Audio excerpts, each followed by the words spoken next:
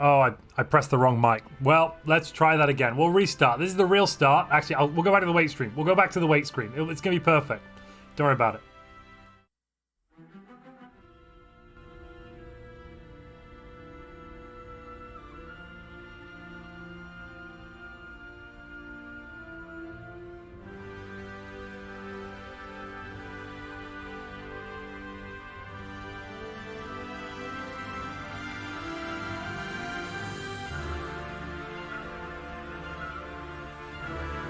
Let's try a third time. I didn't even press anything then. I don't know what left. We're having technical issues. Bear with me.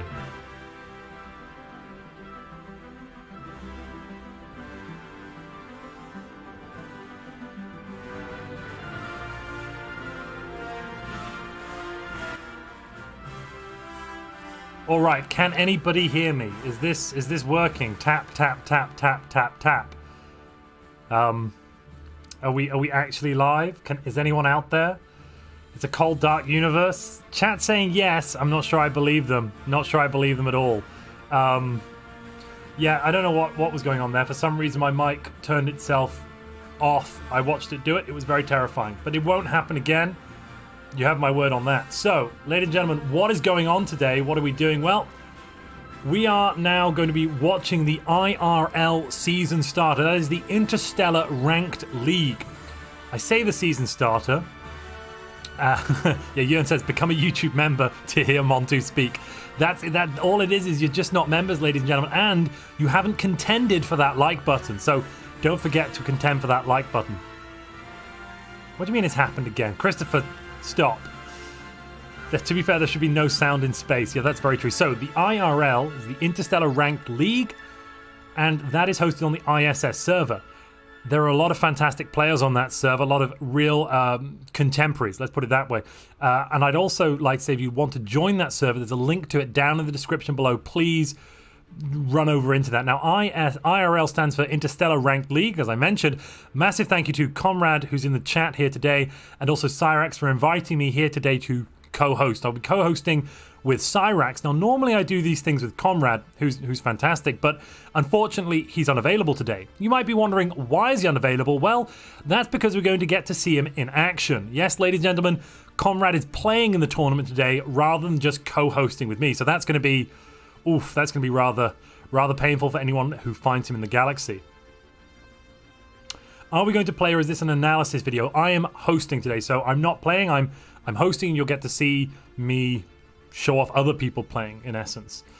Your money's on Komrad Art Games. Well, fair enough. I think that's a reasonable bet. But let's, in a moment, take a look through the lobby, and we can see some of the players in there. You might know some of them. You should know some of them. They've been in some of the tournaments I've run so far, and they've performed really well in some of those. We've got quite a few of the finalists from my Montu multiplayer madnesses, the last few from January, February, March, and even the one that we recently had in April.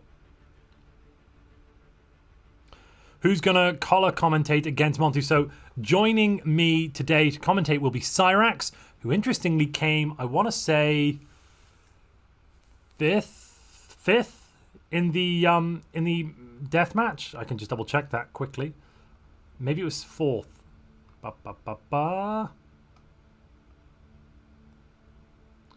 Cyrax came fourth. Cyrax came fourth. Yes, I apologize. Thank you, Jörn. Yes, you did. Oh, and David, thank you very much for your support. Welcome, lovely new members. It's lovely to have you here today. When will it begin? In about 5 or 10 minutes. Sveroth, yeah, David is spamming memberships again, I suppose. He's a supporter, sir, through and through. And I, on this lovely warm day, the day after somebody had a hat placed on their head, am drinking a nice, refreshing lager beer. Last stream I wasn't having any lager beers, but don't worry, today I am having a lager beer. Let's take a look at the poll that I put up, because I think that's rather evocative. Interestingly, we have 350 votes there with only 300 concurrent viewers, so a lot of people somehow managed to vote twice. I don't know. But anyway, we asked the question, space crimes are blank. Space crimes are bad, space crimes are good, or space crimes are necessary. And it turns out all of you people are evil because you voted space crimes are necessary. So I just want you to go home and think about your bloodthirsty ways after we watch this bloodthirsty tournament. I mean, do stick around for the bloodthirsty tournament. You'll very much enjoy it given your inclinations. I think I can promise you that. Hurrah, the real Montu is back, said Michael Alexander. None of that water beverage nonsense. No, I ran out of water. I promised. With beer in hand, the stream will surely be great. Yeah, I mean, it'll be fine. I've got beer and I've got chocolate. I don't know why chocolate, but only beer. YouTube video later, question mark, dude, says dude. What do you mean? Necessary is realistic, good is evil.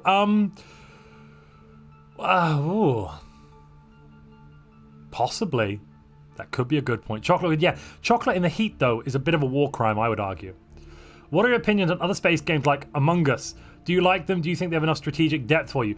I've enjoyed Among Us years ago when it was... Oh, I punched the microphone, sorry. I enjoyed Among Us years ago when it was... Genocide that like button. Oh, crikey. Yeah, you know what? I'll change the pinned message. You win.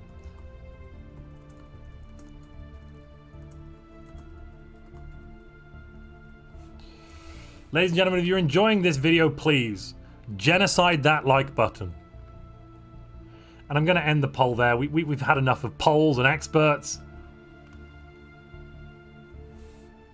Oh, the other is chocolate. Is it somehow it melts a bit, it gets in your fingers, and it gets bloody everywhere if you don't mix it. I don't think bloody is a curse word. Please, YouTube algorithm, don't punish me. Anyway, what else I want to talk about before we get going? Because in just a couple of minutes, I will unmute myself from the Discord chat that I'm in, and Cyrax is going to go through the rules. If you'd also like to read them, they are in the description, so that's an important thing to know. Right, what else do I want to talk about? We have a busy week ahead.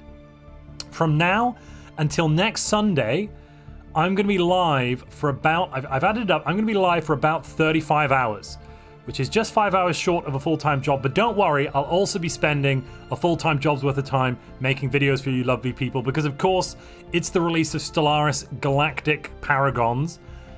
We're getting a leader rework, we're getting a lot of interesting things. I can't talk about anything yet, but tomorrow at 6 p.m. European time, that's midday East Coast in America, or 5 p.m. British time. In Australia, I want to say that's like 2 a.m. on 2 or 3 a.m. Sydney time, but I forget exactly where they are relative to us now. But I'm going to be live streaming the new DLC. I have been granted early access to live stream it, and I will be doing just that. We are going to be attempting to have the best leaders we can in the game. We're going to do a best leader build. I forgot my home. No, I started with European time. I forgot my home time zone. Oh, sorry. Yeah, no, my birth time zone. Yes, I suppose I did. I apologize. How much the new DLC will be? Yes, one of the developers has said that it will be $15 or 15 euros. Now, I was originally a bit concerned about the price tag, possibly being 20 or 25. But at 15 euros, I'm much less concerned, I must admit. I think that will end up being quite a fair price. Yeah. So catch me tomorrow, 6 p.m. European time, 5 p.m. British, 12 p.m. East Coast America.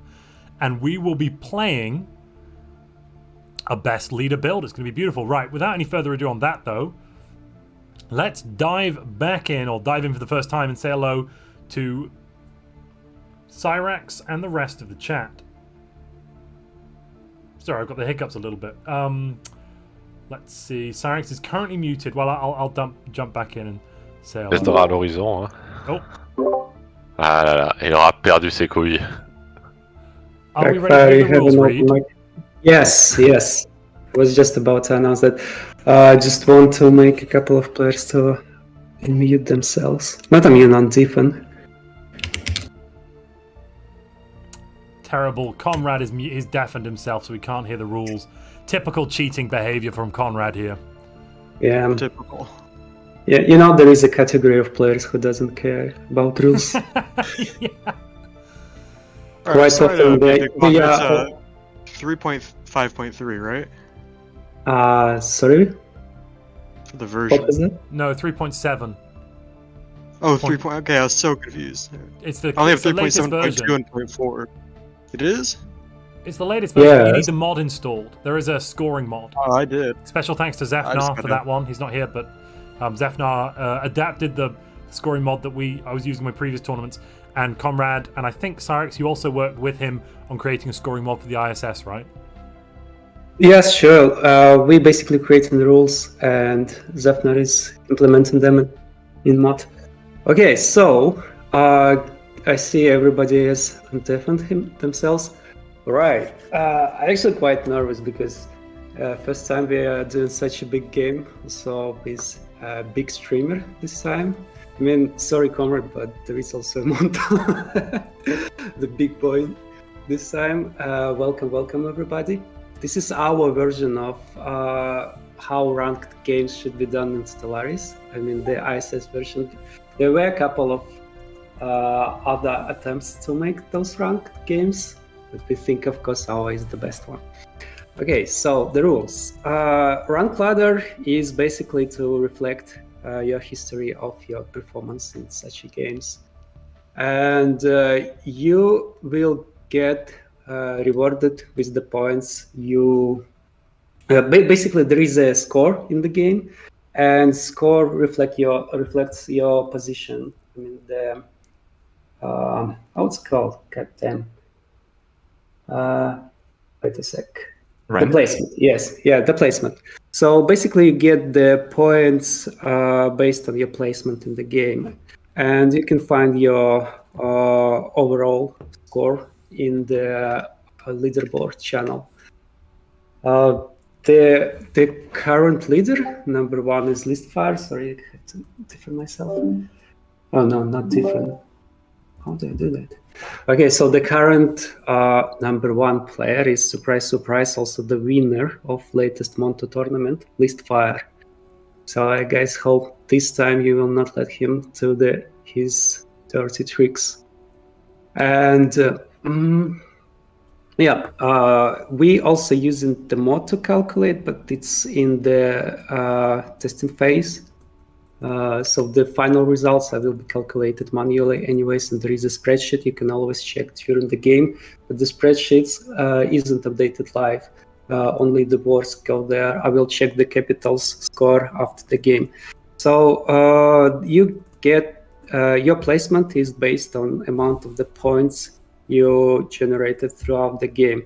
There is like two sources of points. First is capitals, homeworld systems, and you get 5 per each controlled home system every 20 years. So let's say it is year 20, you control only your own homeworld, so you'll get 5 points for that. Next checkpoint is year 40. And let's say you killed somebody else and got his capital. So you have 2 homeworlds now, and you will be rewarded plus 10 points. In total, there will be like 15 because 20 plus 40 and so on, like at year 60, at year 80, and year 100. We play till year 100.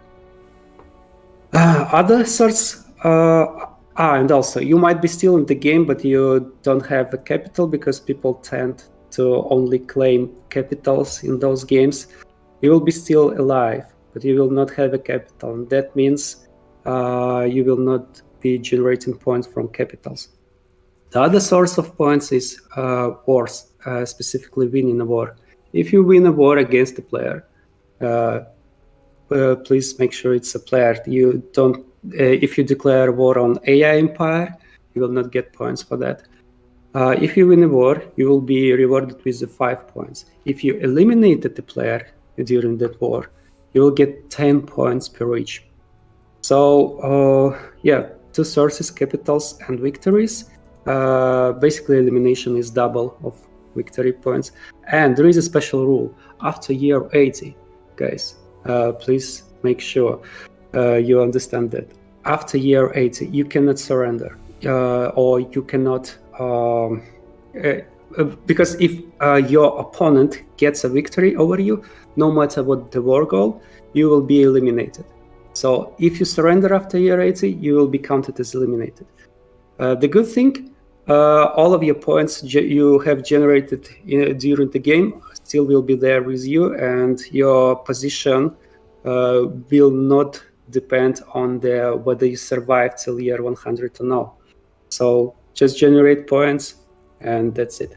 And don't surrender after year 80. If you achieve war goals after year 80, you will be also counted as victor in elimination war, and you will get rewarded. Like, let's say if you was fighting against 2 players and eliminated both of them, or achieved war goal after year 80, you will get 20 points instead. And there is also a special rule. It's called Iron Will. Basically, we want to how do I say? We want to Reward. Yes, reward. Thank you. We want to reward those players who stay till their last breath. So if you don't leave the game and you will be eliminated, you will get additional 5 ladder points. This is not in-game points. This is ladder points. Because like your placement decides how much ladder points you get from your placement, but also there is like a bonus. If you stay till the last breath or till the year 100, you'll get additional ladder points. And also the new rule: if you kill somebody who is higher in the ranks, you will get also bonus ladder points. So for now, Listfire has how much he has? 1,300 ladder points. You will get bonus 15 ladder points for him, because like this bonus is calculated how much the player you eliminated had past like 1,100. There is a description in the chat. Hopefully everybody reads that. Okay, so this is about ladder points and how we calculate scores. Most of the players actually already participated in our games, so I think that should be clear. Our in-game rules are basically the same as in our regular lobbies during the week. There were no changes, but I'm going to read them anyways. So this time we play actually in 600 stars, because usually we play with much less people. But yeah, today is a big game. We play till year 100, well, 2300 to be precise. This timer until 2230. There is a special rule regarding the guaranteed habitable planets. So you cannot create an outpost in the system with other players' guaranteed habitable planets. We want to guarantee everybody to get their planets, right? And this rule works until year 10. So after year 10, if a player didn't settle on his planets, you're free to get them. But remember, you can't attack until year 30. There is also a rule regarding Precontact. You cannot go in Precontact war until year 10, and you also cannot attack other players' ships unless they are in your own territory. So this is basically to let players get their habitable systems, but also to prevent scouting, because scouting in the early game is very important, especially for various empire designs. Sorry, may I ask you? Yep. May I just tell something like, before year 10, you're only allowed to attack enemy ships within your territory. After year 10, you can attack them anywhere. Yes, exactly. Thank you, Komrad. If you are in aggressive stance, please make sure you let the other player to move their ships through systems. If you will not, that will be treated as a rule break. Also, I will be spawn checking this game to ensure that everybody is having their fair spawn. And in case if I missed something and you got other players' system, I will ask you to free the system. And yes, that sucks too, because you have spent alloys and influence to get the system, but I will probably compensate that in form of points or something. Just don't abuse that, please. Also, general rules: play fair, play to win, not to feed other players. Total wars. Actually, yes.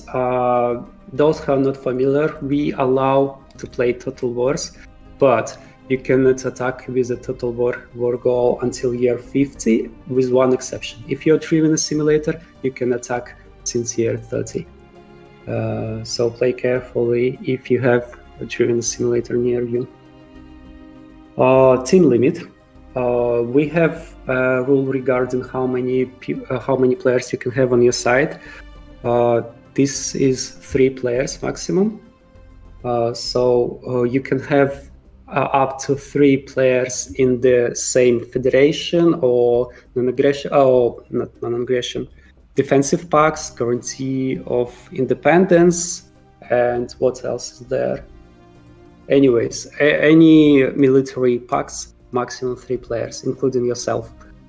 Also, we do not include in the tributes, so you can have up to 2 tributes on top of your allies, right? But if you're a megacorp, your tribute is actually a different kind of in-game empire. It's called subsidiary, and it's automatically included into your team limit because they automatically participate in wars. So if you're a megacorp, your subsidiaries will be counted as team limit.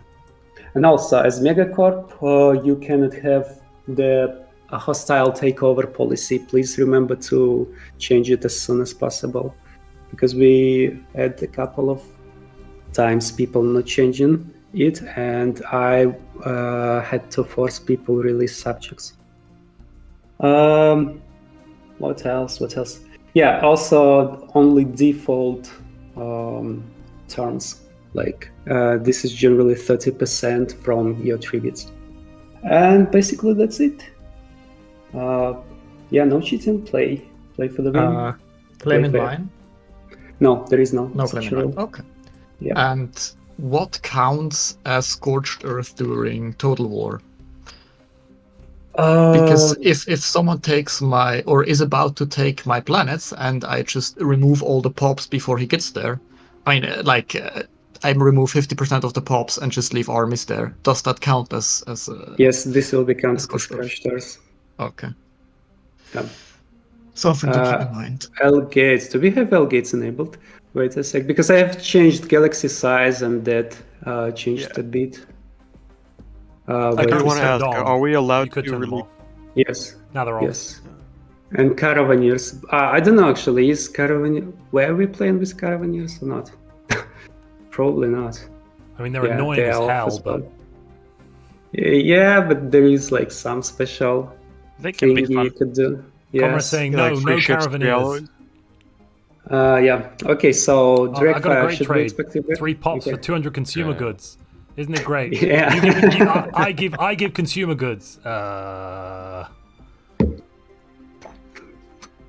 not? Okay, so I think we are ready to go. Please, everybody, ready up. And also, guys, this is very, very last rule. This is written in the rules section. Hopefully, you read that and already done what is required. Please change your homeworld star name to. Let me type it. Yes, C and your name after C in braces. This will help me a lot to calculate the capitals points. Yeah, Cyrax is also works, but only if I would play that. Yes, star, specifically star, because there is just a sec. There is a button named name and class. There is one input for homeworld name, and the other is for star name. You have to rename your star name. Right? Everybody done that? For a certain origin, or you can also change this mid-game, so it's... Mid-game. Yes. I was thinking about the mid-game start here.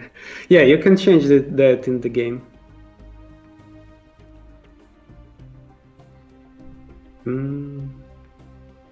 I wanted to ask, is it okay if we release vassals from our own nation?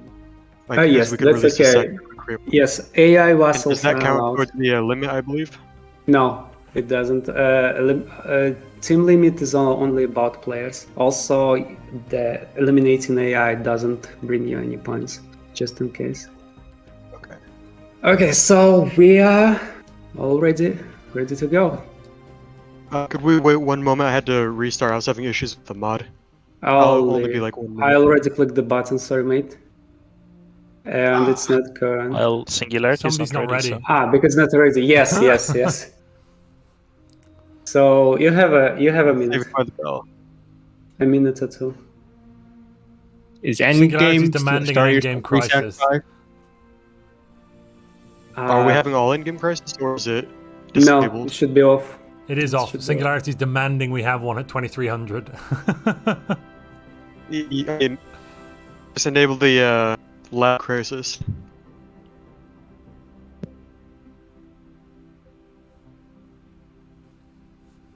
Wait, oh, God.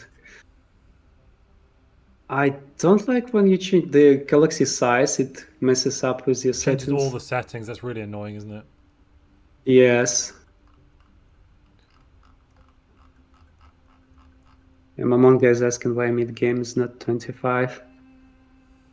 Because he wants to have a special event for plus 10% trade. Okay, everyone is ready, right? Including the guy who had to enable the mod pack again, right? I don't think he's rejoined. I didn't see a rejoin message. And who was that? A Bear, I think it was his Discord name, possibly. Yeah, that was it. Okay. Bear, how much time do you need? It's loading it right now. Okay.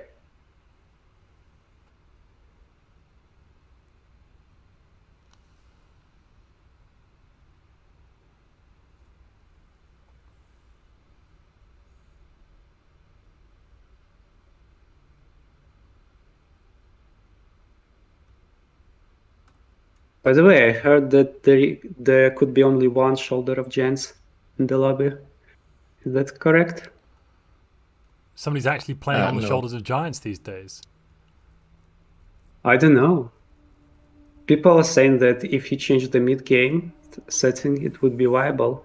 Oh, because you can get the mid-game events chain spawning to give you the bonus.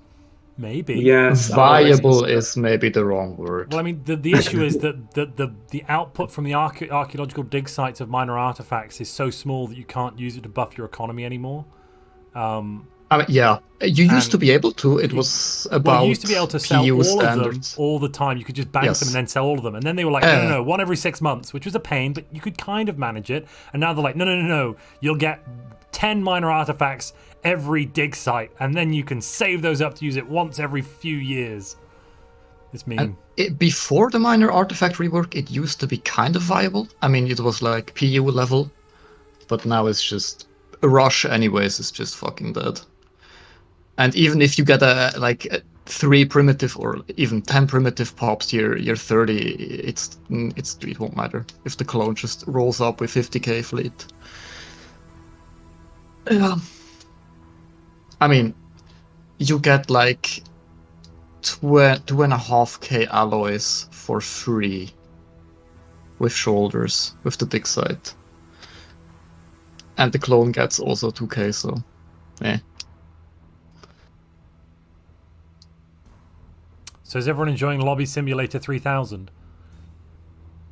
Yes, Bear. I'm giving you 1 more minute if you're not coming. I mean, we haven't crashed, so there's that. Yeah. That's what I was worried about, is crashing. Stellaris likes to do that sometimes. Thank you for the elevator music. Christ, it's warm today. I don't know about warm. We have 11 Celsius here. Yeah, pretty warm, actually. Yeah, same. Very warm. Currently, where I am, it's 19 degrees Celsius, and it's sunny. And the humidity is high, so 19 feels like it's about 25, 26. there's you very living in little the wind. UK these days, Montu? Oh, I'm not. I live all over the place. I couldn't possibly dox myself on. No, I'm currently in the UK right now. All right, now we have a nation.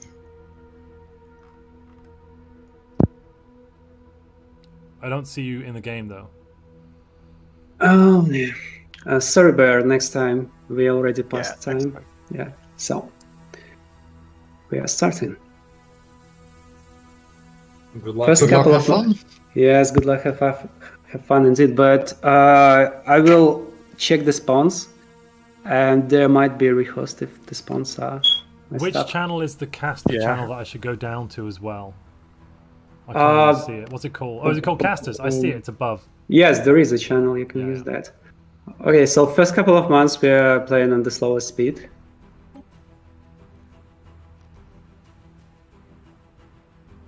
Are you going to come up and join the casters channel in a minute, Cyrax, to have a chat about? Yes, I will. I will. I'm just checking spawns. No, absolutely. Right I'll go now. up there and I'll have a chat to my audience and stuff. Good luck, everybody. Yeah, Try not cool. to die. All right, ladies and gentle prawns. Let's have a look at the galaxy. So, what do we have? We have Techno Mozart with Rogue Servitor Prosperous Unification. We have Rogue Servitor Prosperous Unification. Pax Rogue Servitor Prosperous Unification. Fabianski with Progenitor Hive, Ascetic, 1 mine, that makes sense. Anger with Progenitor Hive, Ascetic, Natural Neural Network, makes sense. Oh, things shifted around. Well, we have a Rogue Servitor, Rapid Replicator, Prosperous Unification. It's as if there's a meta build here. I'm seeing Rogue Servitor, Rapid Replicator, Prosperous Unification. Oh, we've got a clone. Here's our first bio player. Parliamentary System, Masterful Crafters, Clone Army, Egalitarian, Militarist, Materialist. Interesting. We have another Clone Army, Valadrex, who you remember came second in my tournament recently. Clone Army, Masterful Crafters, Parliamentary System. It's like there's some sort of meta, you know? It's wild. Clone Army, Masterful Crafters, Parliamentary System. I think we've seen... Well, we've definitely seen this before, but I'm not sure if it's a player we've seen before. Let's see. The Mule. Oh, we've got a Necrophage. The Mule is a Necrophage. So that's Techno Necro. Masterful Crafters Necrophage. Let's have a look at his species. Just for those of you that want to know what the optimum Necrophage traits are at the moment. Lithoid Necrophage, of course, you get extra lifespan, extra habitability. Obviously, Necrophage 2 giving you more lifespan again. So you're looking at combines plus 130 years up front there. Wild. Yearn says she thinks either Rogue Servitor Prosperous Unification or Prosperous Unification Rogue Servitor will win. Yeah, it's very possible. It's very possible. Intelligent, charismatic, natural engineers, deviant, unruly.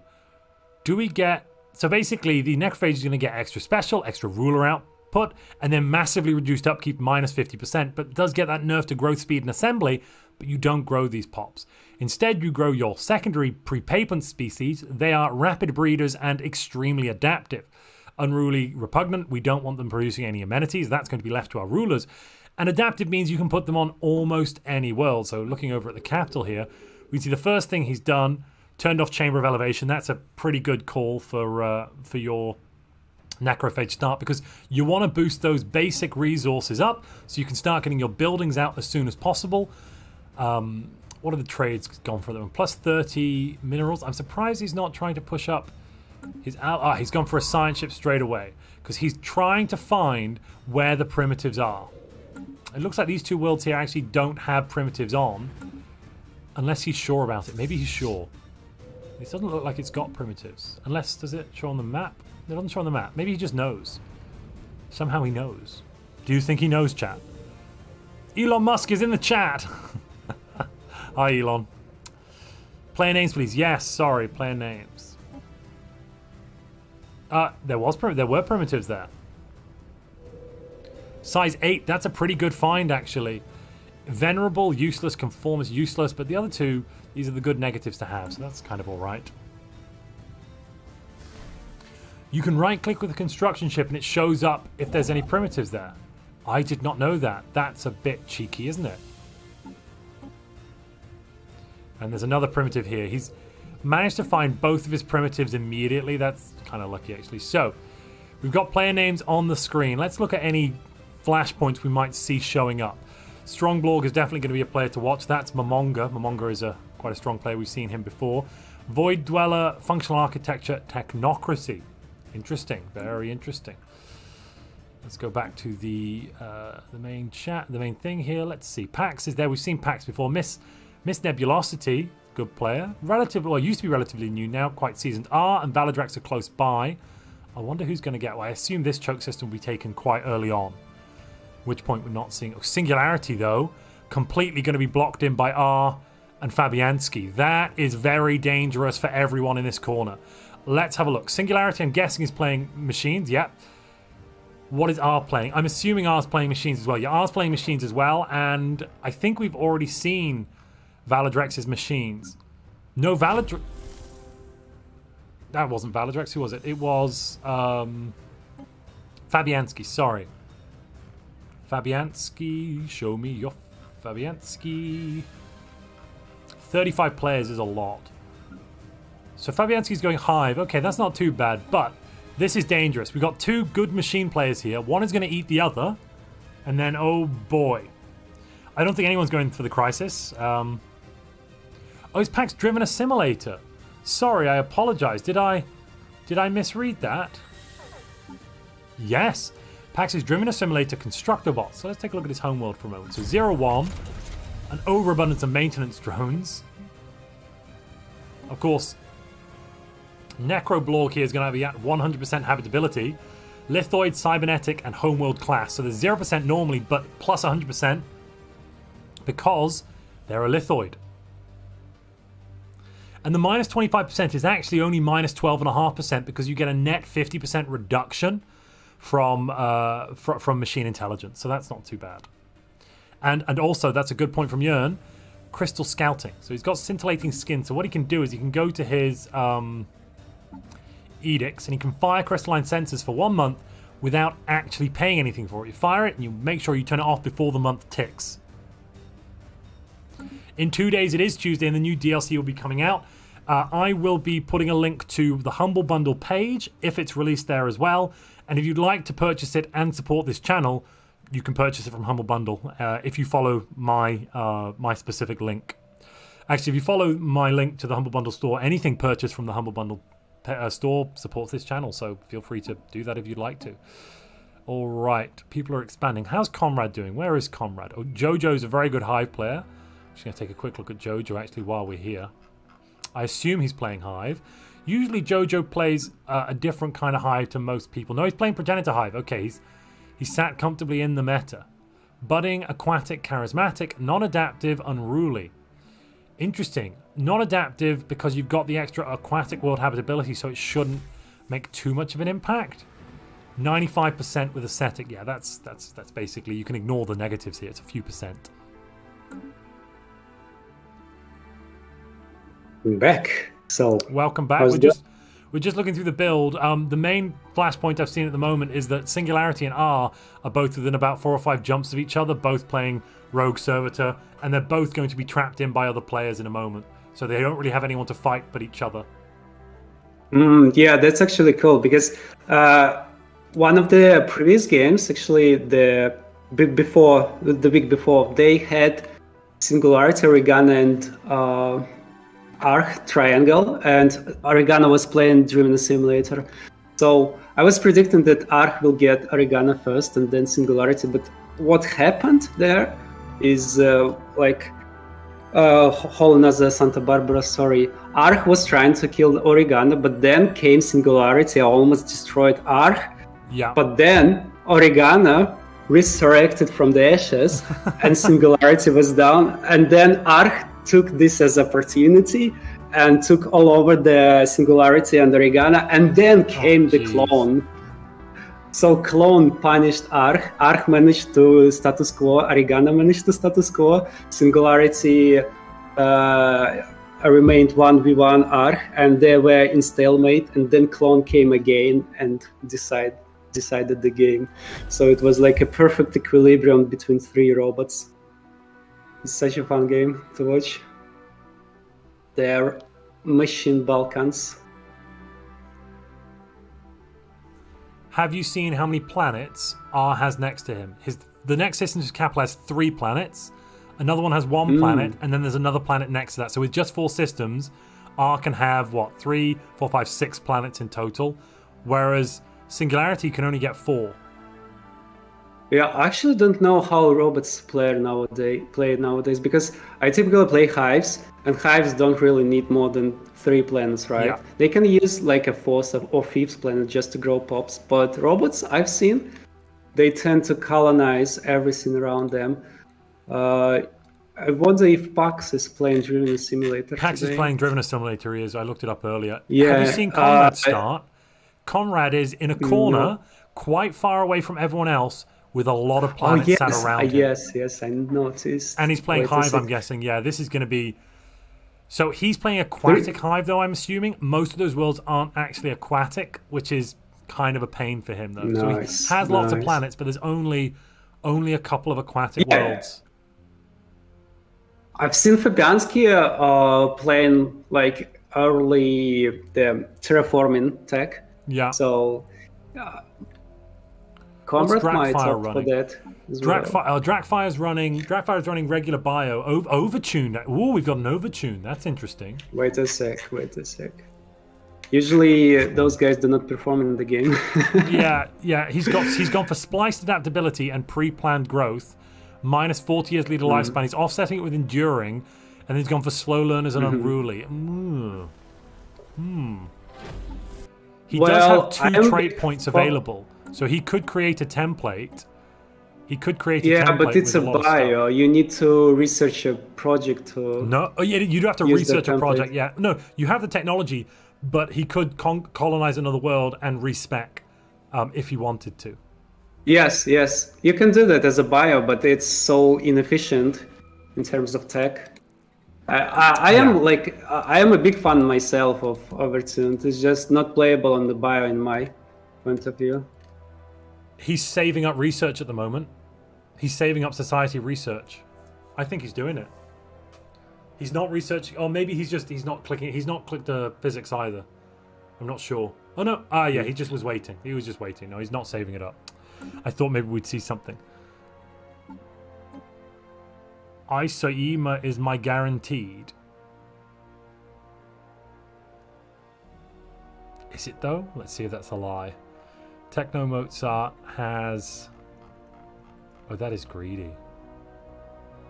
Wait a sec, I'm going to drop to another channel. Have you... Okay, so Techno Mozart here has got 1, 2, 3, 4, 5, 6... 1, 2, 3, 4, 5, 6... 6 colonies possible and his homeworld. That's a lot. That really is a lot.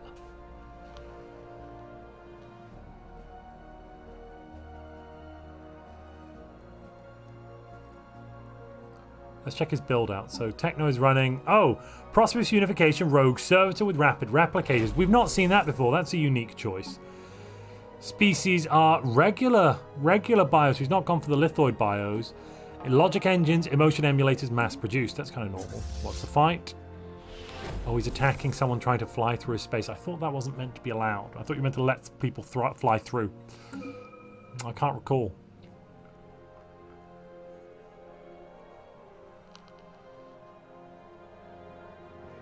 So, chat, who do we think is going to win today?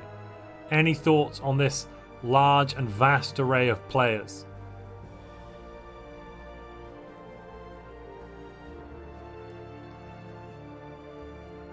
And then after that, I've got the next question is, who do we think is going to die first? Michael Alexander says, chat will win. Interesting. Interesting idea there, Michael. Yeah, chat's going to win. What was the megastructure next to R? Ruined art installation. I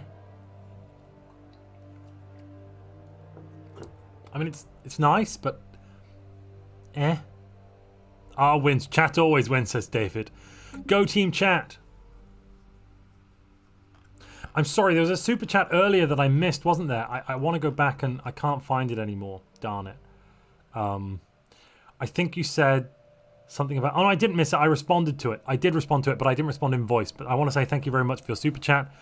Without the support of the lovely community, I couldn't do this. I couldn't do it full time. I couldn't, you know, stream 35 hours the next week and then work as well, because I'd have to have a proper job. So thank you, ladies and gentlemen, for enabling my Stellaris addiction. Cyrax isn't here right now. I'm gonna boop. His head can disappear for a moment, so it's just you and me, ladies and gentlemen. It is just you and I.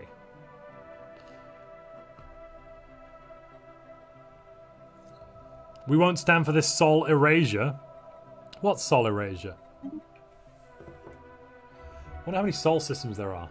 Just the one, apparently. Oh, that's Deneb. What? What? We've got at least 5 players starting in with the soul system. That's a little interesting. HV, did you hear correctly? Yeah, I tallied it up. Stellaris Timelines is next weekend, which I believe in essence, given that, as far as I know, Paradox are not doing any sort of Cold War event, or if they are, I've not heard about it and I've not been invited. So with this expansion, unlike the last 3 years, they're not doing a Cold War or anything like that. But one of the people who used to organize the Cold War is organizing Stellaris Timelines this weekend. So ipso facto switcheroony, we're kind of the unofficial Cold War event for Stellaris Galactic Paragons, and we're going to be showing off a lot of the new DLC stuff in there. It's going to be, we've got 10 empires playing. It's going to be pretty wild. Yeah, it's going to be pretty wild. We've just been working out some narrative backstories. Of course, there's going to be a lot of an RP focus on that, but there's also going to be secret objectives, that kind of thing. There's a lot of lore that the players will uncover together. DJ and I have crafted something rather interesting. Timelines 2.5, or Timelines Second Renaissance. Be there or be square. Colonel Joseph, how did I get here? Welcome to an alternate universe. Not only am I streaming today, but I'll stream tomorrow and the next day. Today, tomorrow, forever.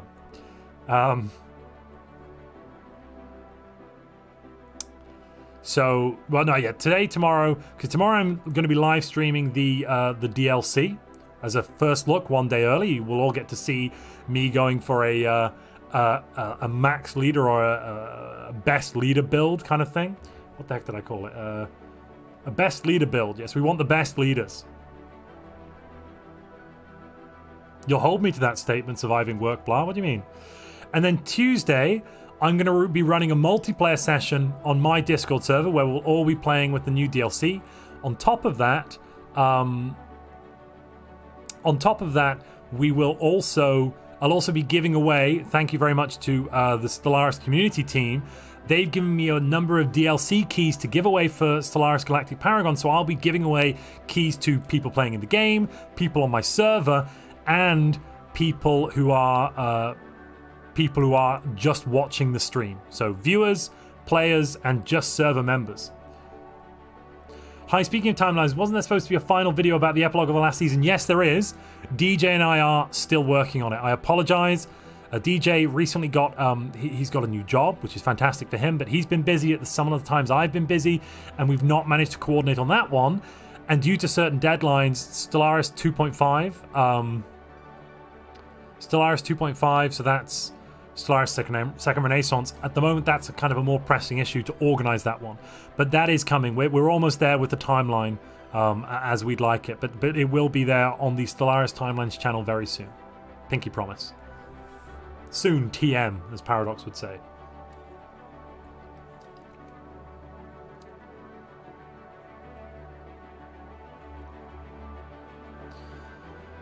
David says, prepaying for Yernsax's enslavement of Montu on Tuesday. Whoa. No. Whoa. Yern is going to be playing a Machine Empire, and I'll probably be playing Bio. So, I think I'll live.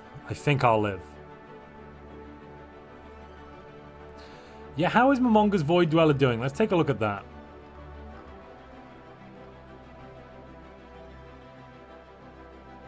Oh, he's right at the top right now. That does tend to happen early on with Void Dweller, but then it does shift over. So he has 4 alloy income. He's clearly going for another habitat. 4 more alloy income, no mineral income. Where's he getting his mining from? He's buying it, buying all the minerals. Oof.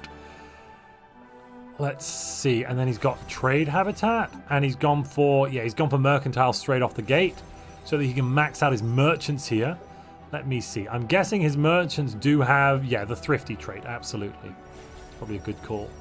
And he's they're merchant technocracies with functional architecture. It's an interesting choice.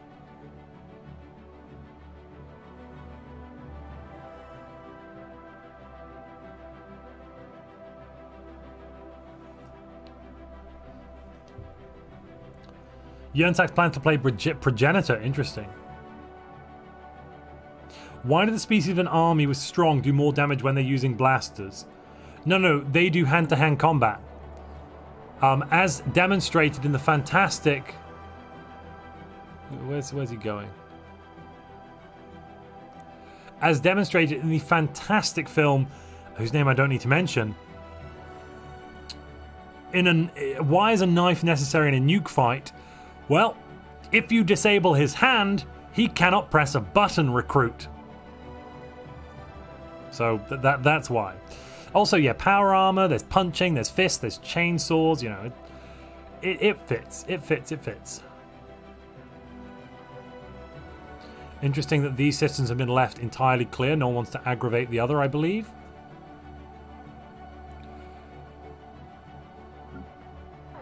So the clones are pushing forwards as well. Leasefire is quite a competent clone player. What's he doing at the moment? Buying 52 minerals. All right. Producing 4 from his artificers. He's also got his factions. No, he doesn't have his factions going. Oh, he's Megacore. Megacore Corporate Death. Okay, so he has the additional sacrifice buff, though. Yep.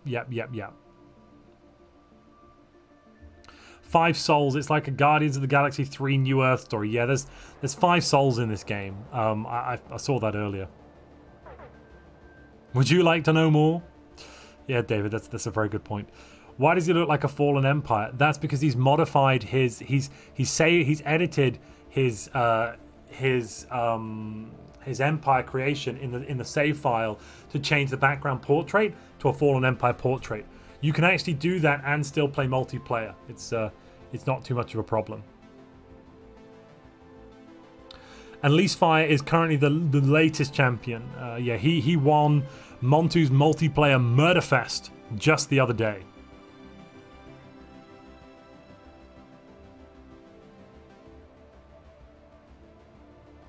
The heavier weapons lays down more firepower and make achieving fire superiority easier. Yeah. Megacorps in Fallen Empire rush meta. Yeah, it's an interesting choice, isn't it? So it looks like he's going for an energy world there. He has capacity subsidies on, and he's just burning through the unity. Where's all that unity coming from? Death Priests are at double unity. He's also getting unity from mortal initiates and some from his executives. Okay, so this planet's making 50 unity. Ooh, and he's down quite low. Has he turned on another edict? No, it's just 26 from that edict. Right. Oof.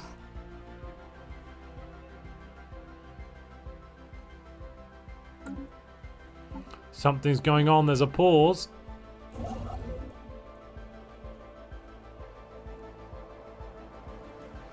Oh, we had a disconnect.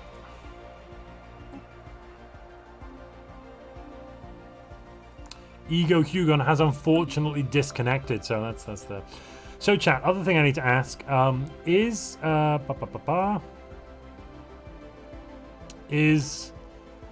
the music balanced all right behind my voice? Is it too loud? Is it too quiet? What are your thoughts and feelings? How are you doing? Oh, Stellaris, says Michael Price. We will resume if you won't respond. Oh, I see. Fine, says music is good. It's good. It's good. Good level. Fine. Good. Fine. Fine. Music is just fine. I'm rooting for Komrad. What's that got to do with the music, Daddy XA? How very dare you? I feel it's fine, says Jacob. So no one dislikes the music. Not one person has an issue. That's excellent. I'm glad the music got balanced, even if I did ruin my intro with... I'm going to have to timestamp that later. Somebody remind me to timestamp my stuff. I'm going to have to ask Cyrax what year this goes on to.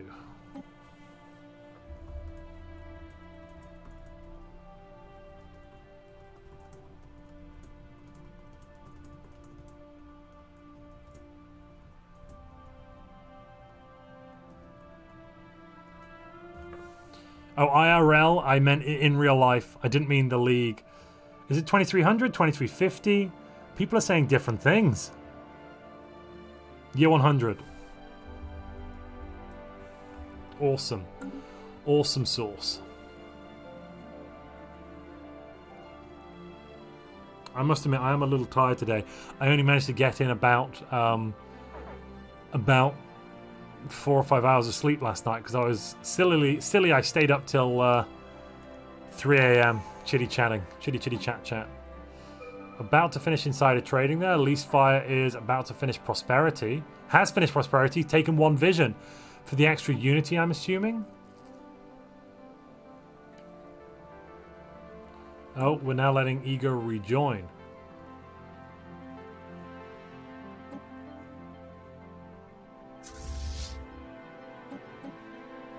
Alrighty then. Well, they're not winning the game, they're just... I guess they are. They're not beating the endgame crisis, though. That's an important distinction to make. There will be no crisis in this this game. So, if you view winning the game as beating the crisis, who needs sleep? You have content to make. Thanks, Dave. Oh, thanks, David. I will I'll bear that in mind. Oh, yeah. No, I today as a video I was trying to make and I just didn't manage to finish it. Unfortunately, I was hoping to get it finished and released today before the stream, so we could have we could stay on the 1 video a day meta. Just because of all the excitement and hype, it's fun to release lots of videos. But unfortunately, I just didn't manage it. Yeah, you'll be muted shortly. Absolutely. You'll get the James treatment if you want. The entirely by accident, oh, I'm sorry, you're muted treatment. Alright, who's in third? It's Sakuya with the beep. Rogue Servitors, okay. Just 2 planets. Oh no, he has 3. Where's the third? What? Are there 2? Ah, there's 2 planets in a single system. Size 19 and size 18. Because he's machine, it don't matter. He's got a planet here, and then he might go and try and sneak that. Oh, he's keeping a ship up here to sneak it. Interesting. Michael says, you feel bad that ragging on James is a channel meme. No, don't. Don't feel bad. Welcome to Pre-Silent Sonata. I very much appreciate your support. Don't forget to come and join the Discord where you'll get a special role and access to some special channels, which is always fun.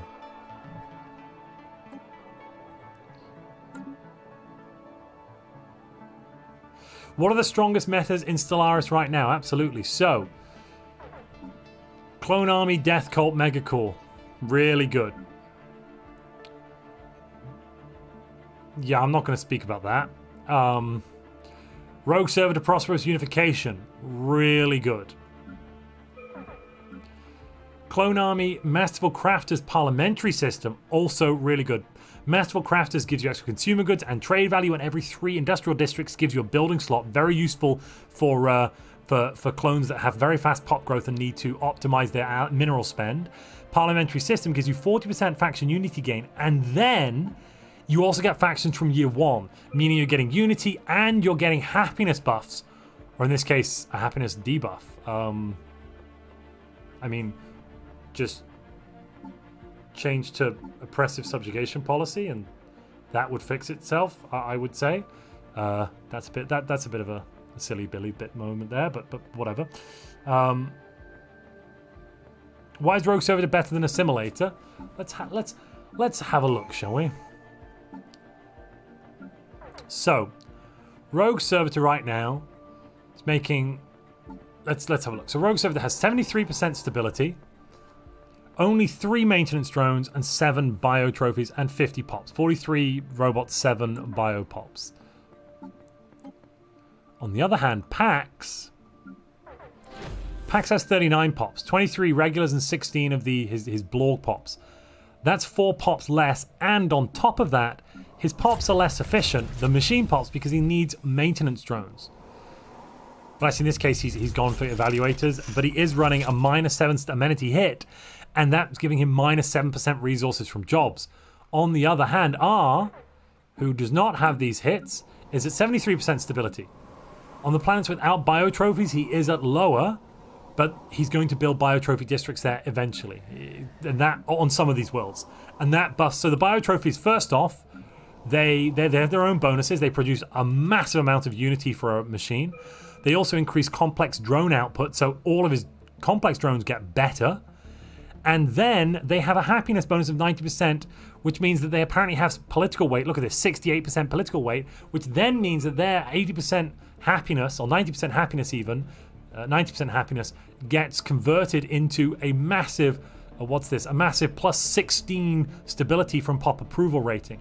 That's equivalent to plus 10 or 11 stability, plus 10 or 11% resources from jobs, which is, instead of being at minus 10%, that's a 15 to 20% swing there, which is absolutely wild. You know, Rogue Servitor needs a bit of a nerf, and regular machines needs a bit of a buff. That's all I'm saying. What build is Komrad running? Yes, we can look at that. Progenitor Hive, Natural Neural Network, and Ascetic. Ascetic is the standard one for hives. It makes your pops more efficient by reducing your amenities usage. So let's look at his capital here. So he's got no maintenance drones, only synapse drones, and still is getting amenities. Why? Oh, no longer, it doesn't need to do that. He doesn't even need to do that anymore. Interesting. Why is his amenity usage so low? He's even converting a synaptic node, which is not producing amenities, into a research lab. Interesting. He's also not gone through, I can't remember what the tradition is called, but there's a special, I don't think it's not adaptive, it's synchronicity, but for hives. Somebody remind me, what's it called? Is it synchronicity? No, that's the machine version, isn't it? What's the hive version called? Anybody in chat? Is anyone chat alive? Am I still streaming? Uh-oh, the stream's dead. F. Komrad has 3 farmers? Oh, I am alive. Just chat was taking a while to respond. Komrad does have 3 farmers. This is terrible behavior. Oh, and he hasn't even got... He's not even gone. So it used to be the method you go phototrophic. He's gone charismatic, aquatic, budding, and taken non-adaptive and unruly. Yeah, that might be all right. But he'll be getting his food from hydroponics bays mainly. Star base is plus 40, jobs 22. He needs to get rid of these 3 farmers, though. Sadly, I died, but then I lived. Exactly. Yeah. Oh. So we need to have a go at Komrad about these agri drones. Absolutely need to have a go. Is he live streaming right now? Is he live streaming right now? Someone go and check. And if they are, go and tell him to get rid of his farm. Tell him he has farmers and he's disappointed himself. He's disappointed me. He's disappointed the community. All of that. Can somebody go and check it out? Is it okay to help him? No, we're not helping him. We're just telling him we're disappointing him. He needs these farmers because he does need the food. And he hasn't got enough star bases yet. He's only got 4. So he does need more star bases. He is streaming right now. Fantastic. Somebody go complain. Montu demands it. No, it's not cheating. That's not cheating. Because I just mean, like, go raid him, watch his stream, and tell him he's silly. Like, you can watch his stream, see he's got farmers, and be like, hey... The point, he's not going to get rid of the farmers, okay? Like, the farmers are, they're essential right now because he needs the food. He can't replace them. But it's still funny to go and tell him. So, just saying. And you could also check him out and follow him. What is going on here? Vass? What the heck is this?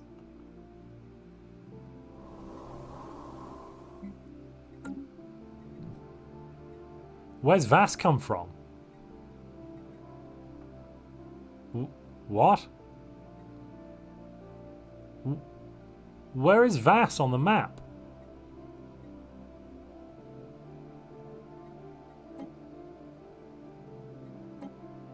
Oh, it's not a player. Sorry, it's not a player. Now I understand. It's not a player. Let's go scroll down. We can have a look. It's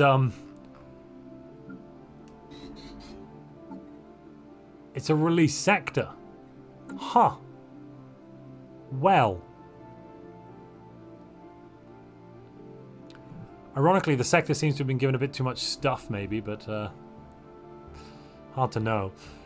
So Vass, what's Vass actually producing? 24 trade. Holy moly. Difficulty plus 25. Marketplace are better plus 10. Mercantile plus 10. High stability plus 12. Ah, because it starts with Mercantile. And Vass has an Overlord. Oh, this is an interesting build.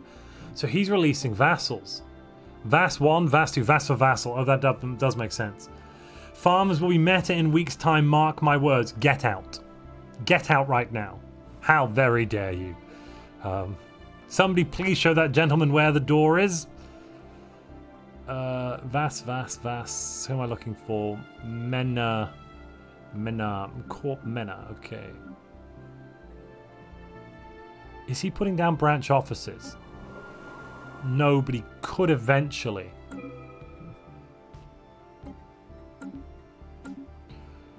So he's getting up the vassals to make them into prospectoriums, which lose him research, but not very much. And in exchange, he's getting 75% of that output.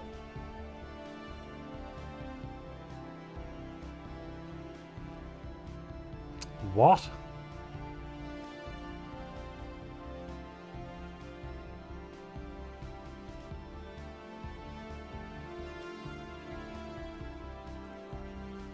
Oh yeah, and you didn't time out Michael. Oh goodness. I'm so sorry, Michael. Yearn has abused his powers here. No, yeah, I thought you could undo the timeout as well, Yearn, when I did it to James, and it turns out you can't do anything about it. We apologize, Michael. You've been granted the great honor of being timed out. Only yourself and one other person have ever been timed out on a Montu Plays live stream. You're in the sin bin. And think about your actions. Gary says, not for me, sorry, bye. Well, goodbye, Gary. Hi, chat, says, hi, Stefan. Hi, Multiplays, hi, chat, says Stefan M, welcome. Justice for Michael, a fellow Mike. I think that's very reasonable, Michael Alexander. Hey, can I be timed out while I go cook? Yeah, sure, yeah, would you time out Jonathan S, please? Or Jonathan S.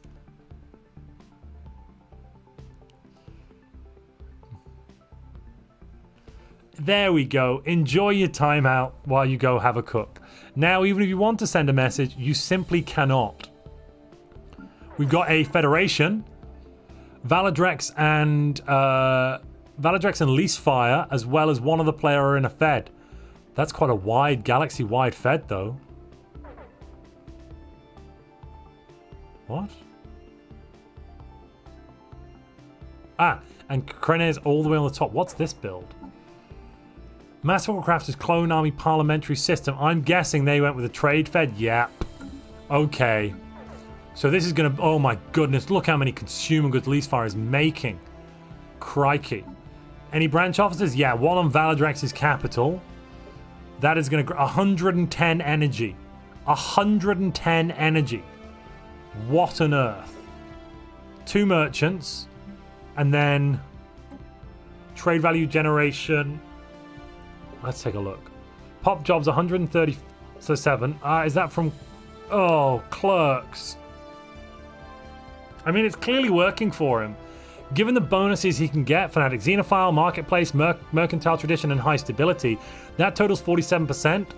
And the bonuses getting for tech workers right now is less than that. The total bonus is 13%. So these clerks are much more efficient than the farmers, and they're producing amenities.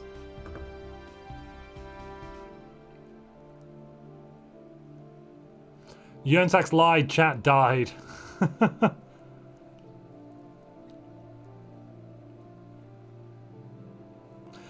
Hello Montu, love your tier list videos. Question, is Teachers of the Shroud decadent in PvP or only a fun PvE origin? Teachers of the Shroud decadent. Oh, decent. Oh, I don't know how I... Ugh. Is Teachers of the Shroud decent in PvP or only a fun PvE origin? It's not quite up there at the top of the meta, but it still can be somewhat viable. It's a level below what the builds we're kind of seeing today. It's below Clone Army, it's below Rogue Servitor Prosperous Unification. You can still do things with it, but it's just not quite at the level we're currently looking at. So only a small amount of trade here on these capitals of Leasefire. However, Leasefire is earning a lot of money from Valadrex. Valadrex has Mercantile, Diplomacy, Prosperity. Okay. Oh my goodness, 150 energy from one branch office. That's going to repay itself in like a year. Wild. What's the species rights? Just decent. Okay.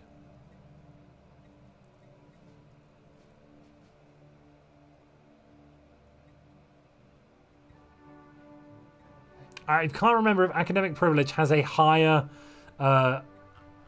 trade value than decent conditions. Social welfare does, and possibly with the consumer goods he's going to be making from monthly from trade, he could afford to go social welfare, possibly actually, and that would buff his trade yet further and increase his happiness, thus buffing stability, thus buffing everything else. Might be a little viable actually.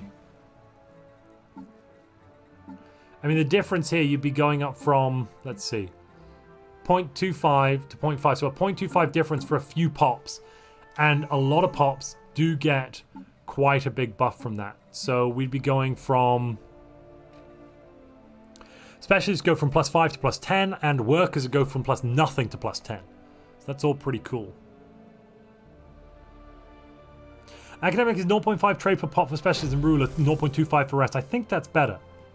The moral arc of a Montu stream is long, but it bends towards justice.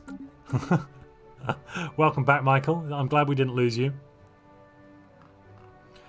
Well, some of the things we've seen... Have you seen... So the new... one of the new civics... well, not new civics. Merchant Guild now.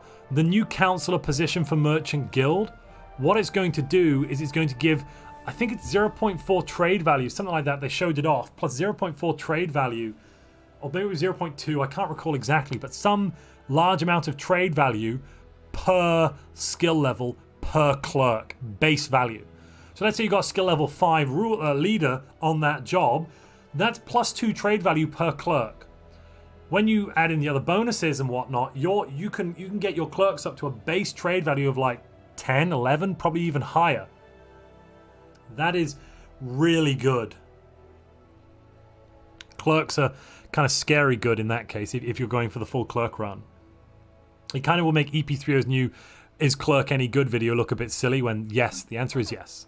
How's Giltanis doing? Giltanis is Megacorp, Relentless Industrialist, and Masterful Crafters with Clone Army.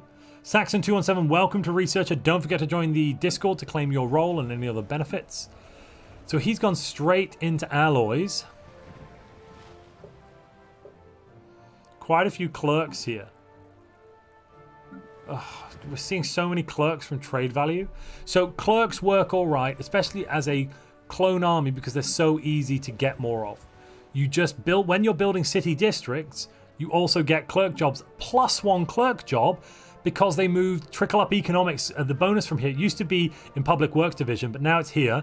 You get an extra clerk, one extra clerk job for all trade districts, ring world city segments, ecumenopolis residential arcologies, and city districts, which is really good considering that's basically an extra 3, 6, 8 clerks, doubling the 8 to 16, and giving you something for your pops to do when you're getting bonuses here that is kind of worthwhile, especially if you're racking up the trade value bonuses. So Investor is good, Fnatic Xenophile, Mercantile, crikey, 20, 30, 40, 50, 60, 66% additional bonus to trade value. On the other hand, Technicians right now are getting 10, 20, 30, 40%. So the clerks are much more efficient. These clerks are much more efficient right now. It's kind of terrifying, I suppose. But yeah, that's a very nice die roll there to get an Investor.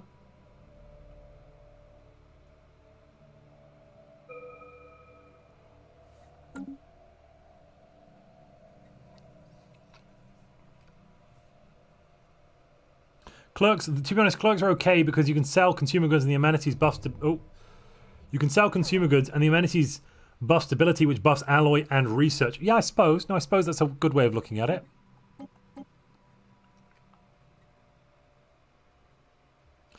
For those of you just joining us, welcome. We are currently watching the IRL, the Interstellar Ranked League. I forget what the R stands for. It used to be the ISL, and I forget what the S stands for as well. Somebody in chat remind me. We used to watch the ISL. Now it's called the IRL. People get point scores. Let's take a look at the situation log. People get point scores for controlling former homeworlds, that sort of thing, and also wars. Interstellar Station. No, but ISL. No, it's not Stellaris, Jonathan. You'd think so, but it's not.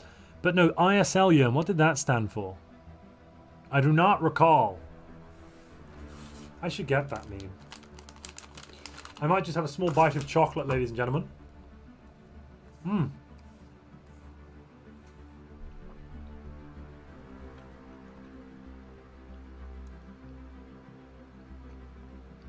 Oh, delicious.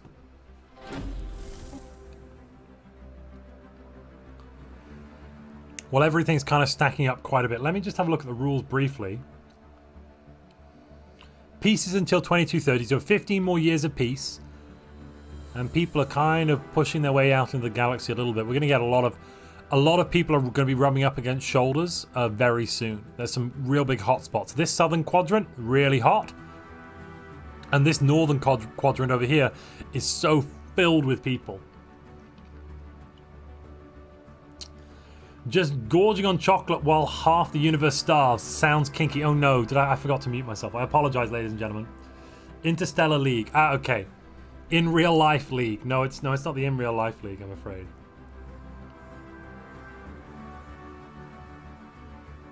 So the average time for the first war breakout is going to be year 2330 to year 2335. The rules are written in the description.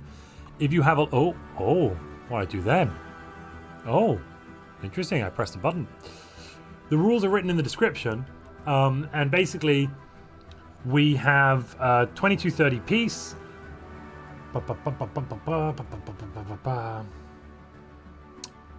Yeah, that's about it.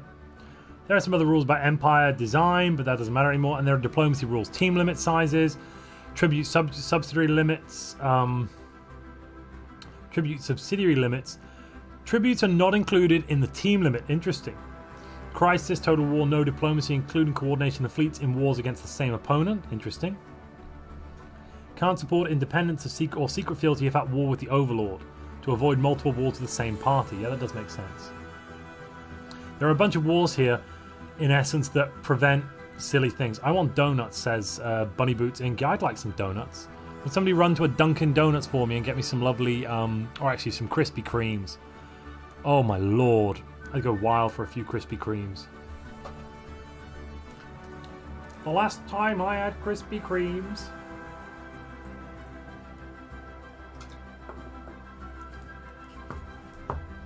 Who is the God Emperor? Montu is our God Emperor, says David. Yeah, that's entirely true.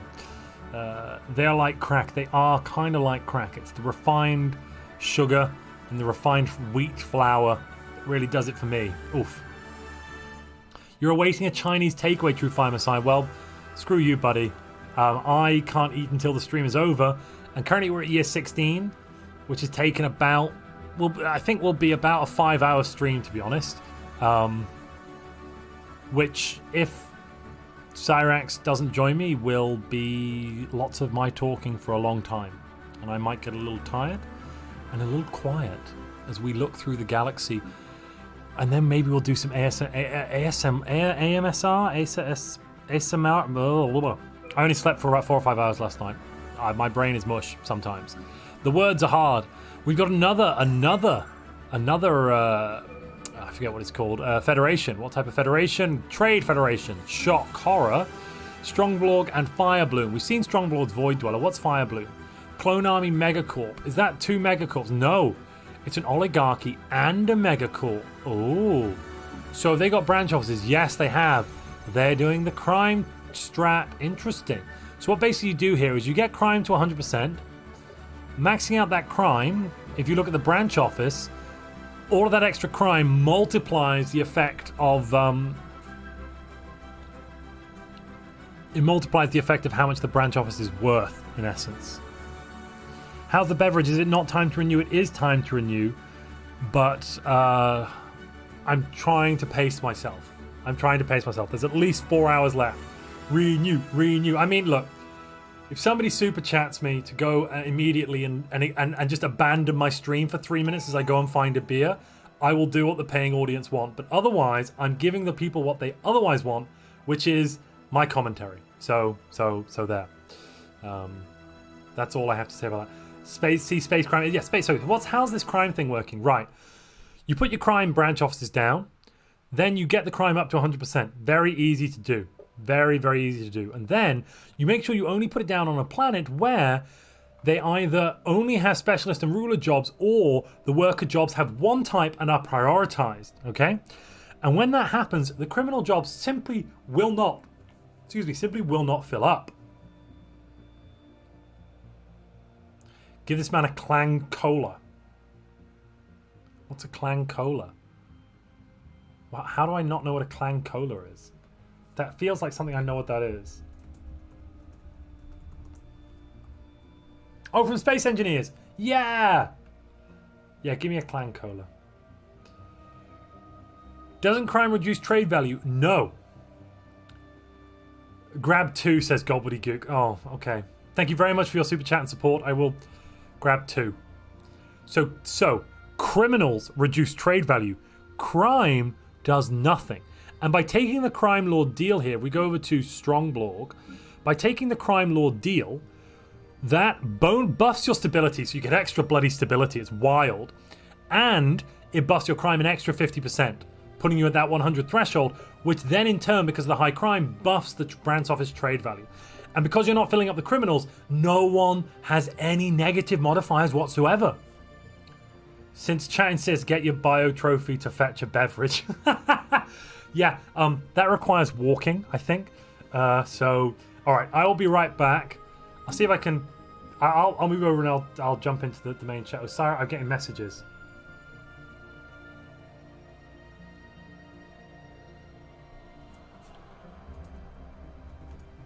I'm just going to try and see if we can bring Cyrax in from while I disappear. So you do actually have something to listen to.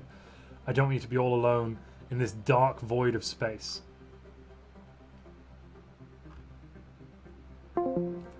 Cyrax? Is Cyrax here? No.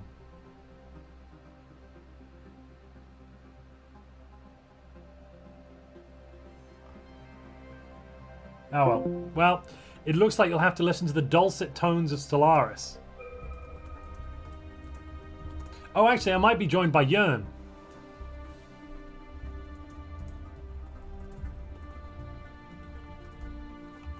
And Yearn will come in and say hello for a moment. If he will. Please time me out again. I forgot to cook. Somebody time out that man immediately.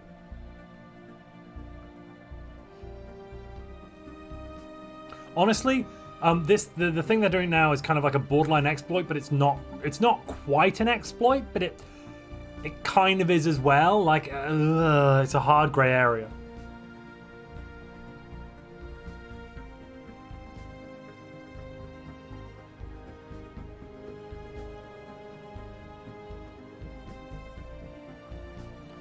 And I don't see you.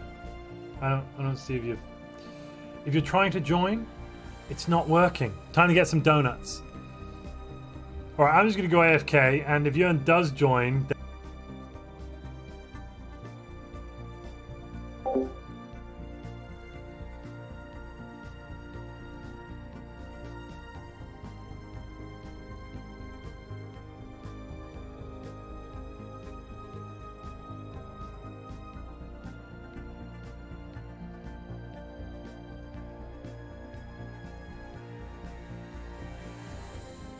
Hey! Now that Montu isn't here, you can only hear me, guys, right? So, gonna be exciting when he comes back. What we're about to see is... Yeah, I can see from chat that people can hear me. In about 10 years, this is gonna go all-out warfare. This is one of the biggest lobbies the ISS have ever hosted. I think there was 32 players in it, which is, for PvP, quite a bit.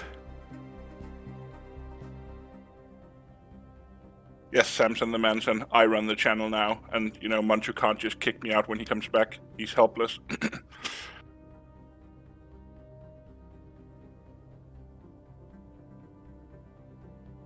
So chat, let's start getting some favorites in here. Who do you want to see win? I know R is popular, but who else? Who do you guys like to follow? We need to know who to focus on during the cast.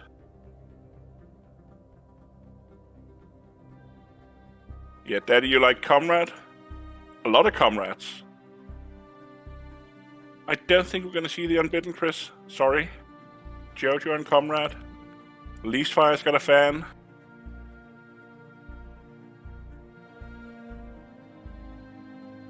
Remember to let us know if there's anything you want us to focus on in the people we look at. Like, do you want us to look at their wars? Do you want us to look at their builds?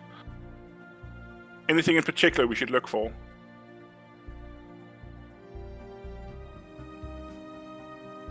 Yes, who is the necrophage? I guess we'll have Montu look at that as well when he gets back.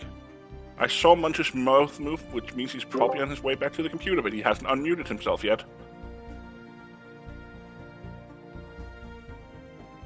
I can hear you now, Montu. I don't know if chat can hear you.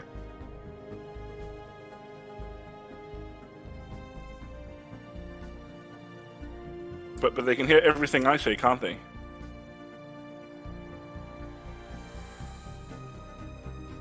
So Montu's teasing you guys. He says he's gonna jump out from behind the couch and just like, "Hey, I'm here." So he's messing with you. Don't trust him. Montu, you know the sound you have to make when you come back, right? There's only one sound chat wants to hear. I already did. It was the pot. Didn't they hear the sound? You didn't hear it because it probably Did Discord. you hear the sound? Yeah. Did chat? Did you hear it? Oh, good. It was so I couldn't find a can of beer. I could only find, it was terrible. I've only got bottles, ladies and gentlemen. It was the travesty of my life right now. I had to find a bottle opener, and then I had to bring them both upstairs because someone told me to get two. Honestly, it was the end of the world. All Mine says need some war play-by-play highlights. Yeah, we're going to be doing that. That's what we're going to be doing as we. Giltanis is at the top of the board here. Whoa! How did that happen? I also asked chat who they want to hear from, or who they want to see more of, and Jojo and Komrad seem to be high on people's lists. We'll take a look at those. So we should probably check them out as well.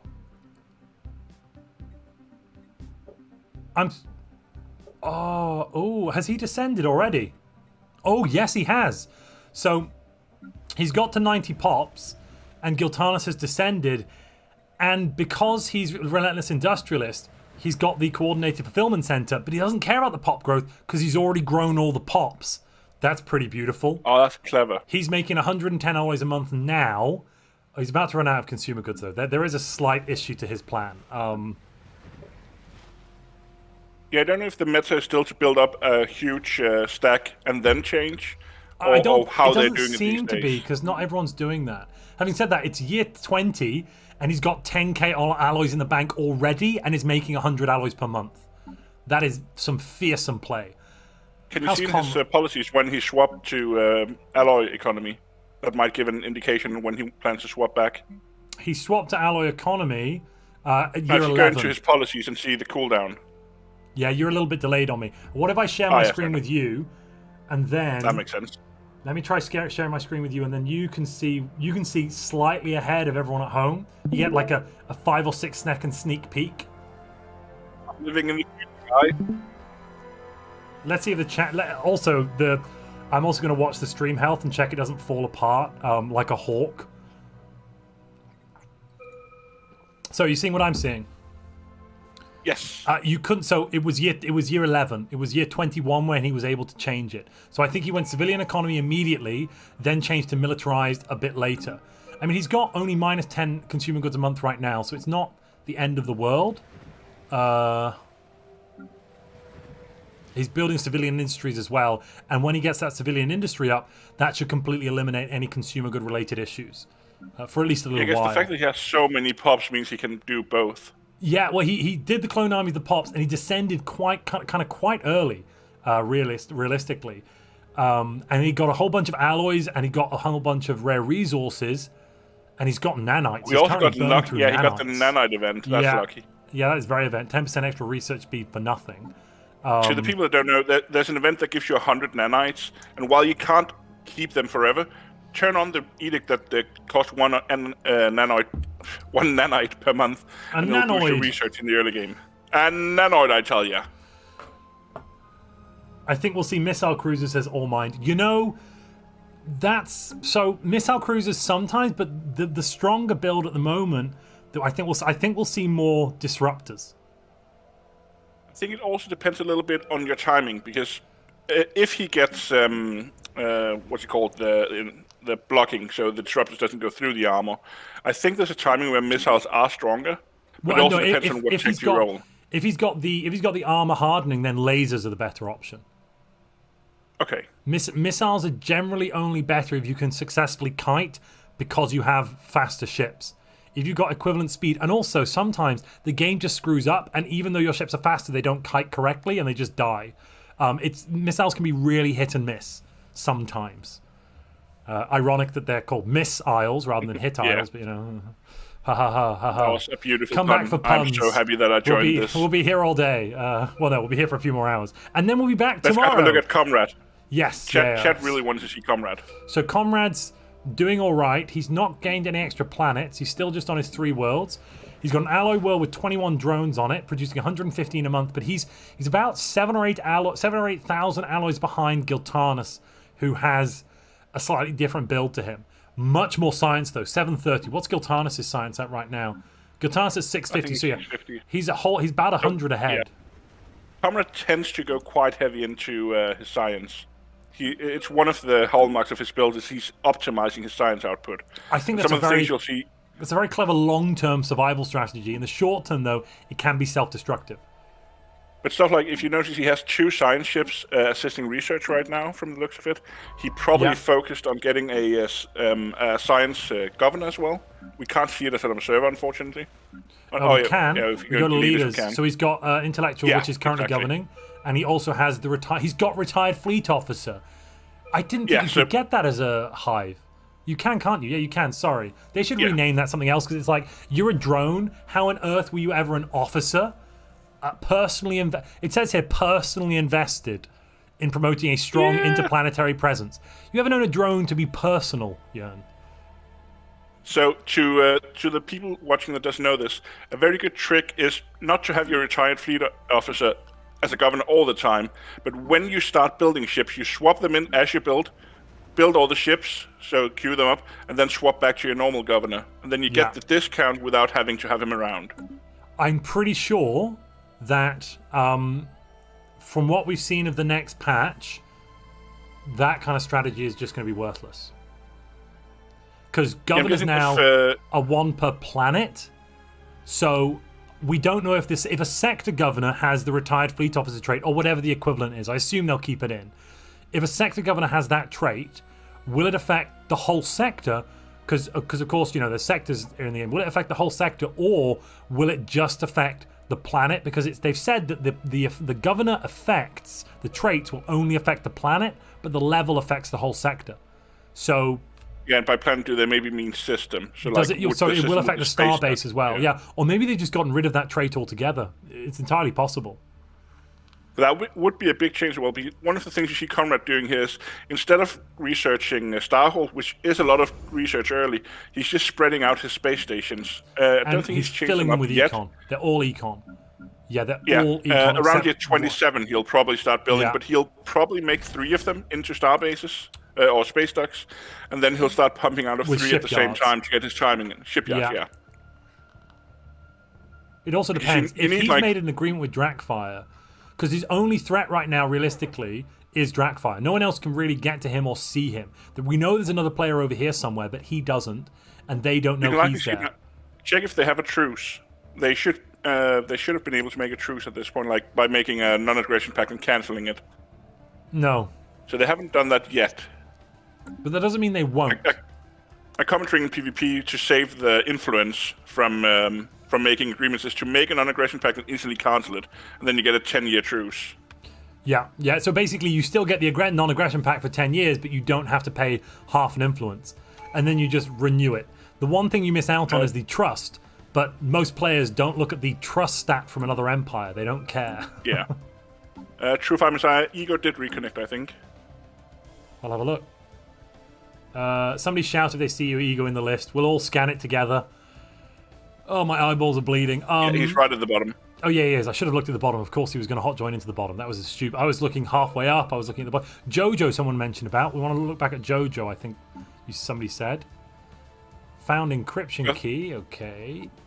4 planets. I think it's going to be interesting in the upcoming patch. We talked a lot about Gestalts, that they don't have the same effects on leaders, but I think the Vault of Knowledge is going to be really interesting on Progenitor Hive. I think it's going to be a cool build to try out. Yeah, if you can get those level 8 leaders to buff that Vault of Knowledge, which you should be able to get maybe year 30 or so, then... Check the leader levels on Jojo right now. 4, 5 on his researchers.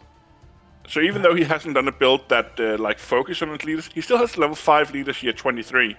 I can't and I see know their Kissy used to make a build where she could get level 10 leaders by year 30. Sadly, I can't see their experience. How much does Progenitor Hive actually give you per month? Does anyone know exactly how many XP you get passively from Progenitor Hive? I'll look it up. It must be on the wiki. Oh, this beer is nice and cold. Whoever made me go and get it, thank you, sir. You're a true gentleman and a scholar.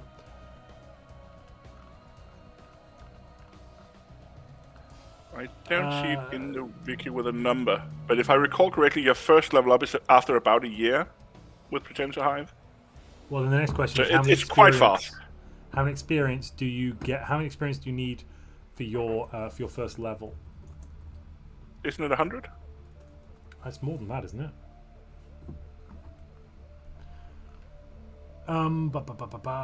Skill level 200 for level 1, 200 to get to level 2, then 475, then 825, then 1250, 1750, 2325, 2375, 3700, and to get to level 10 is 4500.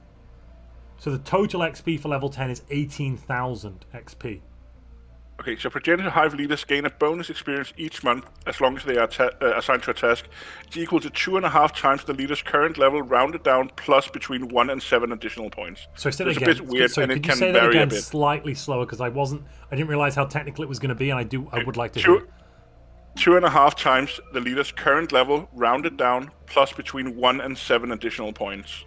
Depending on what, RNG? Yeah, it doesn't say what it depends on. So it's probably just some RNG. They just roll a random number and you get between 1 and 7 depending on the random number, right? So for every level, 2.5 points. Rolls So every the month. higher level you are, the more XP you get. Yes, it probably doesn't slow down as much as you'd normally see in XP gain, and that's why they're gaining Yeah, exactly. so fast. Because the amount you need to get up a level goes up. It goes up. What is this? It is why I plan to test this on Tuesday if people tune in for the stream there as well. I'm going to run a Progenitor Hive build to see how fast can you get level 8 leaders and how can you use that with the new Vault of Knowledge. Yeah. I think I'm going to do. I think I'm going to do a under the one ruler origin. Whatchamacallit? I forget what it's called. Yeah, the under one. The God Emperor one. I'm going to run the God Emperor. Before he was a god, just when he was the secular emperor. Jörn, do you have a channel? Let us know who else. Yes, I have a channel. I've made 5 videos 9 years ago about Path of Exile, and to be honest, they're pretty damn bad. So you're not quite recommending them yet. Somebody has cloaking. Who has cloaking? Memabrat has cloaking. This is actually going to be quite a wild for a year 30 cloak. They're quite low down on the leaderboard. They're not making any alloys. Oh, okay. They were doing a bit of an experimental build, and it looks like it just hasn't really come off for them. They're making 30 alloys a month. They're selling 50... Wait a minute. What? They're selling 52 alloys a month? But they've only got 10k. Surely they need more. What? But also, selling 52 a month should crash their alloy price, right? I think they meant to buy 52, and they are selling by mistake. No, that would also I'm crash. pretty sure. That would destroy the alloy price as well. They probably keep pushing up and saying, "Oh, I keep having spare energy. Why don't I sell some more?" Because their price is over the base limit if you look at it. So they have been buying alloys, and now they're selling. My guess is they were buying alloys, canceled their buy order, and then when they made a new buy order, they pushed sell instead. I actually think, and it is pushing the price down. It's going down by like 0.1 or 0.2 every 0.01 or 0.02 every sale.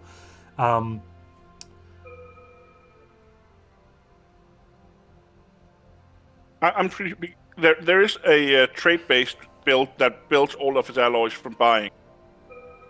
So I think they were buying. I reckon he's trying. So he's got vassals, right? I reckon what he's trying to do is he's already set. No, he's already set the branch offices up. Yeah, he has. He's putting off-world foundries on the branches. Yeah, but because they're vassals. He's not set the branch offices up though. So maybe he's saving energy to buy the branch offices. I have no idea what this build is. Oh, he's not. He's a mega core. Why does he not build the branch offices though? I'm deeply confused here. So they've got. He's made them trade vassals basically because they can get a merchant and then produce. Like, look at he's actually getting 43 trade value mainly from just that one merchant pop. A little bit extra from the clerk. It must be a mistake that he's selling alloys. And this guy's it just makes making no food. sense to be. He's got two alloy habitats. How much are they making? Nothing. 36 and 36.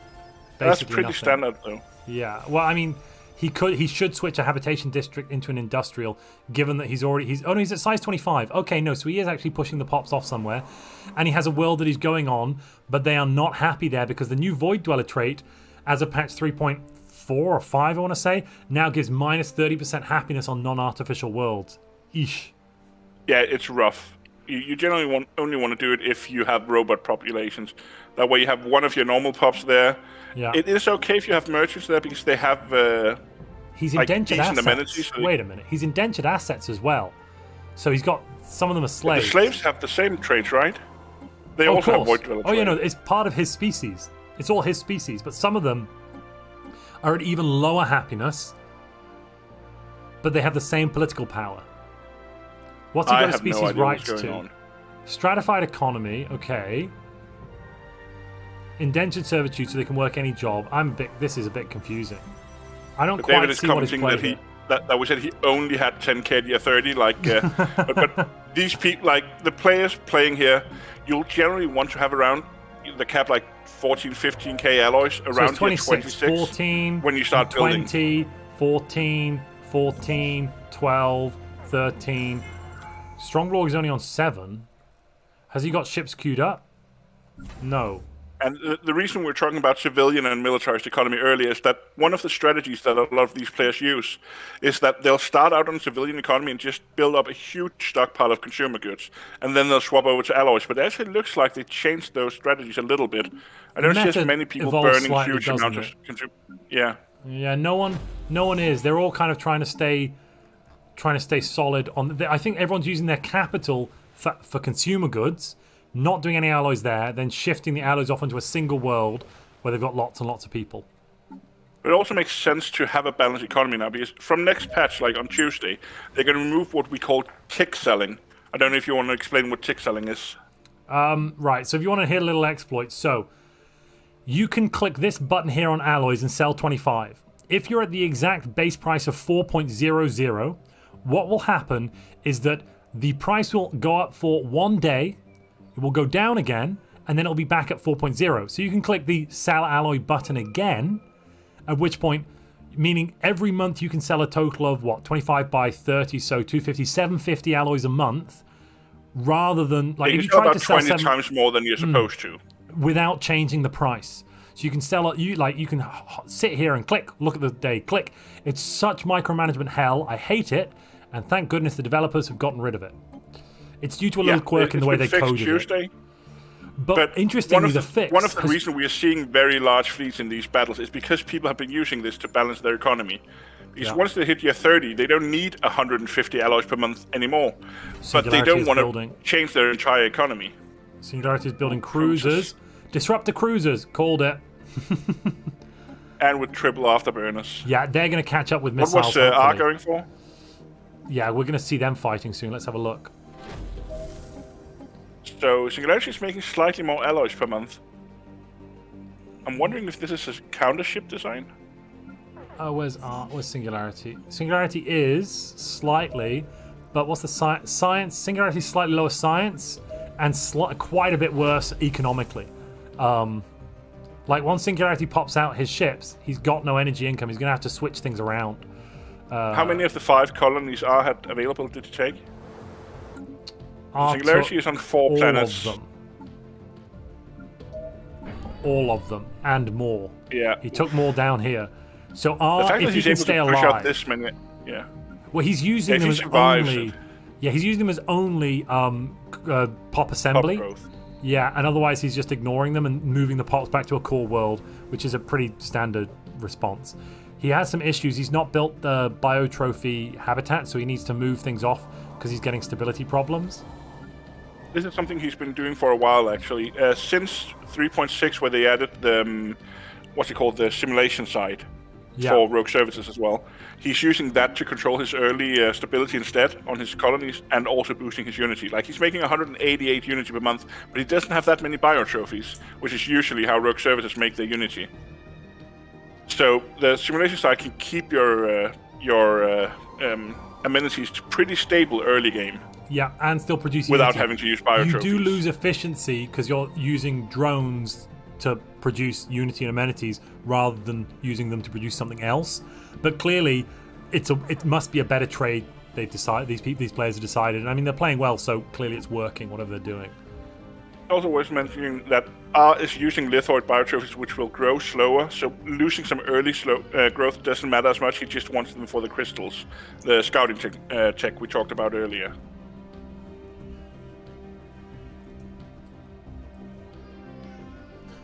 PvP players with a stable economy is weird, says Cyrax. Yeah, I suppose that's a fair point. Let's look at some of the ship designs. So we've got disruptor destroyers. We have players that only have destroyers. That's good. Level 2 disruptors. Yeah, level 2 disruptors, tier 3 armor across the board. Level 2 thrusters, afterburners. Oof. Yes, sorry, go on. A lot of these players have a really heavy tech investment because cruisers are so strong against destroyers and corvettes for that matter. The difference between getting cruisers and not getting cruisers is huge in these games. He's also about to pick up standard cruiser patterns as well. It's a little late for him though, because he has already paid for most of his ships. It's going to help. It's going to help with the few, when he needs to rebuild his fleet in a moment. It will help with that. Yeah. But as you can see, right now, Gilthanas is running a negative 100 energy per month. Once his ships leaves starts popping out, that'll probably jump to minus 200, and that's when he's going to start tick selling to balance his economy. And then he'll try to do that while getting through his first war. Yeah. Gilthanas was playing robot as well, right? Or was he clone? Oh no, Gilthanas is clone. Gilthanas is the interesting relentless industrialist clone who descended. Fabianski's clone as well, of course. Where is Fabi? Ooh, so clone neighbors is interesting. Where is Fabi? I must have missed him. I went past him. Oh no, am I telling you? You know, Fabianski's playing Hive. I apologize. Oh, he's Hive. He's Hive. Yeah. So they might actually not be that interested in fighting each other. No, we've got what we got. We've got Hive there. Oh, I clicked the wrong button. Clone here. They're just called clone. Way to give away what your pops are. The template Django Fett is in charge. Wait. I mean, Cloney McClone face. Oh my god. I mean, it makes sense for clones not being invented.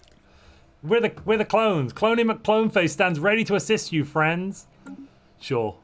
Then we've over here we've got just Void Dwellers, of course. Actually, I want to see who Gilthanas could go and fight. They have a really interesting role to play here, like the gatekeeper between the hives if the hives want to fight each other. There's a lithoid necrophage next to him. He'll go fight the lithoid necrophage. He's probably going to go for them. And he can only support this. Well, he can tick sell, but otherwise he would not be able to support this fleet because he can tick sell every day. He can sell 80 energy, so he only needs to do it 3 or 4 days a month, and he can support his fleets. Exactly. And it's going to be a huge shift in the PvP meta once you can't do that anymore. Somebody just ascended. No, somebody just ascended. I'm trying to see. Well, we got somebody who went synthetic. Somebody went for, I want to say, cybernetic ascension. That is interesting, especially if it's Hive who managed to do it, because that means they can integrate biopops. If they... Civ. Oh, this is the necrophage to the south has actually managed to take engineered evolution. Interesting. It's RKY, which is a necrophage has just taken the flesh is weak perk, and has. That shouldn't give him any advantages yet. He can't finish the. He has finished the project though. Yeah. Oh.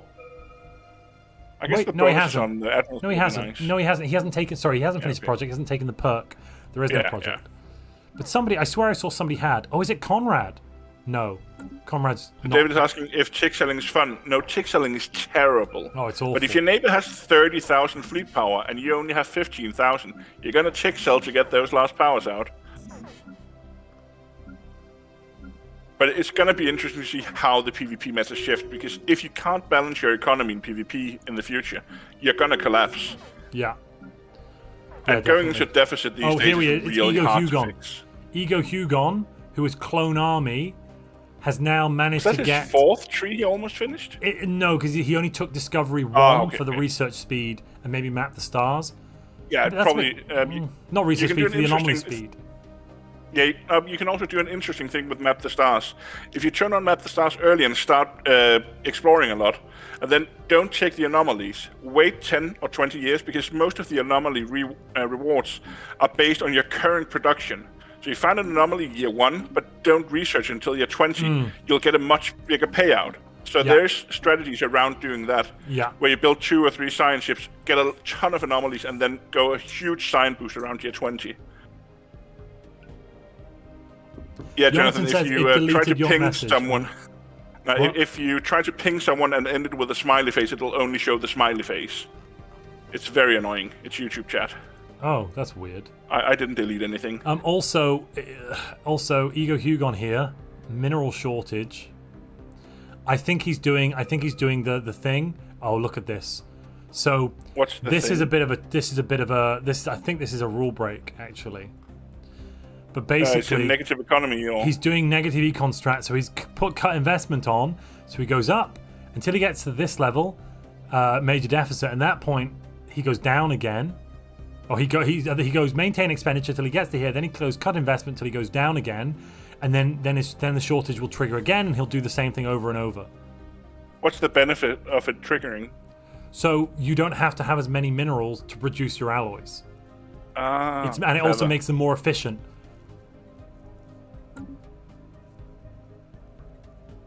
Even I learn new tricks. But he's not building any ships. Huh. Does he have a neighbor? Who's his neighbor? Where's his capital? I don't see where he is. I don't see him. Where is he hiding? Ah, there. Right, so his neighbor's with Leasefire, dangerous, Do they have Jojo. Jojo, you can't. They have what's it called? A research agreement, which I think. Oh, yeah, but they don't have a. No. No, they could go to war. So they have who had a defensive pact there? That was the Federation. There's a Federation. Okay. I thought the team limit was 2, or is it 3? 3. Team limit 3, and tributaries don't count. Well, we got wars. Sorry, we got wars. So, Potato Shagger is at war with Techno Mozart, and he's straight in there. He's straight in there. Yeah, they're fighting right in the home Techno's system straight away. Yeah, as Techno's out. We also saw the Civ 7 is being attacked. Yeah, Civ 7 is being attacked by Gilthanas, I think. Yeah, Gilthanas is flying straight in. Just as I predicted, this is the way Gilthanas is going. And those ships, if you recall, Gilthanas' ships here are absolutely terrifying. They have level 2 level 2 disrupt. Yeah, he has twice the fleet. 30k fleet year 31. Of disruptors is as well. insane. Disruptors always show lower than they really are. Yeah. He's not even turned on Technos focusing have given up. crystals. Yeah, Techno's out. We've got Tirade is attacking like the galaxy is burning. Tirade is on the aggressive. He's already in the capital here. Yep, he's won that war. Giltanis is at war. We know that. Let's see. Nobody in the top tiers in terms of econ is at war. Komrad Truck is at war with Drakfire. Drakfire's fleets have been knocked down. Oh, he's either not built up or his fleets are knocked out. He must have had some fleets because he was making 100 alloys per month. He does, and they're back at his capital repairing, that's upgrading nowhere even. near enough, though. But he's only got like 12k or something. He's got good cruiser designs. Hive, right? Yeah, but look at these cruiser designs. He's got good cruiser designs, but it simply won't be worth it. What's Komrad's design? No, he's overtuned bio. He's regular overtuned bio, whereas Komrad, on the other hand, Komrad is Hive. Yeah, he was progenitor Hive. Yeah, and Komrad... Oh, Singularity and R at war. R declared war on Singularity. This is going to be a big fight. R declared war... And R has 10k more. Oh my goodness me. Singularity has alloys. His fleets might not be done... Oh, they're done building, and he has no more alloys saved up. Oof, that's going to be one-sided. Well, let's check the ship designs. So, level 1 Disruptor versus level 1 Disruptor, but also a level 2 improved Strikecraft. I'm not sure. Quite sure. I think the Strikecraft build is meant to be a missile counter, but I'm not. I think it's also good against Corvettes. Is also why you could possibly, but no one runs Corvettes, so why? That does mean that Singularity might not be in trouble because the bloated numbers of hangars means that I don't know if our ships are as strong. No, I don't actually think they are. The other thing as well, if we go to edicts, no edicts have been turned on yet, and Singularity has a lot of edicts ready, so his numbers are artificially low. R, on the other hand, also hasn't turned it on. Hangars. Yes, it doesn't. R's getting ready with a whole bunch of transports here. He's getting Singularity even getting ready to like defend. No armies though.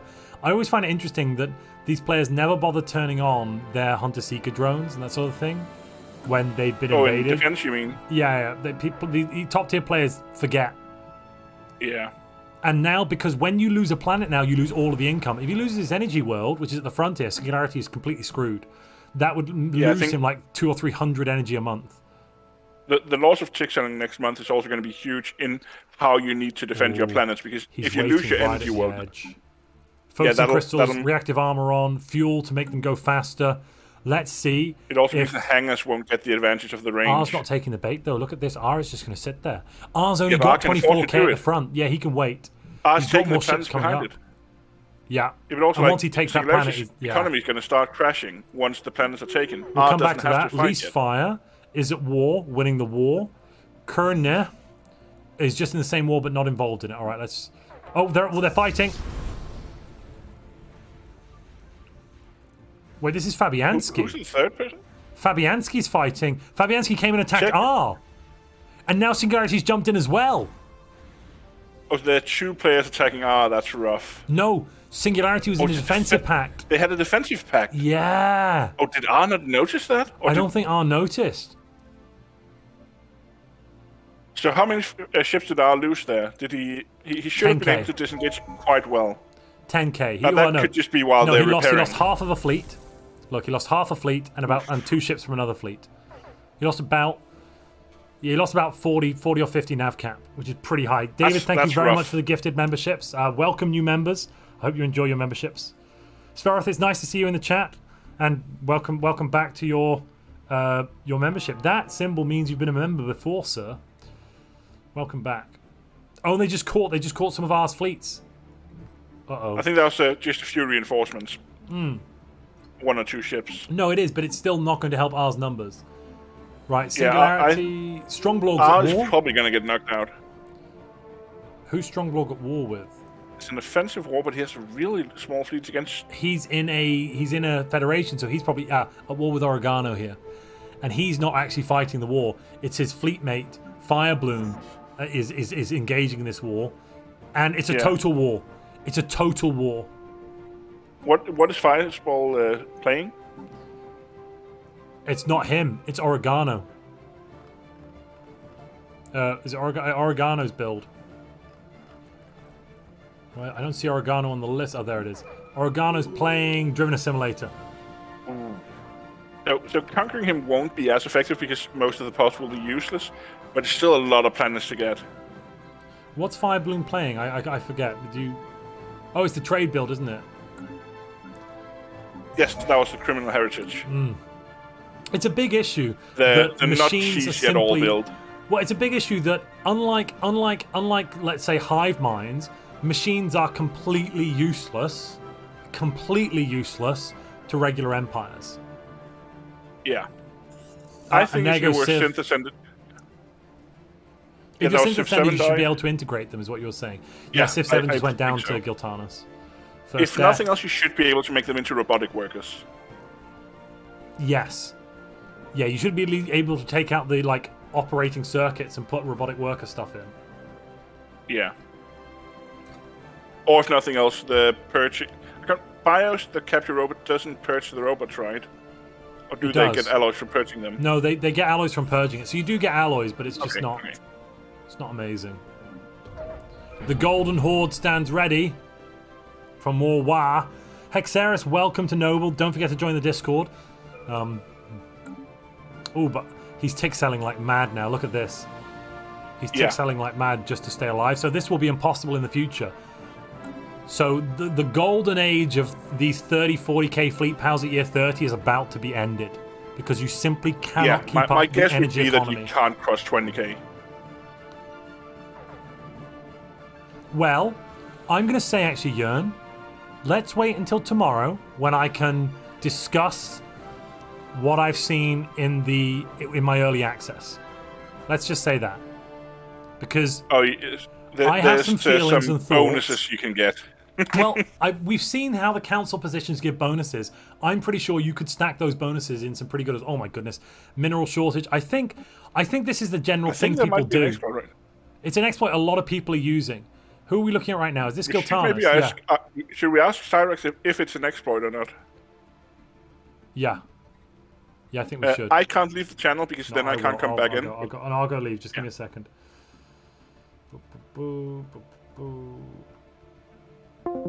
Cyrax, just a moment. Yep. So you know the thing where you go into a mineral deficit and then you go to cut investment. Is that an Somebody exploit? used that. It's an exploit, yes. Well, if you watch my stream back about 10-15 minutes, somebody did do that. I can't remember exactly who it was. My chat might remember. Chat, who was it we were looking at when they did it? But we just thought we saw Giltanas doing it. He hasn't done it. I was about to come and dob Giltanas in, but he's not doing it. He's now buying 80 minerals per month, which is an insane idea, I suppose. But we did see somebody do it about 10 years ago, 8 or 10 years ago, something like that. I can't remember exactly who it was. It was in my stream though. We can find out at the end. Yes, if somebody will have a link for with the timing, I will check that. I think it might have been Ego Hugon. I think it was somebody in chat saying it was probably Ego Hugon. I think it was. We were watching Ego Hugon. Okay, I see. And he went into a mineral. Oh, is he doing it right now? He's doing. Oh, I think he's doing it right now. Look. Yeah, cut investments. Yeah, I see, but he's dying anyway, so there is nothing to take. It won't matter because he's dying, but he was doing it earlier when he wasn't dying. Maybe just naughty. Oh wait. Yeah, that's weird. I will ask him what is the idea behind it, but it looks. Well, we know the idea. It's you get more efficient alloy workers for no minerals. That's the idea. Indeed. I know. It's just sometimes players. They don't. They forget to not cheat. Maybe. Yeah, but that looks bad. I will most definitely. Well, because now let's watch. Now he's about to go back into a deficit next month. Because he'll come out of the deficit, then I think we'll go back in. Yeah, just please record this on the stream because I have to. It's on the stream. It's all on the stream. So if the stream's there, you can come back and take a look through. Yes. Yeah, cool. All right, it was about year 25. Cool. Thank you, mate. But yeah, I just want to let you know. Cool. All right, I'll run back to you. Yeah, just give me a link. Will do. It is illegal. The illegality has been found. Remember to share your screen again, Montu? I will not. Yeah, all right, sure. I want to live in the future, man. No, go back to the past. Were you watching while I was chatting with Ego? I'm guessing you were. I suppose. Yeah, that would make sense, wouldn't it? You were still doing it, Oh, he's still doing it. Look, he's still doing it. Ego's currently he's losing, but he's continuing to do it. I think that's in essence, dedication, cut man. mineral investment should be banned as a use, because you just yo-yo between cutting it and not cutting it, and the upkeep goes down 50%, but the output only goes down 25%. And because output already is scaled, you're probably getting plus 25% from your economic policy. Yeah, so you're basically at 0% alloy production, and you're getting minus 50% upkeep, which is insanely powerful. It's one of the hardest things about making rules for PvP, like when you have to define what an exploit is, because you also don't want to share the exploit with the other players, because then you have to look for more players doing it. Yeah. Well, now I've shared the exploit with with 800 people live. I apologize. Well, I guess PDX have to fix it then. Yeah. Where's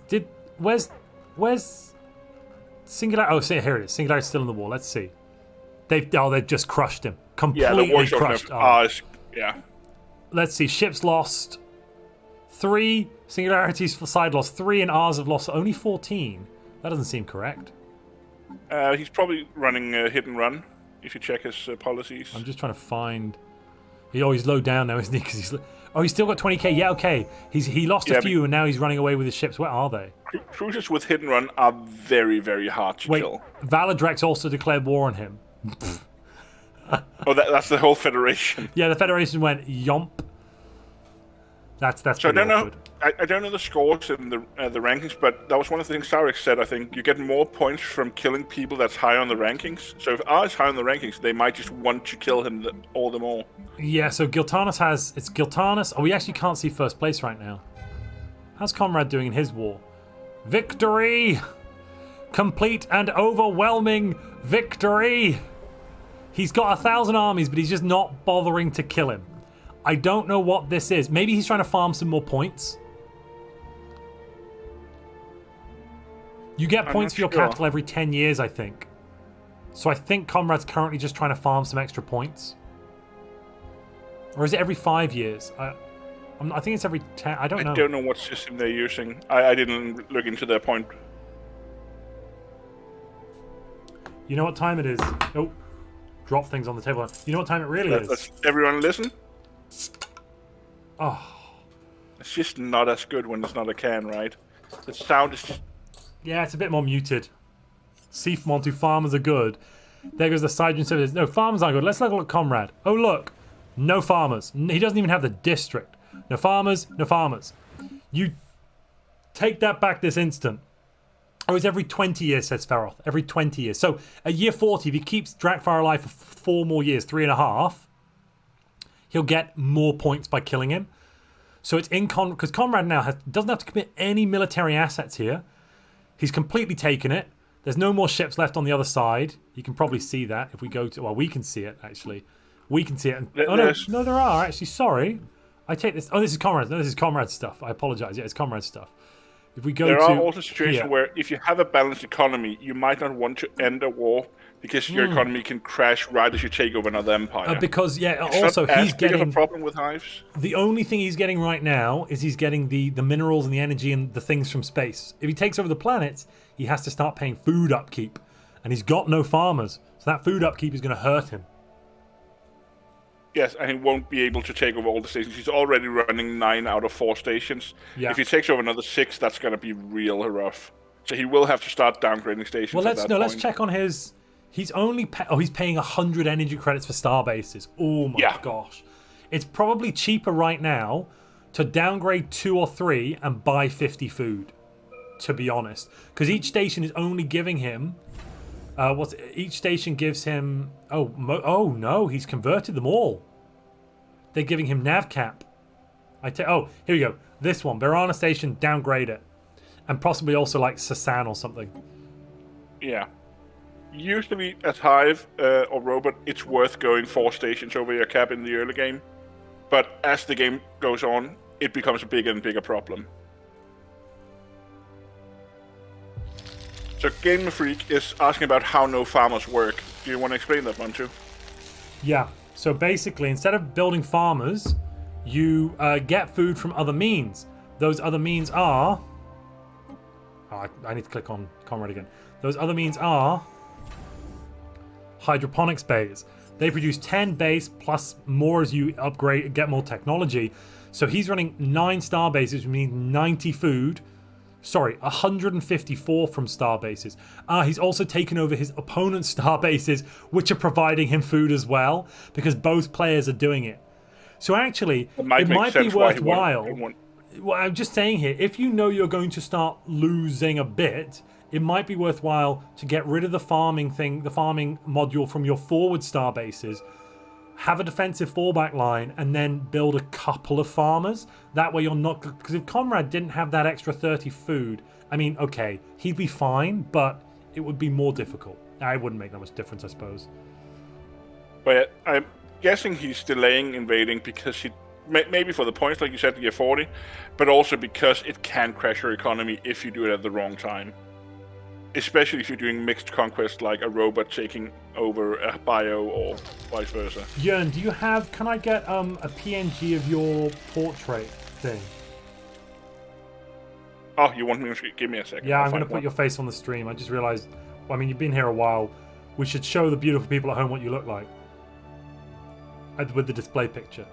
You got to be a PNG tuber like me. So yeah, the galaxy is at war, generally. Generally, the galaxy is very much at war.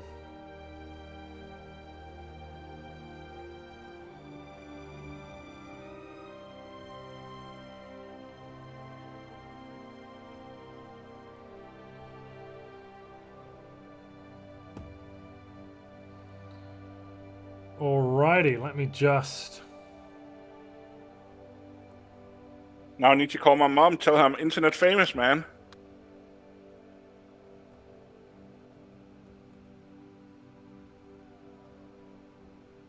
Oh, look at me. I'm a tiny little Venomancer ward.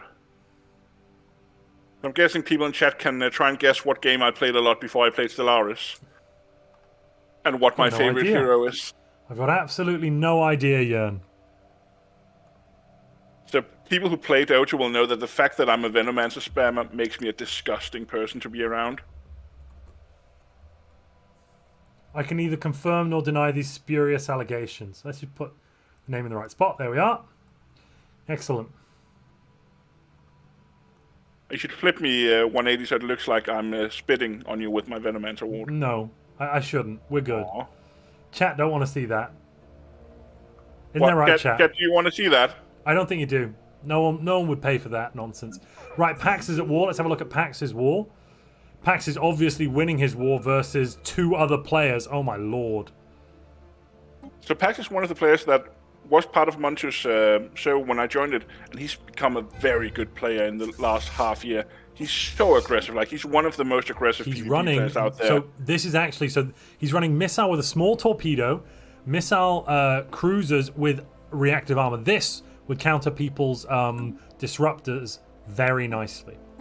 I'm not sure if it works anymore, but there was a point where if in 3.6, if you had torpedoes and missiles on the same ship, the torpedo would get the missile range, even though they shouldn't. But I don't think that works anymore, except for the first salvo, because I did try it in a single-player game against a dragon and got, I got my ass kicked. People are saying that I look like a bipod Venomancer. 4 wards, 1 Montu. Do you know how Venomancer looks, Montu? No.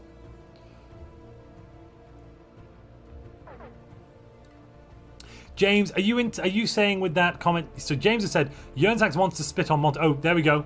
He's. I sent you a Venomancer pick you can use instead if you want. Pax's Total War. That's what's going on. He was here. driven a simulator. Yes. So what he's done is he's just gone in and sniped the capital. How did he get all this stuff over here? Did he? Oh, he killed Nebulosity. Yes, Neb died a little while ago. Oh, crikey. Spicy says there's 15k in his capital. Oof. Oof. Not really much you can do about that, really, is it? They're just there to tourist. Sorry, Jörn. James says Jörn wants to Bit on Montu, question mark. Now I've heard it all and I'm scared. Is that an indication that I should flip him around, James? Is that what you're telling us? Or not? I mean, you could also put in the Venomancer portrait I just sent you. It actually looks a bit like you. You'll see why people like it. It doesn't look a bit like me. It's just that's a snickety snake thing with weird jaw, and it does have 4 eyes as well, I suppose. We've got the eye thing down. I'm on to just Space Venomancer, guys. Let's hear it in chat.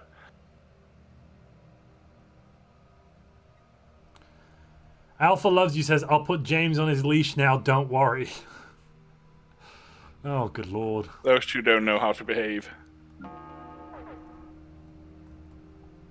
Oh, Pax has got some fleets incoming towards his home stuff, but interestingly, he's got enough to defend it. He's got this 6k cruiser fleet just patiently waiting. Is he at war with another robot? Oh, jeez. Bruh is a human. Plants with Fangs is plant, so no. Okay. And he hasn't taken an ascension. So it's driven a simulator, eating a bio is fine. Yeah, sorry, and he's also taken the capital. So the first thing he's doing here is he's going, oh no, wait, he's purging. That's the hive. You can't do, oh. He's making 270 alloys per month, by the way, while making 600 energy because he's purging hive.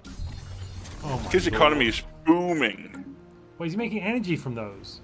Why? Oh, because he's a machine. Of course, he makes energy. He's only 140 naval cap, but his fleet power is 25k, so he's quite efficient. His ships. He just made peace. He stole a capital and then made peace. Plants with Fangs were just jumping into fight, and he pieced them out. They must have been at the status quo. He did status quo. Yeah, okay. That could have not been intentional from them. Leastfire is closing in on 50k fleet. I'm assuming Ascendant jokes were banned, right? Yeah. His fleets are all the way over here. How the heck did his fleets get Where there? most? Yes. Oh, wow. There's a wormhole in his system, so he's just popped out over here with 50k and nobody saw him coming. That's pretty scary. Pretty scary indeed. He is running quite a big consumer good deficit right now, though. I'm just going to go AFK 30 seconds to get a beer as well. Yeah, no worries. Swordfish, no swordfish. Oh, references. All right, and then... So RKY here is just not going to see it coming, because... Oh, they're jumping in. What can RKY see? RKY has fleets, but is pulling back to the capital for a full-on capital defense. Yeah, he's seen the 60k and he's gone, oh, not sure. Missiles mainly. So chat, this is how it's supposed to sound. Don't know if that came through. Nothing came through, sorry. Your filter filtered it out. If you'd gone like blah, blah, blah, blah, blah, and then like clicked it, then it would have probably come through. Fair enough. But this is actually one of the beers you gave me, Montu. A 13-proof coffee stout. Good lord. Okay. Yeah. Wait, 13 proof. Does that mean it's only 6.5% ABV? A 13 volume. I don't know how you Brits call it. As in 13% alcohol. Alcohol by volume. By volume. Yeah, okay. Yeah. Well, proof, interestingly, proof is double the value of alcohol by volume. Correct me if I'm wrong, anyone in chat, but I'm 99% sure that 80 proof is like an 80 proof whiskey. Maybe I'm muddling something up, but I'm pretty sure proof is doubled, isn't it? Oh no, I had to take this to catch up with you, since you're a few beers ahead. Yeah, proof is defined as twice the alcohol content by volume. Yeah, I was right. Damn it. I knew it. Yes, Jonathan, I'm very Danish. Oh no. Leastfire's losing his worlds. Look at this. A fleet has jumped in. And there's armies coming up, but will the armies be able to get there in time? He's in 4 different wars. Oh, yeah. Is it 5? Well, they're Federation wars. 5 different wars. The Federation is at war with... They're at war with... It's more than everybody. one Federation, though, isn't it? No, this is just... This one Federation is at war with also... They're at war with Singularity, Fabianski, and they're at war with R. This side of the galaxy, they're just like, we're going to fight all of you. Oh, and they're winning. Oh, crikey. Look at this. R's not dead because he's being taken over from the south by Kerner, who's now about to push in on Fabianski's capital here. We're going to see quite a big fight, I think. Wait, where did Fabianski's ships go? They ran away. He's just... Unless... Oh, no, yeah, they ran here. Unless he surrendered his capital. Safabi ran away. Yeah. Yeah, so proof means 13 proof means it would be 6.5% ABV, but yours is 26 proof, what you're drinking, which is very strong. Well, it's a barley wine in some delicious. places. Everclear is 190 proof. Yeah, that sounds a bit like Stro. Stro comes in Stro 70 and Stro 90, I want to say. Stro is dangerous stuff. Back in high school chemistry class, we tried distillating up to, I think it was 96% by volume. Did you succeed or did you explode something? No, we hit. We wanted to go to 97, which is about the highest you can get in a normal chemistry lab without using a butane. I think it's to extract the rest. Yeah. We hit 95 or 96, and it burns. Yeah. Your whole mouth dehydrates as you take it. Oh. Don't do drugs, kids. Okay, Giltanis is on the offensive again. We're going to see another fight here. Somebody's got 45k ready. We're only at year 40. This is some wild fleet sizes here. But Giltanis isn't quite ready to go in because they've got equivalent. Look, 0 here. And I think 0... Oh, they're jumping. What you should see with a lot of these large fleets, though, is that their economies will start to stabilize now. Oh, look at this. He's completely eviscerated his enemy. These disruptors have just annihilated what he came up against. Look. Yeah, the missile cruisers are just getting shredded. He was too fast. He was way too fast. He's got level 2 engines and triple afterburners for 188. If we look at his policies, he is on hit and run, but yeah, there's nothing could be done there. Let's take a look at 0. 0 didn't lose very many ships, but because he has hit and run. But let's take a look at his ship designs. Yeah, it's the missile. No, they're not. Oh, it's the hangars. But he's got no shield hardening. Oh, wait a minute. Yeah. He's got no shield hardening. He's only got armor, so he just got taken apart. I think if you want to go for the hangar build, you can't go for full speed. No. Because the hangar build are there to help counter the missiles, and you need something for the disruptors as well. Hangars don't fight missiles anymore. No, but I mean, they outrange the missiles, meaning the missile ships can't kite you. Your hangars will slowly whittle them down. Yeah. Because the missile ships don't kill you very fast. It's not hyper efficient. The kiting just means they don't take damage if done correctly.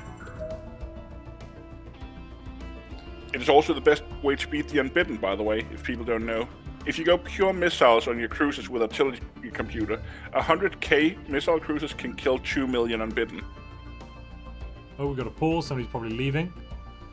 Giltanis, is doing absolutely fine. Let's take a look at the scores. Number 1 with 500 points is League of Geki States. That's Tirade. I think he's killed people. But he's only got 35k.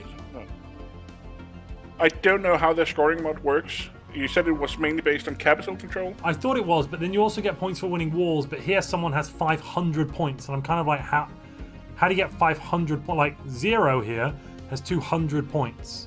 My guess would be that's a bug in the mod. Has eliminated another player. Oh, and t'other. That's a little typo there. Has eliminated another player. Zefnar is 0. French after all. And t'other. Has won wars plus 5. Yeah, this is clearly this. There is a sheet as well. It's in my description, so I'm just going to open that sheet up and have a look. Yeah, and Cyrax is updating it as we go. Yeah, the sheet is up to date. It looks like RKY disconnected. That's why we paused. Gotcha. So Sparrow wrote about the leader getting all the points. I think that's how the mod works, at least in the Montu scoring mod. It can only recognize the main aggressor, so the person who started the war and invited his allies are the person who will get points, because we're using in-game flags to decide it.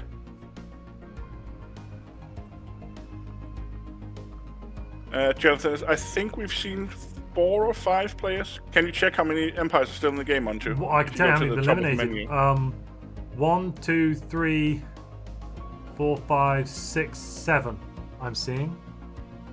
You can also just go to the top of the observer menu and see how many players are still. Oh, the observer outliner. If you go to the top of it, it'll say how many player empires are left. It started with 33, right? 32, so 7. Okay. Yeah. Yeah, that's what I see. Yeah, Frank Cody says Goodness the Omni Code is worth 500 Cyrax is really keeping this up to date. He's got not only got the score stuff, he has a little sheet where he details every war that happened. Yeah. And what the outcome was. Maybe we need to hire him for for the murder fest. Yeah. Oh my goodness me. I think we might need to bring him in. Yeah, that's wild. So this tournament has a bit of a slower build-up compared to the Murder Fest, but it seems like there's a lot of action once Tier 30 happens. A 30-player game is a lot of wars. So once we're on pause chat, who should we go look at? Is there any wars we want to follow? I see JoJo's at war, Strongblog's at war. Singularity, I think the Singularity war against R is probably about over. No, because R and Singularity are both now at war with the Fed. Valadrax is fed with Kerner and Valadrax, and Kerner and Valadrax want to eliminate both of them. So even though Singularity and R aren't fighting each other, they're both trying to fight off. Well, R's not fighting off anyone, but Valadrax and Kerner are both fighting Singularity at the moment. Speroth is asking how Leastfire is doing.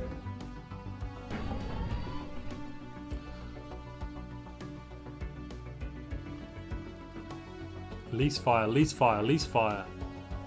Shout if you see it. Oh, I see it there. Well, he retook his stuff. He lost the Capital Starbase, but not the system. But that's really hurting his trade income, I would assume. Yeah. He'll have to reset all his stations, not, right? Yeah, for some reason he's not going to retaken it. He just needs to send 1 or 2 ships there to retake this station, and then he could get his trade income back. I'm a bit confused by that.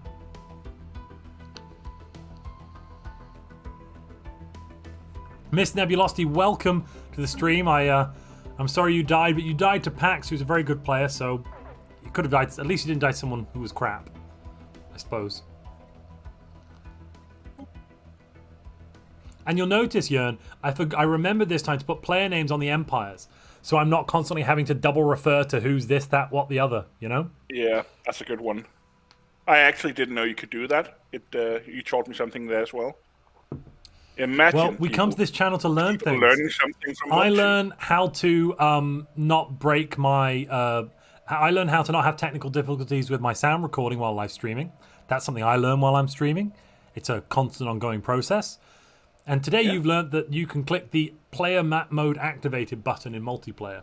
Or last week even. Was it like, how long ago? It was 2 weeks ago, sorry, yeah. Or was it last weekend? Yeah.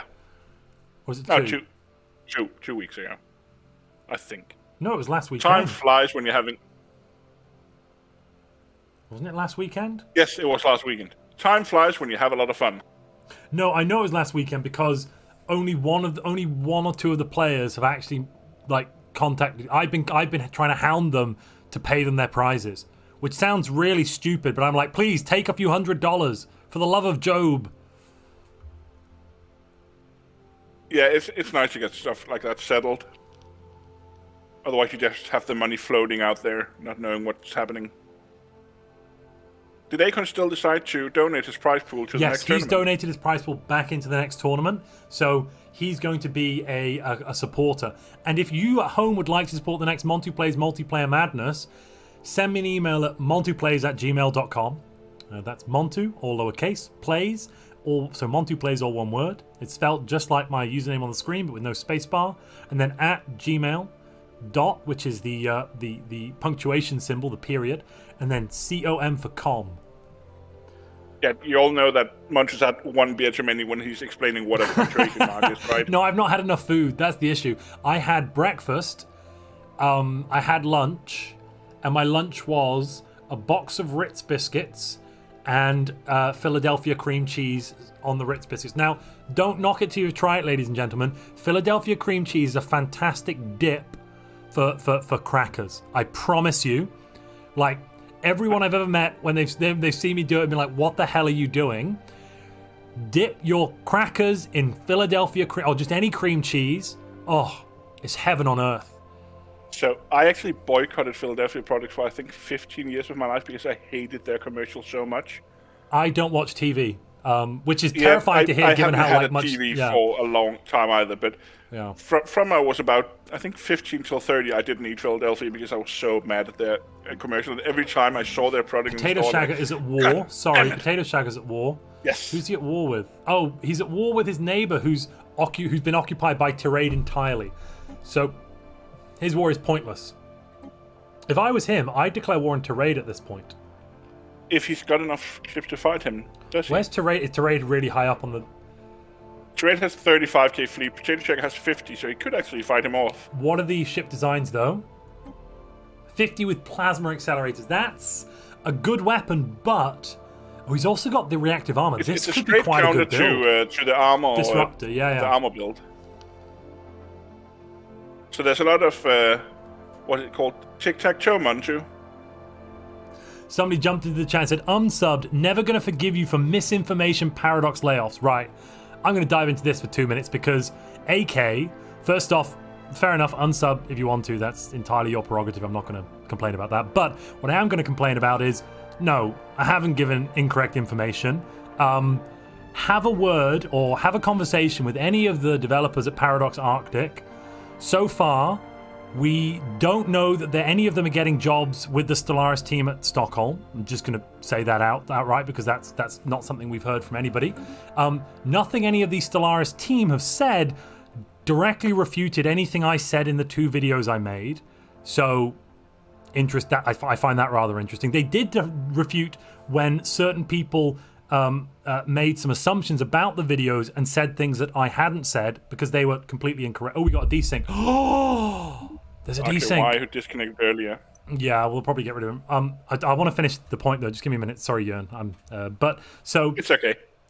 So in essence, it's a really crappy situation. It's really interesting that we've not really heard much about Paradox Arctic, but every recent dev diary has been signed Paradox Arctic. I find that quite interesting as well. Clearly, they've done a lot of work on the latest DLC. They basically pretty much single-handedly done it. It sounds like they passed over some of the finishing touches to PDX Green, which is about 2/3 to 3/4 of the developers work at PDX Green, as far as I know, or the Stellaris team. About 1/4, if not more, are based up at Paradox Arctic. And as far as we can tell, we're losing them. Now, I've had basically no comment from Paradox in general. The influencer manager asked me if I'd like to chat to discuss my concerns. I said yes, absolutely. And since then, I've heard nothing from him. So that was rather interesting. Yeah, it was a little passive aggressive, David. No, I agree. But anyway, what I'm trying to say is, I'm not trying to say Stellaris is gone. No, at no point did I say that. What I'm trying to say is this is a concerning thing that has happened. We should ask questions and be concerned about it and see what happens in the future. The development studio hasn't shut yet. It is shutting soon. So we haven't even lost those people. However, as a development studio shuts, as people are having to pass their tasks over, what that is going to cause is it's going to cause delays. It's going to cause a slowdown because if you've worked at a company, when you have to pass your tasks over to someone else, that is a process that takes time. Also, losing 25% of the development team doesn't seem like it's going to speed up production. Now, it's possible some of them might get jobs working at Paradox and they might decide to move, whatever it is, 500 miles from home to move to Stockholm for those jobs. Even if everyone's offered jobs. Yeah, no, but even if everyone's offered jobs, that doesn't mean that everyone's going to move, so we are going to lose what seems like good talent up there. That's, Yeah, overall, as I said before, I think it's a really crappy situation, and I'm concerned about not today, not tomorrow, but 12 months time, the future beyond that. To be honest, that's my concern. So I just wanted to address that point because I haven't actually talked about it live before. So yeah, there we are. Let's get back into.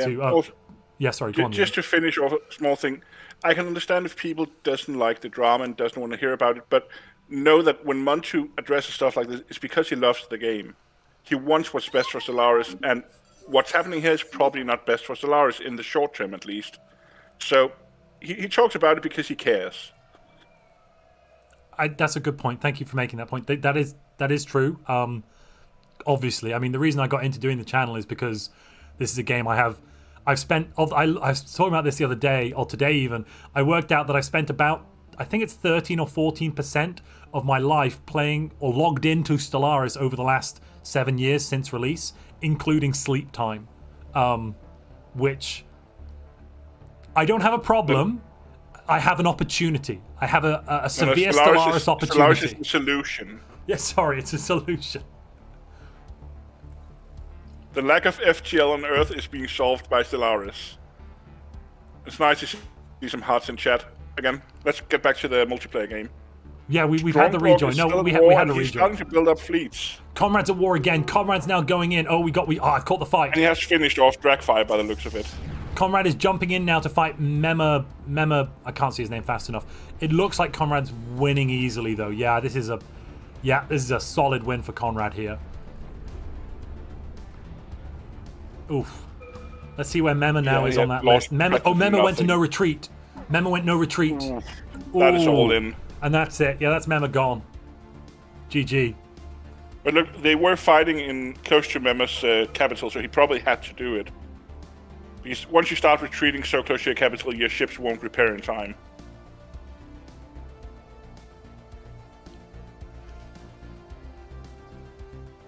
Who said ... 13%? What does that mean, Jonathan?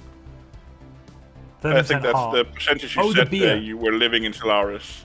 Oh, right. Yes, sorry. It was, wasn't it? Yeah. All my beer, of course. All your beer. So there's as much Stellaris in your life as there's alcohol in my beer. Somebody in chat says, that's only 13% productivity. Who needs sleep? Don't forget that I also have to spend time editing videos, and that's not time in the game. So I probably spent a good half or 1 or 2% of my life editing. That's a thing. Over the last, since the game released, of course. Crikey, I remember years ago, if anyone in chat is an OG Stellaris multiplayer, do you remember Stellaris.online? Does anyone remember that? I don't know. If you do, let me know in chat, because Stellaris.online, that has memories. I remember sitting there for hours waiting for like a lobby to form in that, because the actual lobby system was just terrible. Who's attacking Gilthanas right now? That's what I was literally about to look at. Yeah. Oh no, it's Zero attacked Gilthanas. So Gilthanas is winning the war, but Zero struck the first blow, or declared the war and then had to defend. Interesting. Unit's asking, did I end up getting an editor? Yes, I have a couple of editors now. The video released yesterday was edited by a lovely person whose handle is Visual Pizza. He's in the end credits. And I also have other editors as well. The main issue I've had recently, I moved country. There's been lots of things going on in my life, kind of from mid-December till about a month ago, maybe half a month ago. I've been really busy. So I haven't actually had the time to sit down and record playthroughs, which is why you haven't had as many. So I've not actually had things to pass over to my editor. That's why I've been doing a lot of dev diary content, the tier list, because tier lists are kind of easier because I create one, I pass it around people to ask what their thoughts are, I modify it, and then I sit down for a few hours and I record my script on what I want to say about it, and then I edit that, which does take quite a bit less time than like playing for 8 hours and then editing it for a day. Has Anger changed his name to Dead Inside, or was he always Dead Inside? I have no idea. I don't know everyone here. I think I know 2/3 of the players, but some of them are new to me as well. Yeah. I haven't seen Anger play, but their observer score is really high, so their economy must be booming. That's mainly minerals, actually. Is Crisis banned in this tournament? I'm almost certain it is. Check if you're in the stream. Check the rules in the Kajiga. actually don't Do see you it. have the rules linked in there? No, they're written in the description. I've literally just cut and Ah, pasted. yeah. I don't see it banned. I don't see it banned. I think Crisis and Total War can't have diplomacy, including coordination of fleets and war against the same opponent. Yes, and they also That's can't the only declare limit on war it. before year 50. So there's no point taking Crisis until you're Yeah. sure you're going to at year 50. Oh, Giltan's taking Grasp the Void to keep hold of those extra star bases. He hasn't got any starbase tech. Really? But also He's in the not short bothered. term, if you compare it to the fleet supremacy one, the 80 naval cap and 20 fleet command, if you take the stations instead and fill them with anchorages, You're going to get that's, more, aren't I you? think Yeah. it's 180. And you can get food. And you can get food, which is kind of Yeah. somewhat. And also, FTL technologies appear 1.5 times faster. So you can get hyper actually relays. not bad. I know. I'm not sure if we're going to see many hyper relays, you know. FTL tech is also jump drives, right? Yes. Yes, I would it is. assume. Yes, it is. But yeah, Grasp the Void, especially for robots and hives, is really strong because you can get a lot of economy out of it, and the naval cap in the later parts of the game is really useful. David says in chat, yeah, but EP3 always loses his playthroughs. I'm pretty sure I've lost the last 2 playthroughs I've done. So, please, David, don't say that when I've lost a lot of. I mean, I won the initial ones, like the 25 times Crisis, the One Planet Challenge, the this, the that. I've won those, but I've lost the last couple. That No Conquest Challenge, the war goal really, really got me when I thought I was in the tribute war against MSI. But it was only humiliate, so I won it, and I got basically nothing instead of a massive vassal, which was what I was hoping for. I've only done a one system challenge once, and I ended up getting the worm event. So I have 13 bugger. colonies in my my one system. That is so unfair. Yep. It was a very Oregano silly war playthrough. Is it oregano or oregano? Oregano. Why am I? Oh, it paused, so I actually can't. No, I can't. It's not updating. He's at war with Fire Sprawl Keepers, and I think Fire Sprawl is some Firebloom. So he's at war with Firebloom. Oh, Firebloom's in his capital. Oh crap, he's losing that. Yeah, and Firebloom had a lot of ships. And he's got. He must have just lost the fight. But the fact that he didn't retreat back to his capital means he has probably queued them to the right station before that. It's very important if you're being attacked in your capital to set your ship's home station as somewhere else. Otherwise, the ship will repeatedly flee into the capital and get shot down again.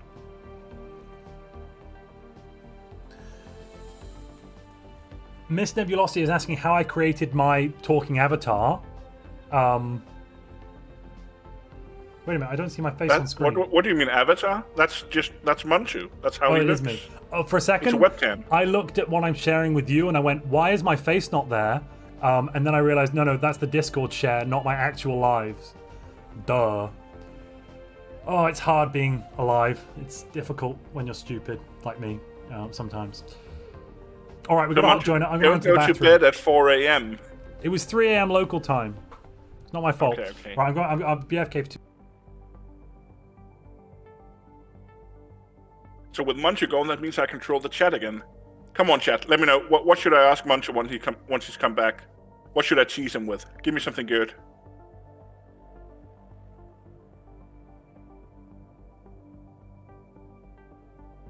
And Kiam, what part of Denmark am I from? I'm from Fyn.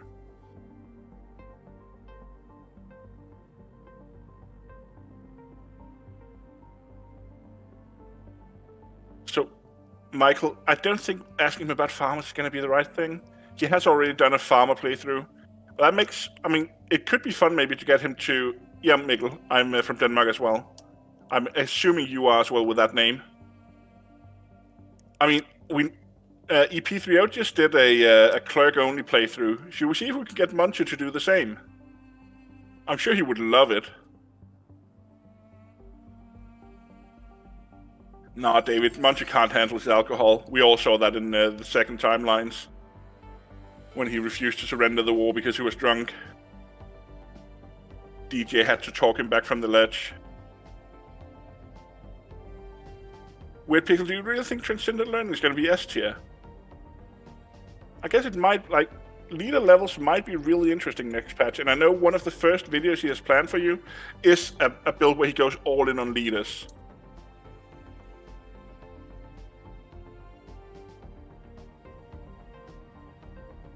Yeah, Shetland, I think he's saying it wrong too, right?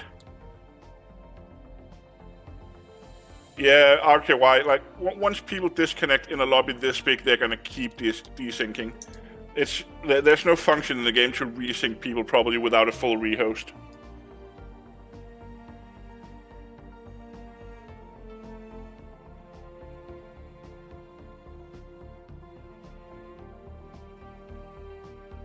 David, do you think we could bribe him to do a run like that?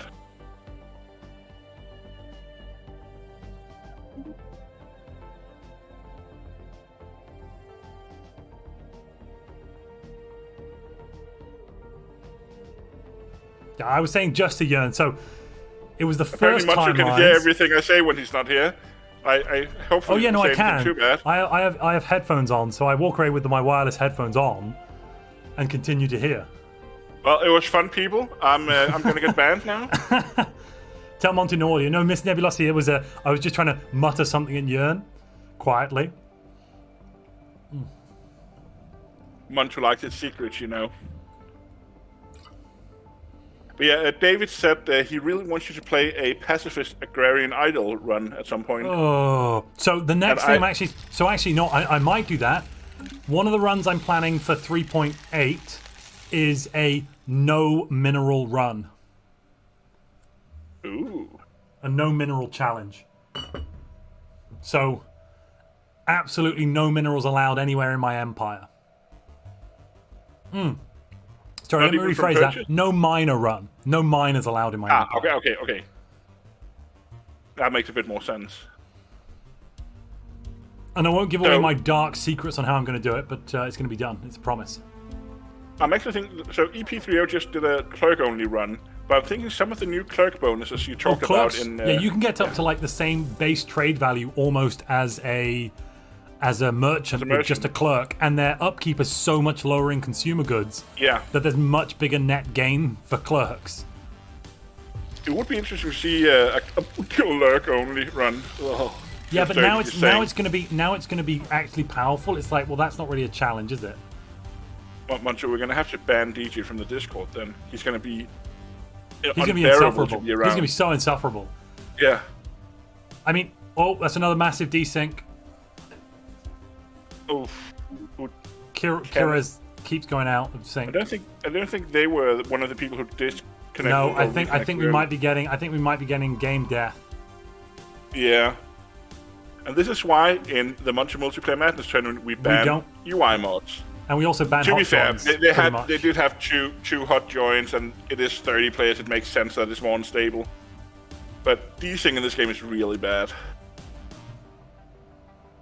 Art Games, the reason we ban UI mods in the tournament is that a developer at some point told us that it increases the risk of desync in multiplayer. And desync is the enemy of multiplayer. Yeah, so basically desync, what basically happens is, what a desync is, for those of you who don't know at home, let me explain. So you're playing your empire, here it is, the Peacekeepers. You've got values like the amount of things you're buying each turn, and also values like stored numbers, which are the locations of your fleets, where they are, that sort of thing, as well as other hidden variables.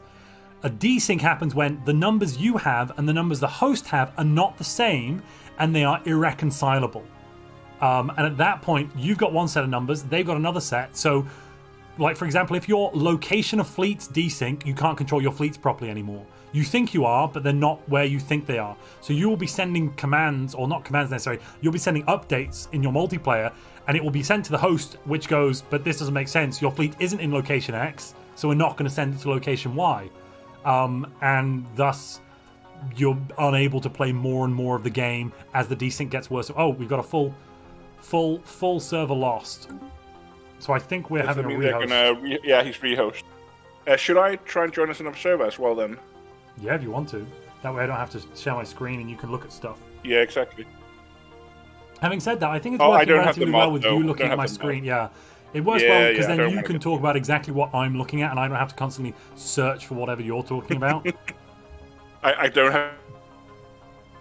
Pardon?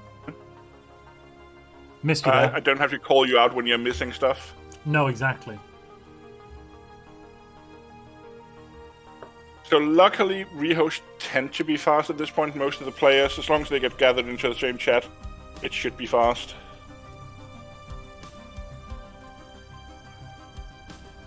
Am I still being a robot, James?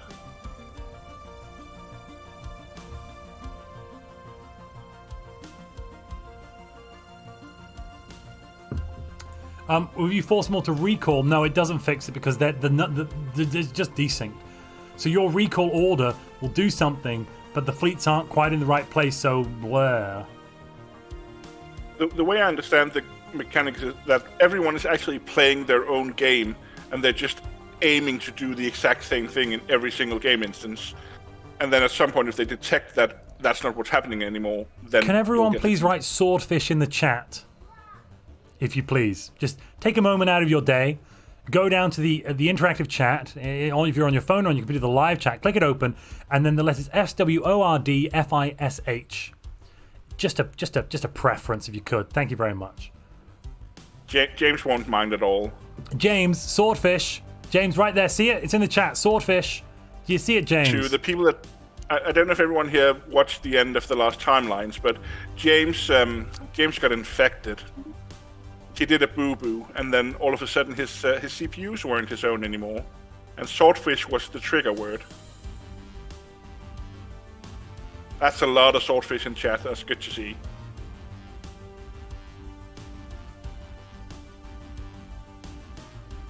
Where's your ground forces, James? Where's your Cyrax megaforms, James? Did you lose your armies?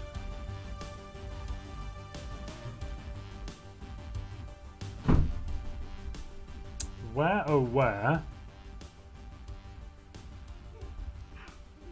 Where, oh where is, where's the password? I do not know, and do not say it on stream, of course. Go on, say it on stream. Say it on stream. No, I'm joking, I'm joking. The password is swordfish. We just did this. Now, if the password is swordfish, that would be unfortunate, of course.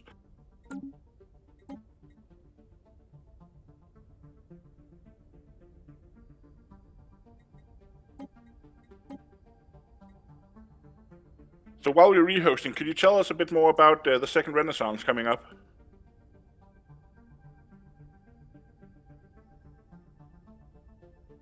Oof.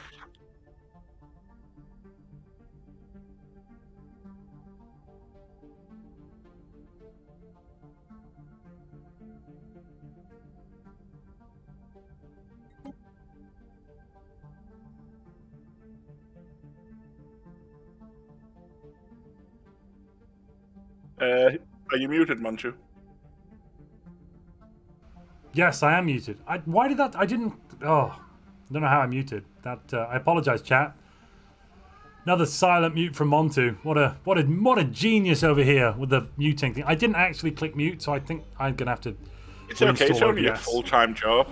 Ah, yes. I'm an expert and a professional. Oh, connecting. Yeah, requesting hot train. Oh, it's busy.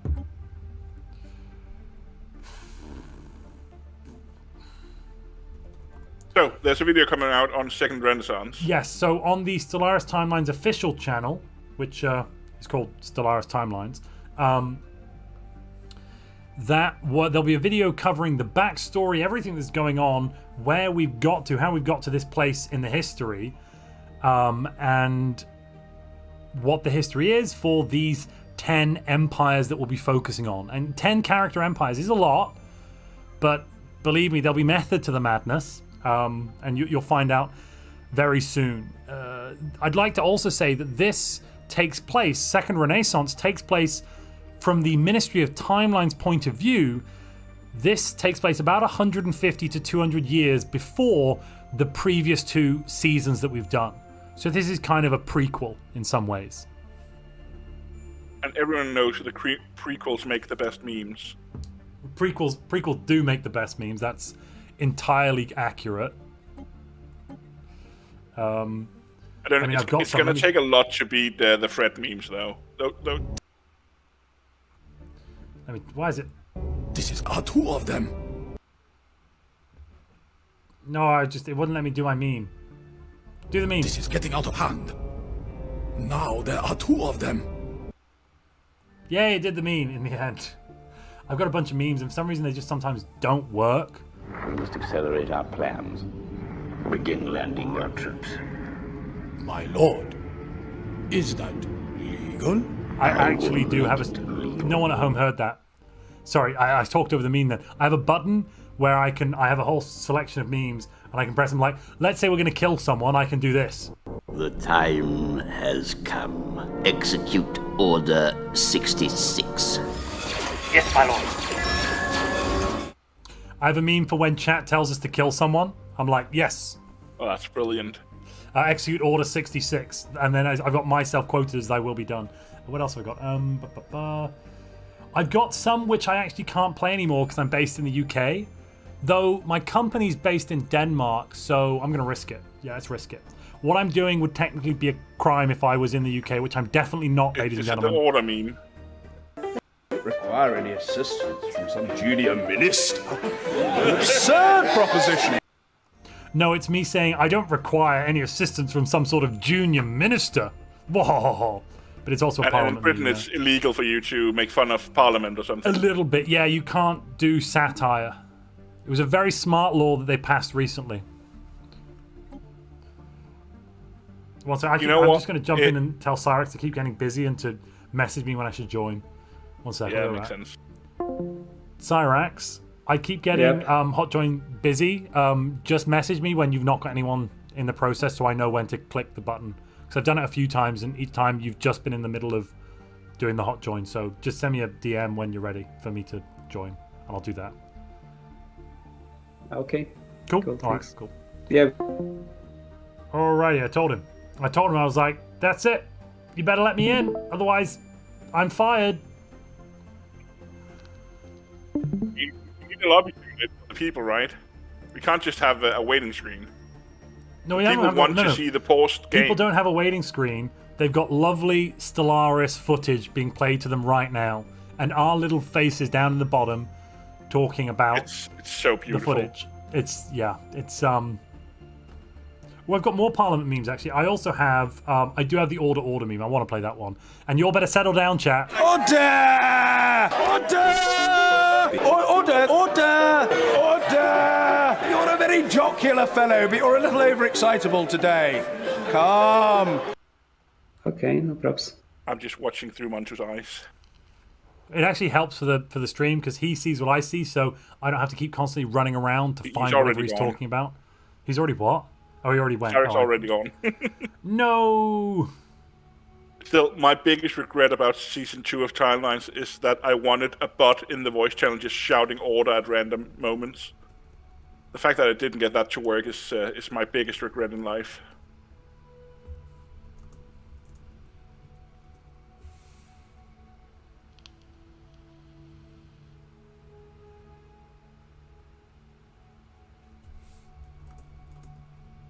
Yes, James, I'm watching through Montu's eyes. He has 4 of them after all. He can spare a couple.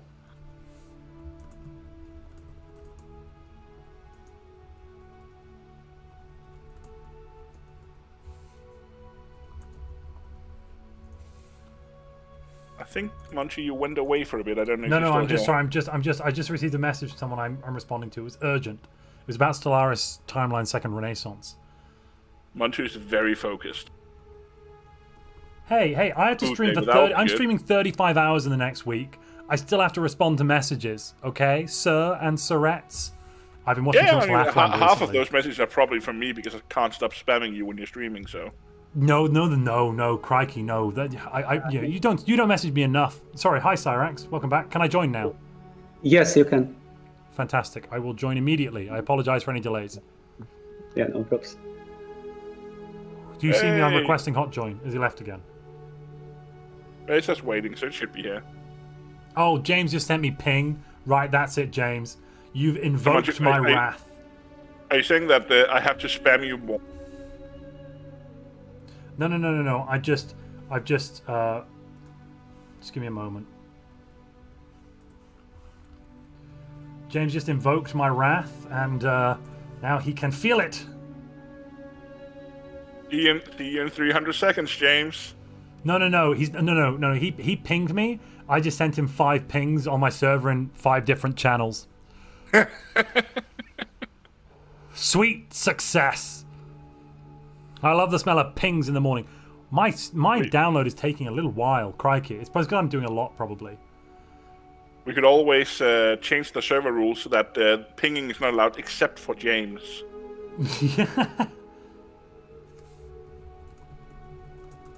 To be fair, I think James and the other custodians are getting a bit more pings than they should because they think they're the moderators sometimes. Some people do. I've changed that now so it does say mod on the channel. Yeah. The pings, sir. They're coming from inside the walls. It's been a while since we had the apocalypse. This is my idea. Fun. When James comes over, he's like, "Can I stop getting pings?" This is how I feel.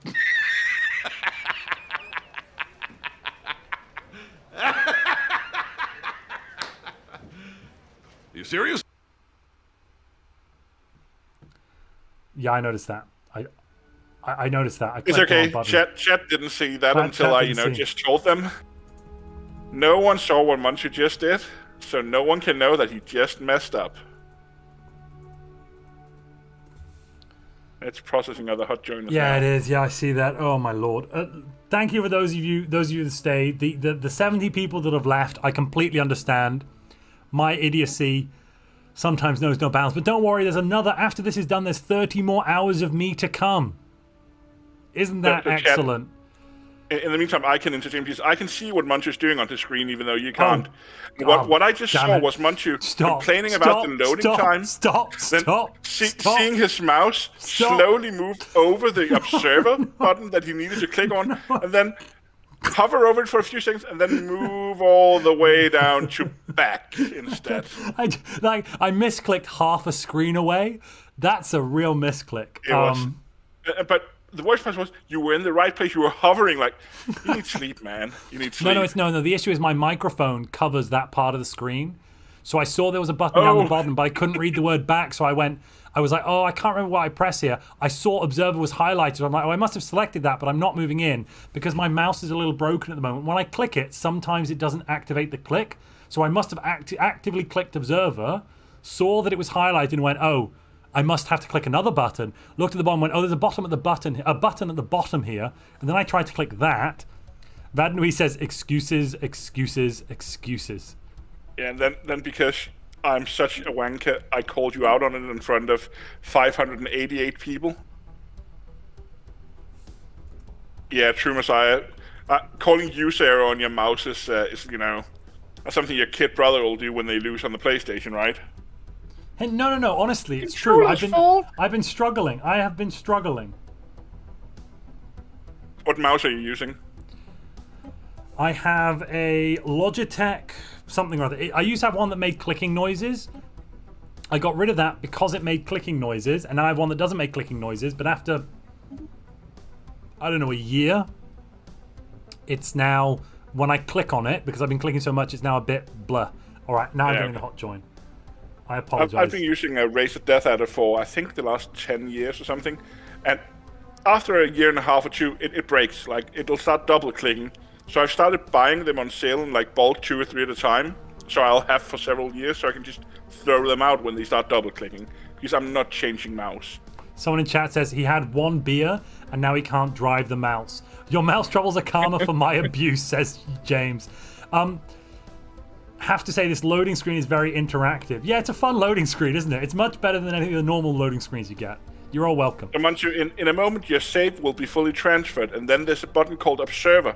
You'll notice because it's the biggest button on the screen. That's the one you have to click on. I don't own this server, so I can't server mute you. But if I could, I would. I just want you to know that. Deep down in your heart of hearts.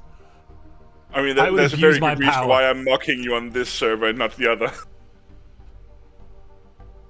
And of course, I am also very safe in the knowledge that you'd never remove me as a moderator because then you'd have to do it yourself. I die. Like, no, I don't have the life for that.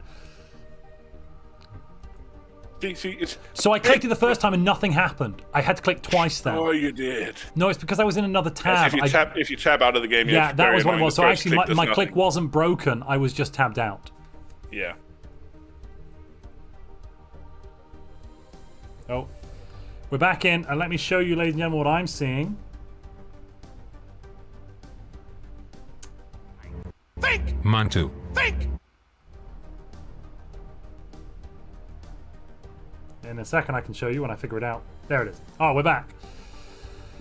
The people at home, can you see the game? It's going on slowest. They are scared of desyncs. Petrified. Everything looks fine on stream now.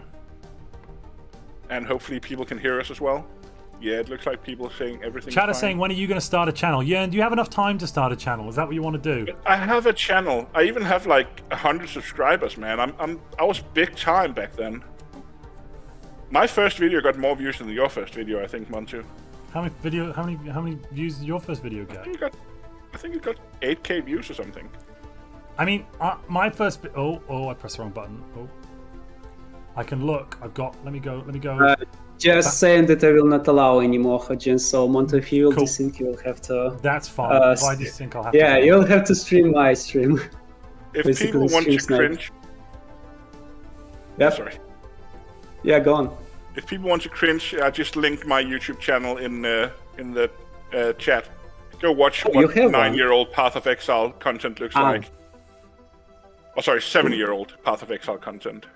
Is that from the times when it was in beta? No, not quite. Yeah. I used to make hideout videos. Yeah, and I'm proud to tell you my first ever video has received a total of 11,327 views. Yeah, that's not in the first year, right? Like, all of mine were in the first month of it being uploaded. You get repeat views, you cheated. Well, no, most of my views... So within the first year, 7,104. So less. What an amateur, man. Well, that's 100% more than I have, I would tell you.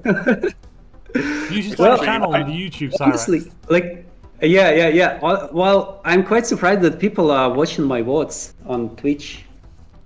But I mostly really play... hard to find really high-quality Stellaris content from like a PvP perspective. So it makes sense that the VODs are good to watch. Yeah. It's just my problem currently is that this calculation of point stuff isn't automated, so I'm mostly just picking players instead of watching the engagement and stuff. I'm just basically playing peekaboo. Yeah, we know. We're actually impressed with how well you updated the score sheet. Yeah, no, so we were discussing, and would you like to come, if you don't end up in the final for the next death match, the Murder Fest, would you like to come and do the score sheet?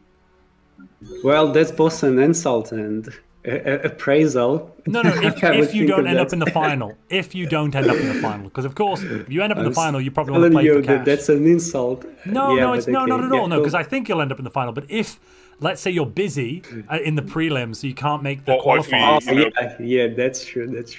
Yeah, we could always ban you from playing and then offer you the clerk position. Oh, no. That would work, wouldn't it? It's like when your boss wants to date you, so they fire you, and that way there's no conflict of interest. It's a perfect solution for everybody. Oh, I'm out of sync. So Firebloom and you're out of sync. Firebloom will not be able to join. I'll have to disconnect then. Sorry, guys. Yeah, you'll have to watch my stream for that. But we can still watch the game from a desync perspective for a while. No, but it it's might take cause like 10 more, years won't to go it? out. Not sure. That's up to Cyrax, I guess. Oh, some days passed in game before I rejoined, apparently. Yes, that's true, because I actually missed your message from the Discord. Oh, so I wasn't aware that you're not in the game. Because I've seen you on the load. It was a mouse issue that caused it. You know, I thought I'd clicked observer, and I hadn't, and then I was like, why am I not in? Oh, I have to click another button. My microphone covers the little bottom bit of the screen where that button is. And I went, oh, there's a button there, and I clicked it without seeing the word back, allegedly. It wasn't called on stream, so it never happened. Wait a sec, I have to talk about that. Oh, well, actually, Firebloom desynced, and somebody's saying we should rehost for Firebloom, so maybe I'll get to come back in.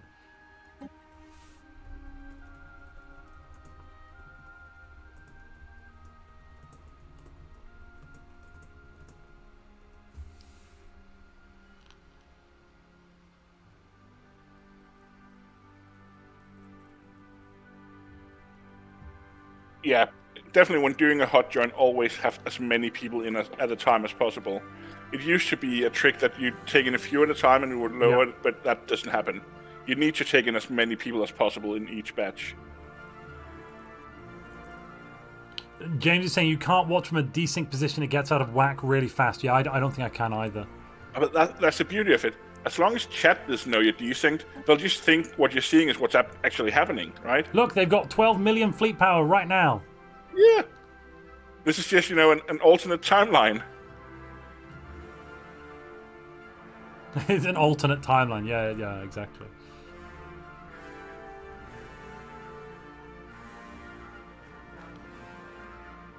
That we'll get a ruling probably from Cyrax in a moment on whether or not there's another rehost, because one of the players did desync because of the same thing as Montu. Yeah, so we might actually have to rehost for that player who's actually doing, I think it was Fire something or other, who's actually fighting a war and doing Fire Bloom, who's fighting a war and doing kind of okay.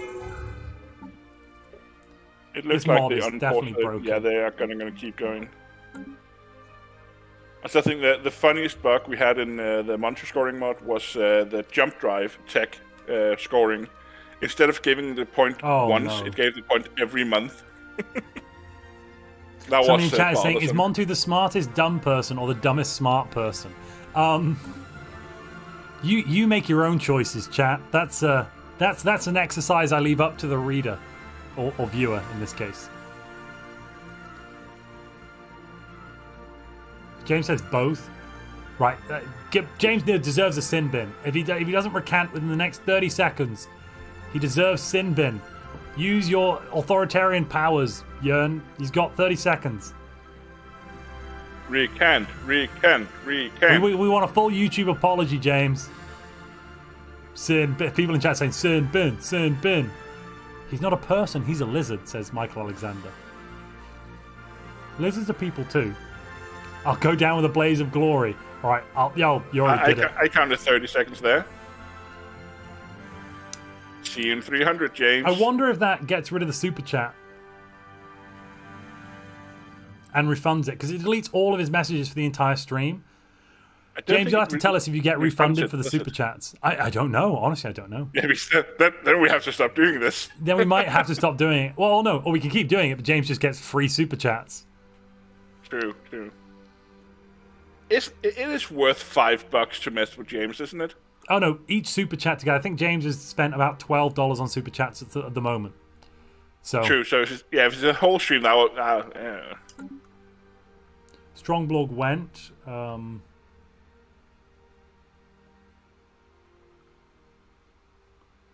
Let's see, ISS. We're gonna re-stream Cyrax instead then. Yeah, I guess I'm going to have to. I'm going to try it. Give me a moment.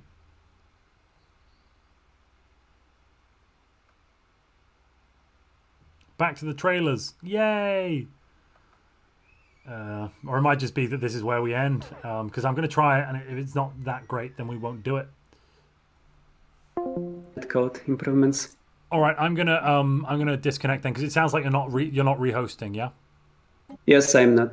Cool. You can stream snipe me, or you can even commentate. Are you going to stream to Discord, or what are you suggesting? That I stream? I can stream to Discord, right? If you stream to Discord, then I could mute myself, or I could mute you, maybe. Yes, you can mute me. That works. I can mute you, and then I could deafen you, and then I'd be able to talk without your talking necessarily coming through, and you'd have to message me if you were. That works. Let's try that. Can you see the stream? At the moment, yes, but I've got it coming up. I'm just going to try and make it look good. Okay. Give me two moments, chat. How do I get rid of the people? Which people? So at the moment, it's not a full screen yet. Give me a second. I'm joining you both down here then. Yeah. How do you get... Oh, you press that, hide members. Could you stream in 1080p? Is that possible? Let me check. I think... Say again? Can't you restream the feed from his Twitch stream? Or is that not allowed? Oh, I could. I suppose I... That's allowed, I think. Wow. I cannot stream in HD. That's fine. I'll try. But I'll it's mute still better than Twitch. Discord. I'll mute it and then restream your Twitch stream.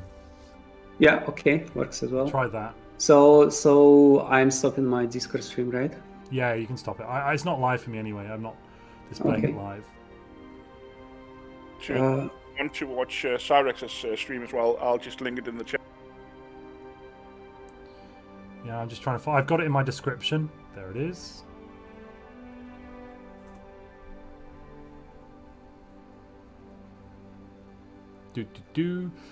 Technical things, right? Pop that there. Yeah, technical things as always when you have 30+ players. How is the chat doing, by the way? How's what? So I think people are enjoying it so far, except for the lobby simulator. Yeah. How many viewers do you have? We had a peak of 700 or something. We're now down to Wow. less. We're down to 520. We were up to we were 750, 800 when we were doing, when it was going well. And since we've had about 40 minutes of nothing, people are a little bit more bored with that, which does make a lot of sense. Yeah, So, that's also a reason why I don't want to keep those pauses. So, chat, do you have any questions for Cyrax about the tournament now that we have him here? Feel free to ask any questions and we'll relay them to him. So Yeah, and also feel free to follow my channel on Twitch. Yeah, I linked it to the chat as well. I have 20 viewers, wow. Oh, I'm looking the wrong thing. That's double I had. Welcome, For some everybody. reason, it just started linking like all my stuff, which is not helpful. We are seeing the stream now on your stream. Yes, no, I know. So it is working. Yeah, but I was. The overlay's coming back now. Cool. Okay, guys, you'll have to take us around the galaxy so we can talk about what we're seeing. I have to double check all. Oh shit, we had to pause, right? Oh. Which I forgot about. No, pause year 60 still. No. I just have to look at players and state of wars and etc. because I missed a couple of stuff when all of this was happening. So I have to record that Potato Shaga is at the war against, who is this? Oregano.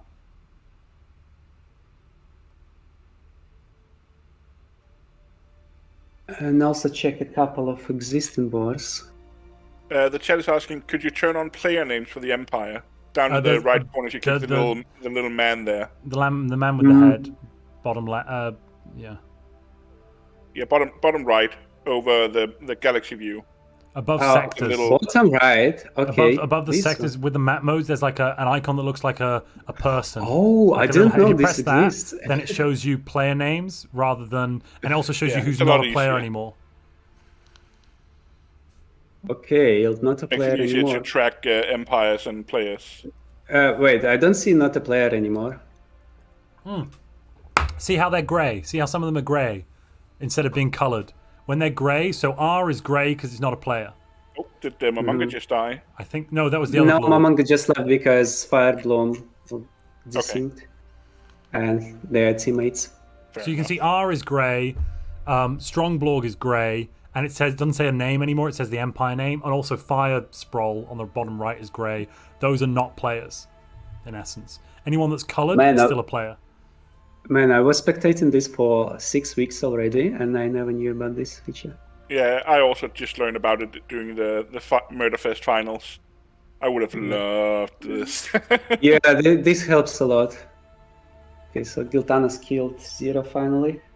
True Fire Messiah, opening beer is not the issue today. The issue is my microphone being slightly in the way. That's the only issue we had. I promise. First it was the mouse, then it's the microphone. So how's Komrad's war against Corp? It looks like the player left after he took some of it. Yeah, he left. He actually didn't load. He initially loaded for the wrong Empire, and then he just left without rejoining. So what's the main way to get score in this tournament or this league?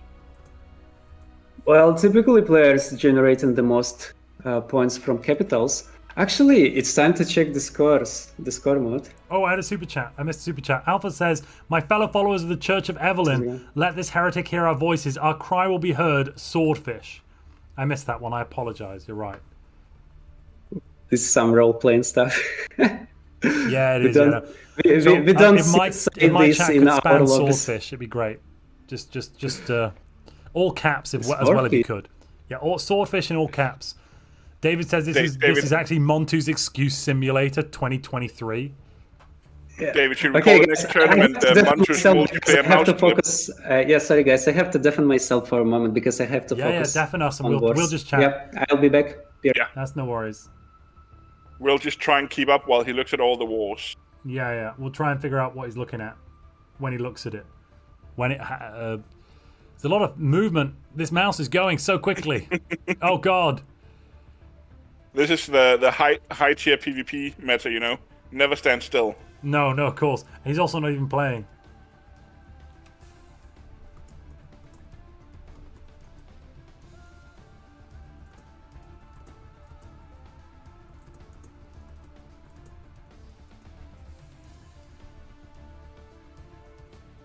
What's the opposite of a swordfish? I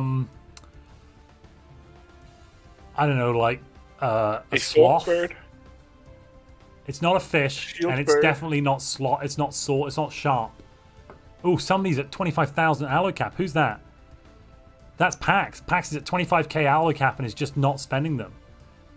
I can't see on the right. He should have the economy to do it. He just spent 10k alloys. Oh, wow. Yeah. Okay. It's another reason why tick selling is going to hurt the PvP is yeah, absolutely. You were used to just, once you hit the cap and you couldn't reinforce, you just use it to fix your economy. So everything became alloys. Like, if you do tick selling fully, you can balance almost any economy with it. It's going to be so nice when it's gone. All the repetitive stress injuries are going to go away. But aren't repetitive stress injuries the only thing that make life worthwhile? I mean, James I've says... been operating both my hands for it so far. It's not the funnest thing ever. Oh, crikey. You can thank me for all the chat interaction, says James. Also, the super chats don't get refunded, by the way, but oh well, bloody swordfish. Oh, James is even saying it now as well. So if they don't get refunded, can I mute him again? No. Leave the poor man alone. To be fair, if James, like, normally I'd say 300 seconds without being able to talk isn't a big problem, but it is James. Like, that's a long time to be quiet for him. That's a lot of things missed, isn't it? Think of all the snarky comments he could have made in that time. Hundreds of thousands.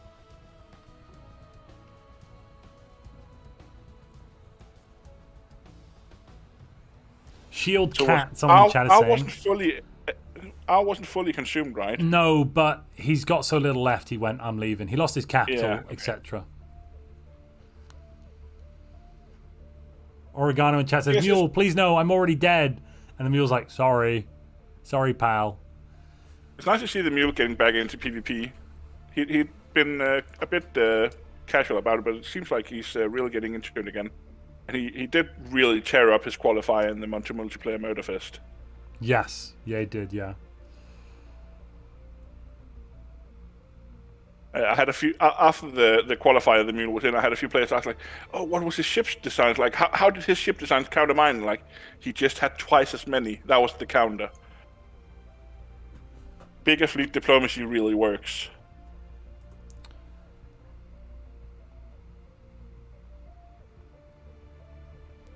So interestingly, David, no, Bolton and Notlob is correct. Yeah, a palindrome is a word that reads the same backwards as forwards. For example, Madam or Nurse's Run.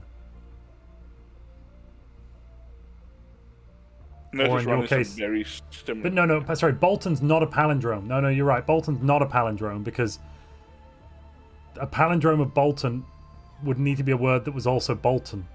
And it can't be because Notlob and Bolton are different words.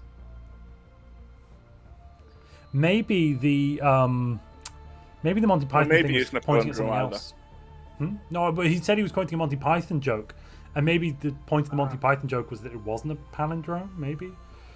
The opposite of swordfish is a battleship with disabled rudders. No, I still think it's a shield. It's a shield bird.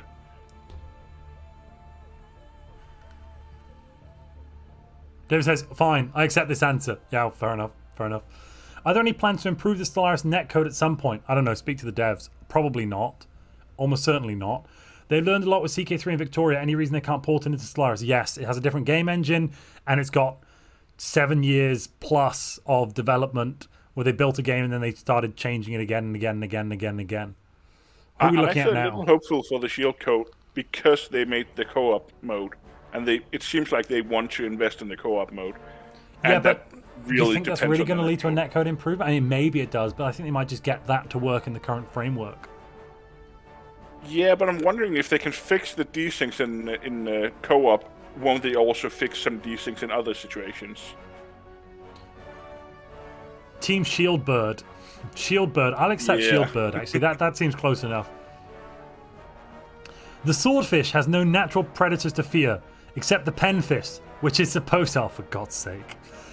Except the penfish, which is supposed to be even mightier. Ooh, we saw disruptors with... For just a split second, it was on our screen. Disruptors with missiles. Not missiles, torpedoes, which is quite a powerful build. So, Monty, could you try and say penfish 10 times fast? Penfish, penfish, penfish, penfish, penfish, penfish, penfish, penfish, penfish, penfish, penfish. I don't know how many times it was. It felt like 10. Yeah, I felt like the F would drop out at some point doing that. The F. Yeah. Penish, penish, penish. And the H as well, I assume. I am a little child, Monty, remember that.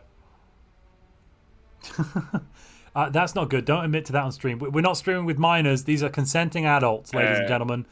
Jörn Sachs is not a minor. He's never set foot in a mine. He doesn't even own a pickaxe, okay? That was a bad pun. Oh, really? Was it? Yeah, it was a little bad pun. If you're still with us, and you're not one of the 200 that fled the nonsense, thank you for remaining. We appreciate you. You're good people. And if you're not watching live... The stream numbers went up a little bit once you started punning, so maybe we they need have to actually gone up a little bit once we started punning, I suppose. I'm just punching above my weight.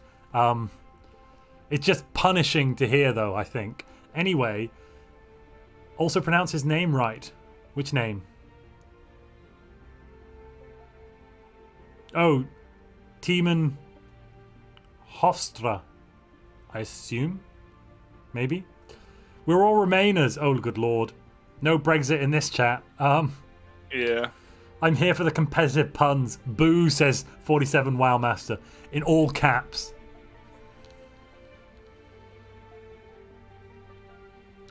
So, who's winning at the moment? Let me look at the score sheet. So, J-Blood, I think he was talking about my name. My name's based on Nordic mythology, where a character called Jan Saxa, but on the internet, and because British people and English people in general can't pronounce it, it's just Jörn Sachs. That's what I've been calling myself for the last 15 years now. So Jörn Sachs is the correct way to say it. I wouldn't say it with J, though. That's rude. Like, I go yogging. Don't worry. Oh, you. Don't give me that. I apologize. Debating Galactic Custodian tier, Vodgoose. Unfortunately, at present, Custodian, I'm pretty sure, is full. We've got 4 out of 4. Though, there are Admiral spots currently available. We have a monthly multiplayer game, which is just me and the Admirals. Oh, I punched the mic. Just me, the Admirals, and Custodians. However, there are only 4 Custodians possible, and the next season of Stellaris Timeline Season 3, which entirely has not been announced. Keep your Augusts free, ladies and gentlemen, for an unannounced show that may or may not be coming. But we need to have 5 players for that for reasons. Cough. How many players can you do co-op with, Jörn? I think it's the player and then 4 co-op players. Oh, interesting. I've only tried it once, though, so I'm not 100% sure, but I think it's And what would 1 plus 4 equal to? Would that equal... About 5. About 5. That's an interesting number, that. Anyway, moving on. Highest tier possible through YouTube is Science Director, but you can become... on Patreon, you become an Admiral. And Admiral we play a monthly multiplayer game. You also get all the perks of the tiers below. So we have a monthly movie watch along, which is fun. Thank you for linking it, Jörn. Hand over your humans for super strong cybernetic treatment, says Ragoon. Would you look at that as Drake o'clock? Oh lord.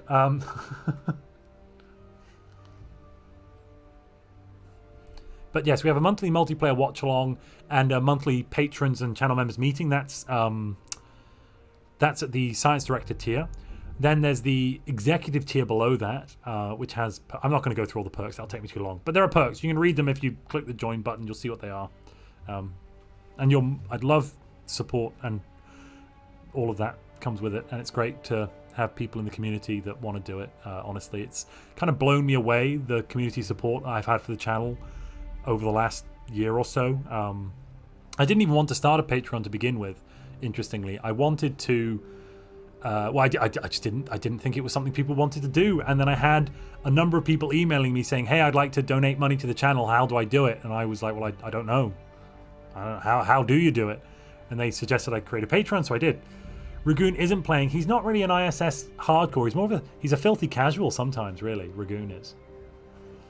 Ragoon just loves the memes too much, and if you spawn next to like Gilthanis, you can't be memeing him up. You need something concrete. Ragoon wants something that's a little more funky. James is talking about postcards. That's a good point, James.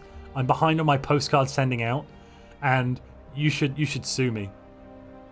No, don't do that. I take it back. Don't sue me. Also, if you're enjoying this stream, don't forget to genocide that like button. You can thank David Woodmansey for the change of like call to action. We had contend, but that just wasn't strong enough, and that's why we're watching Pax genocide a galaxy.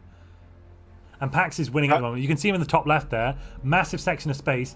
He has 35 points at the moment, which is quite a bit higher than anyone else. Komrad Truck is in second place with only 20 points. So when I started playing on Montu server, Pax was like one of the strong players, but not one of the strongest. And he would play very aggressive. He's still very aggressive, but he'd be pretty aggressive back then. And since at the time I was playing a lot of the ISS, I was like, yeah, I'll be there to keep Pax in check. I won't let him kill all the newbies. Then all of a sudden, I couldn't stop Pax from killing the newbies anymore. He just became too strong. And now I live in fear like the rest of them. Well, you are a mod. You could always, mute him and hide him from the channel, ban him, temporarily ban him when the lobby ID goes up so he can't join. That could work. Whoops! I thought you connected, Pax. I'm so sorry. I can't rehost. Mr. Clean says, "Are you inventing in front of your god emperor?" Yeah, is somebody inventing? Oh no! I'm gonna read out David's comment because I think it needs to be read. I had a crazy dream last night. I was swimming in an ocean of orange soda. Turns out it was just a Fanta sea.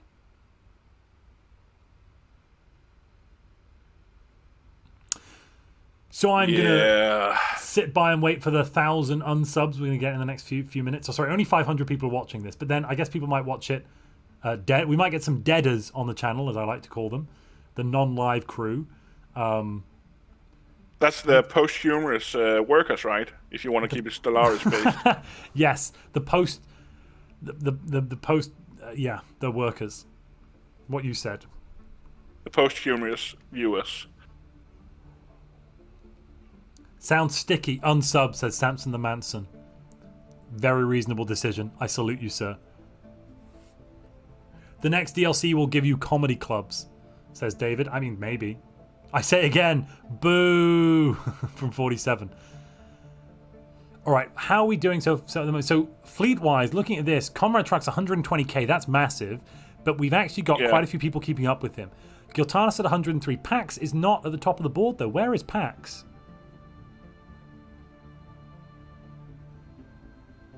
Where is Pax? Oh, we are halfway down now, but we were at the top before, I thought. Unless Pax is all the way up there. I think he was up there, but I'm not completely sure. He could have been knocked down recently. Him. Well, he's not. He's got massive... He might have had to leave because of disconnection issues, maybe, possibly. I don't know. I don't trust stairs because they're always up to something. Yeah, he's number 4 on the list, 67k. So his fleets are smaller. Oh, yeah. He's in an aggressive war with someone. Komrad's got some. So I think one of the reasons why Komrad's so strong right now is the fact that he was able to eat another Hive Empire right away is really 500 strong. pops. Pax does have 586 though, so Pax has got more by a reasonable margin as well.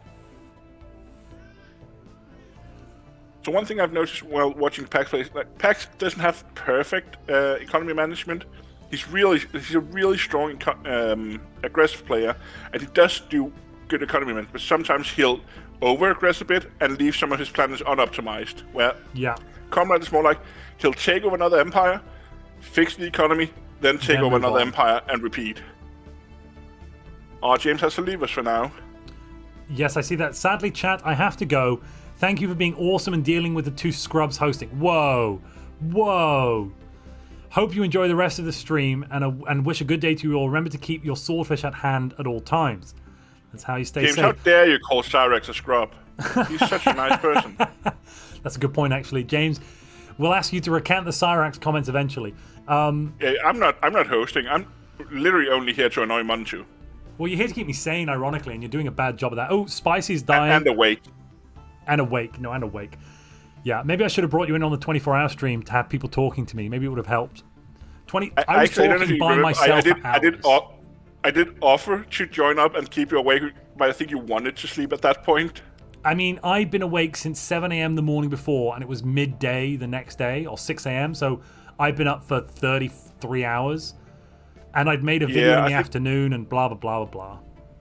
I think I offered to join you on the stream right around the time where your volume went out in the Old Republic game or whatever you were playing, and you were making pew-pew sound for 20 minutes. Oh, yeah. I was like, pew-pew. Because no one could hear it, so I just kept saying what the noise was. It was top quality content. Well, who's that?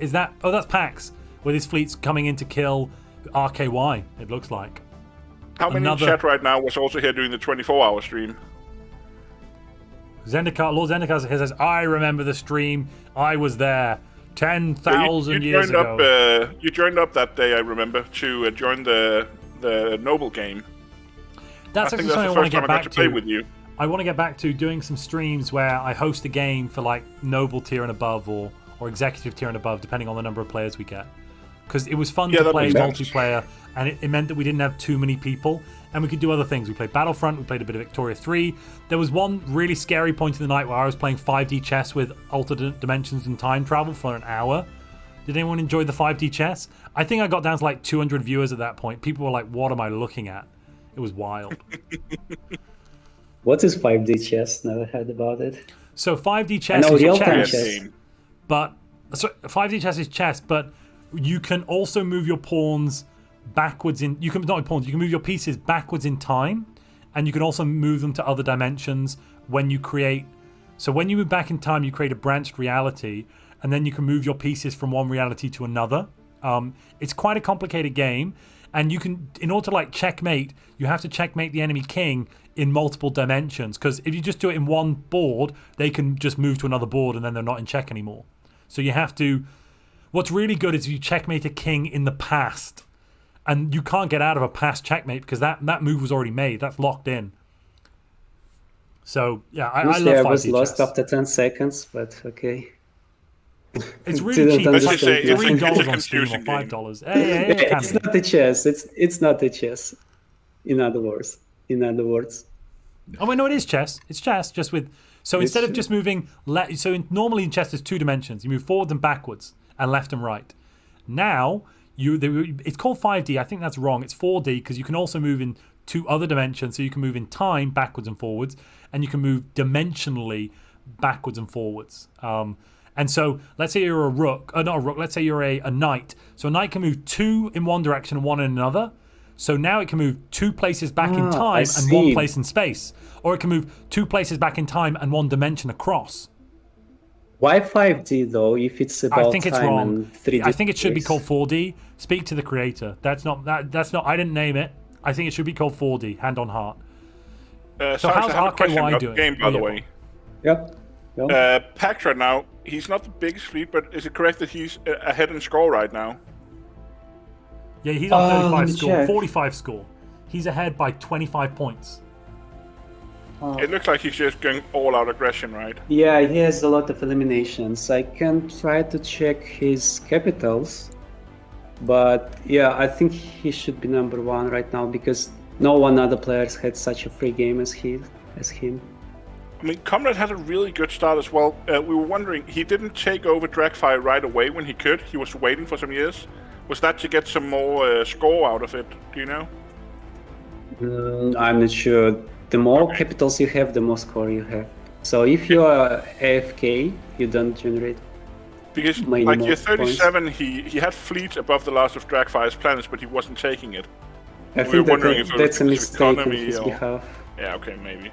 Yeah, because like last game we had Zero having the biggest fleet in the galaxy, like by quite a margin, but he was AFK. He wasn't doing anything, and in the end, he with his biggest fleet he got just 6th place, whereas Arch was controlling 11 capitals. Yeah, I'll in have a 20 rough players start this game. time.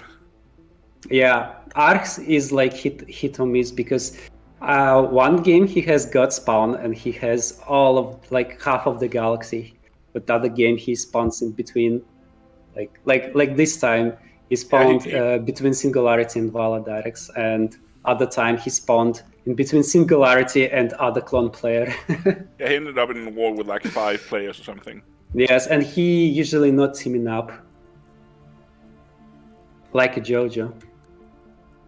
Or KT, they don't like to team up. How? Oh, did just play on Giltanis the- join the Federation, or is Giltanis a vassal, or did he take? What's going on? Can we see that Giltanis's Diplo stuff? Because he's in the same colors now, or is he just the same colors? Oh, he's just the same colors. Sorry, I got confused. yeah, he's the same colors as the don't big Fed. Yeah, he's not a vassal or anything. The big Fed, you mean the Pax Fed? No, Wait, sorry, I is mean it- is Kerner that- and Valadrax, the people next to him. Okay, Kearney, yeah, that's true. Because he's the same color as Wow, them, almost. indeed, Look. they're the same color. Not as Pax, So but he's the Pax same and color Giltanis as... are both at war with RKY. Are they just competing on who can eliminate him first? Sorry well, again, please. Pax and RKY? Giltanis are Pax are both at war with RKY. Yes, Listfire are competing with Giltanis now. Oh, Pax pieced out. And with whom? With RKY. He's not at war with him. He wasn't. It was Oh, I thought he Listfire was. and Oh, Giltanis. sorry. Giltanis has similar flag as Pax, so you might have Yeah, okay, mistaken yeah, him. makes sense. There is another one war where people compete for getting elimination points. It's Mule attacking Origana and also Potato Shaga attacking Origana. You see, Potato Shaga doesn't conquer last habitats. Wait a sec, it's just one habitat. No, it's a planet. My bad. But Potato Shaga could conquer that planet, and basically he would lose his elimination points in that case. Yeah, you know all about that, right, Cyrax? About losing Yeah. elimination points. Oh, crikey. It's just the last one, like it was in the Montu game when Valadarex has stolen last planet of Mule from me. I think it actually costed me the first place. Because it wouldn't have been first place because you were eliminated afterwards. So whoever had killed you would have gotten first place and you would have gotten second place. Yeah, but it also forced me to attack mindlessly Valadarex, so... Yeah, but you wouldn't have been able to fight Acorn and Silas. Yeah, I know, but I would be able to find the planet and defend. I also was thinking to attack Acorn because his planets were exposed. I just was stuck in the mindset I have to get Valadarex, whereas safest option was to get some of the planets of Acorn and try to hit and run and stuff, Oh, Iggy, are you in the stream? Or have you left now? This is a random call out to Iggy if you're around. I don't know if you are. Probably left when we were doing all the boring stuff because it got a bit boring. No, I don't think Iggy's here. Never mind. Continue, sorry. Continue, everyone. I didn't mean to interrupt.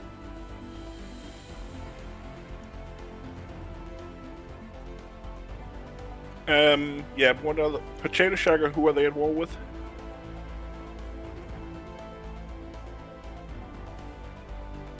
If you're still here, Cyrax. I think maybe he muted himself.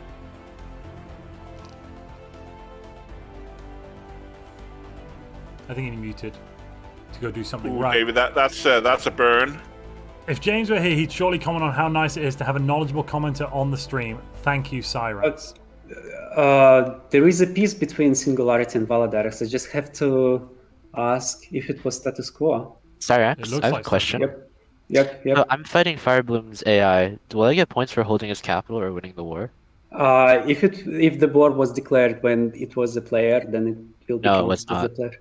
Okay, so it's an AI. Too bad. Does holding his capital still do anything? No, because it's a capital from AI. But if I recall correctly, no. Wait. No points. Okay, I have a question. Yeah. Tirade attacked Firebloom when he was a player. Can I take his capital, trade it to Tirade, and then he gets points for controlling it since it's a capital that he declared in his war, you know? Yeah, I understand. That's a tricky situation. So, you see, there was a war between Tirade and Firebloom. It is still going. And I want to know if I can peace out and then give control of the planets to Tirade. We wanted to fight in the war together, but I rivaled It's a formality, you know? I don't want to stuck in formalities. Because, like, Tirade attacked him when he was a player. So it's only for him the war is counted as against the player, but he also attacked. And if you will conquer Tirade, I will count the victory against Firebloom as victory against player. Does that work for you? Okay. But you. Oh no! Wait you just surrendered. The AI auto surrendered. Okay, the AI auto surrendered, and now I have Firebloom's capital. So if I trade it back, you won't accept it. Trade it back to Tirade. Because I just want Tirade to get points for the capital since... do you plan to attack Tirade? No. It sounds like king making. It does sound a little bit like that. Okay, this will not be counted as player's capital.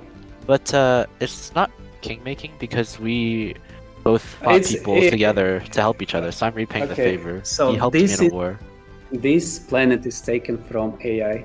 Yes. So this is not player's capital. No points. Alright. Yeah, sorry mate. Happens. Next time.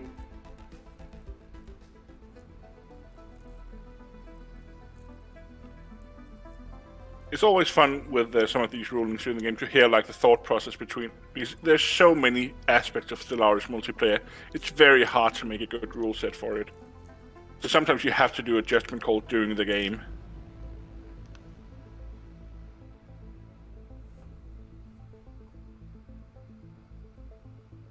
Somebody in chat is saying, Montu? Somebody in chat is saying this is why Montu's games don't let you quit. The issue is if someone has a disconnect, then and we can't get them back in, that the same situation would happen. In this case, we had, in essence, a disconnect, a rejoin, a desync, and then they had to leave because of that. So it's kind of like this situation could still happen in one of my tournaments as well. It's also one of the reasons why we keep the player count in the games to 20. Yeah. It would be interesting to see larger games, but the technical difficulties just go up by such a large margin. The lag increases when you go to 600 stars. Yeah, there's a lot of issues with larger games.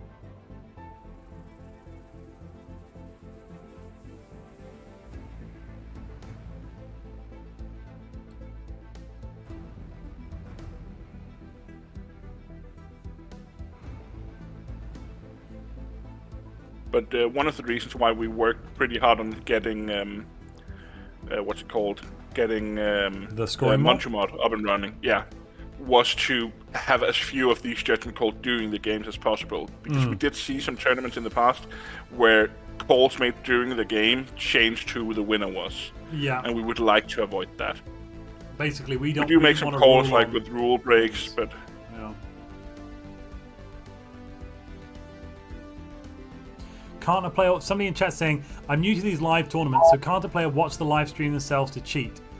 Yes. But it's frowned upon, and if they get caught, they won't be invited to come back to one of them. So don't do it.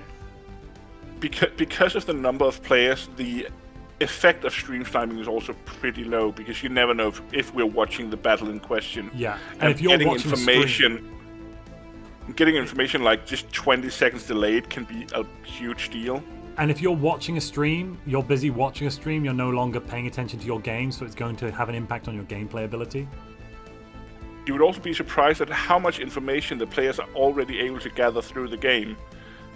Most of the players will be doing trade deals with their neighbors. Like, if you don't know how much alloys your neighbor is making, for instance, you can Just open up the diplomacy screen.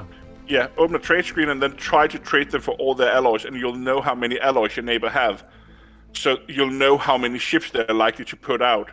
You can also go into the victory screen, see, okay, this person has a higher technology score than me, meaning they're making more research than I am. They probably have better ships. You can't do it with this scoring mod or with our scoring mod, which I think is a good thing. True. But I think that's actually one of the things we discussed and we didn't want to be able to do. Yeah. Like we like that we are obfuscating that scouting information because we want espionage to be a bit more important. So there's a lot of tricks to find out, even without espionage, how strong is my neighbor? What should I expect to come? You can also zoom in on the individual ships in a system to watch what modules are on top of the ship to find out if they're going disruptors or missiles, for instance. There's a ton of small tricks that all of these good players do all the time. So yes, stream sniping will undoubtedly help a little bit if they get lucky, but it's a limited use. And it's a scummy move to do, and most of these players do fight honorably because they do play with each other every day. And once you get a reputation for cheating in these games, it will follow you. It is not fun to be seen as a cheater. No, not at all.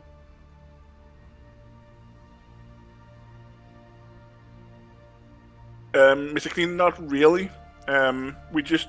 We ask people not to do it because we know it will limit it, and if it can limit these things, that's fine. We can notice some cheats like empire editing and stuff we can catch, but in general, most of these players, again, they play daily. A lot of them, they don't cheat because if they cheat, they get caught. Or if they did get caught, they would risk they'd risk their entire ability to play, and they want to play the games. So it's it wouldn't make sense for them to cheat, basically.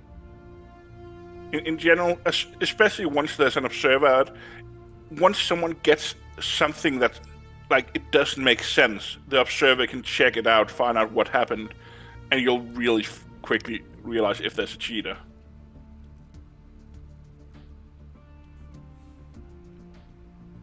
Looks like the remnants of Mamanga is being killed. Although I guess it's not worth any points anymore if he's an AI. Unless they unless they were in the war before Mamanga left, but I don't think so.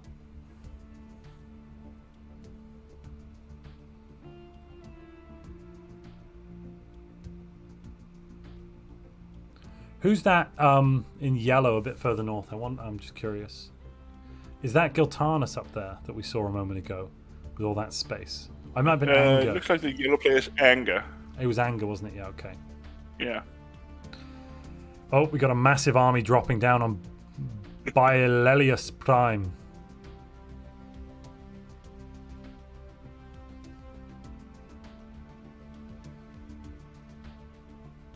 Yeah, that's right, Michael. The main issues you'll see with cheating if you go into public lobbies is if people play the Cyan origin, there's some pretty gross hacks where they can take over the fleets of the Fallen Empire. So that's one of the reasons why many multiplayer lobbies ban Cyan. But other than that, you'd need a cheat engine to do anything gross, and again, then the game will just end because people will leave. You don't get a lot out of it. And these players, again, they want to play, they play daily. They don't want to be called cheaters. I think we've caught, is it 1 or 2 cheaters in the tournament? Yeah, we've caught a couple of people, and two, yeah. Yeah, we've slapped them around with our rules. Yeah. Somebody in chat saying it's hard to keep up with who's doing what. It kind of is because I don't have control over the screen anymore, so I can't directly. Yeah, we had some technical issues, unfortunately. Yeah. Somebody pressed the wrong button.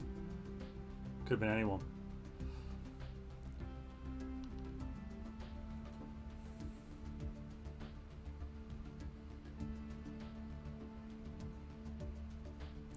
So game I agree.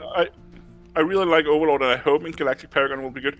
I personally didn't enjoy First Contact too much, but I do think that the overall quality of the DLCs the last year has been really high. Like everything since Aquatic has been of a higher quality. Can I interrupt you for a moment? Yeah, yes. please do. You basically witnessed the history right now, because Arigana is the player who never lost before year 100 until that. It always was him playing like Truman Simulator and stuff. Everybody was like kicking him, and he was just surviving as a rat in dumpster. All of his games, but never conquered. And he's out now, is he? Yeah. Yes, he's out for the first time in those games. Can we get some F's in Press chat for F. Oregano? Yes. He's the ultimate survival guy, but this time it was too much for him. Thank you.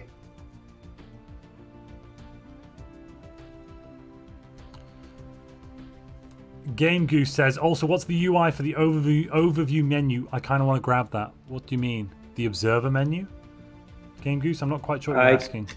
Maybe he's talking about Outliner. This is called... No, that's just the observer outliner. Oh, look at Pax's fleet now. Tiny Outliner. Oh, yeah, he's using Tiny Outliner, which is a mod, a UI mod. Yeah, the only mod I'm using is Tiny Outliner. And wait a sec, Pax is attacking Giltanas and Fabianski. Ooh, and Pax has 180k. Is he still hitting RK? Oh, he's attacking RKY. 1 against 2, though. He's also attacking RK. Wait, no, he's not. The only war he has is against Giltanas and Fabianski. I'm wondering if he's trying to stop them from eliminating RKY so he can eat him later. Probably. When I was talking recently to Fabianski about this situation with AI Vassal, they were actually talking about if Pax will join this big fight against them. So, kinda could be it. Pax What's and the ship Valadares. designs of Pax and Giltanas? I need to find where is engagement. Or just go to the ship designer on the left. Yeah. Yeah, I know. It's just I don't want to miss out on engagement. This is okay. So he's using two designs: torpedo with missiles and disruptors. But disruptors are typically good only against corvettes, and I don't think Giltanas is running any corvettes. We saw in the early game a lot of people were going hangar court as well. What is that to counter? Hangars are very Disruptor good hangar. when.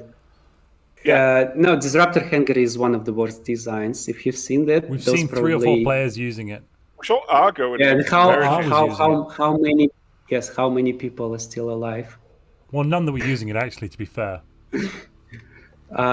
This is the worst possible design because disruptors are not good with mixing with anything, because they are going straight to the hull, and they are like disruptor cruisers are the best tech against corvettes.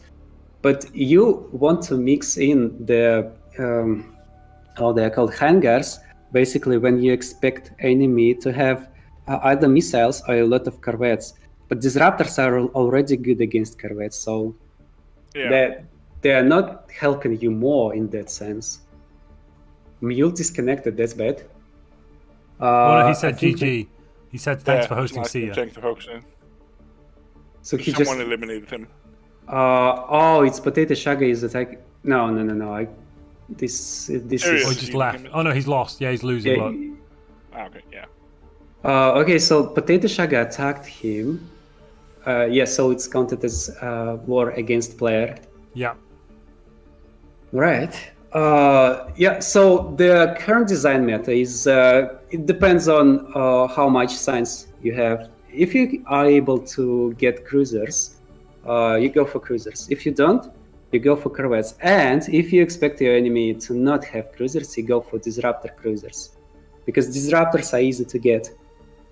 And if you expect enemy to run cruisers, you either go for torpedoes or you mix torpedoes with hangars. You can also go for swarmers, but swarmers typically perform worse than torpedoes, even against corvettes.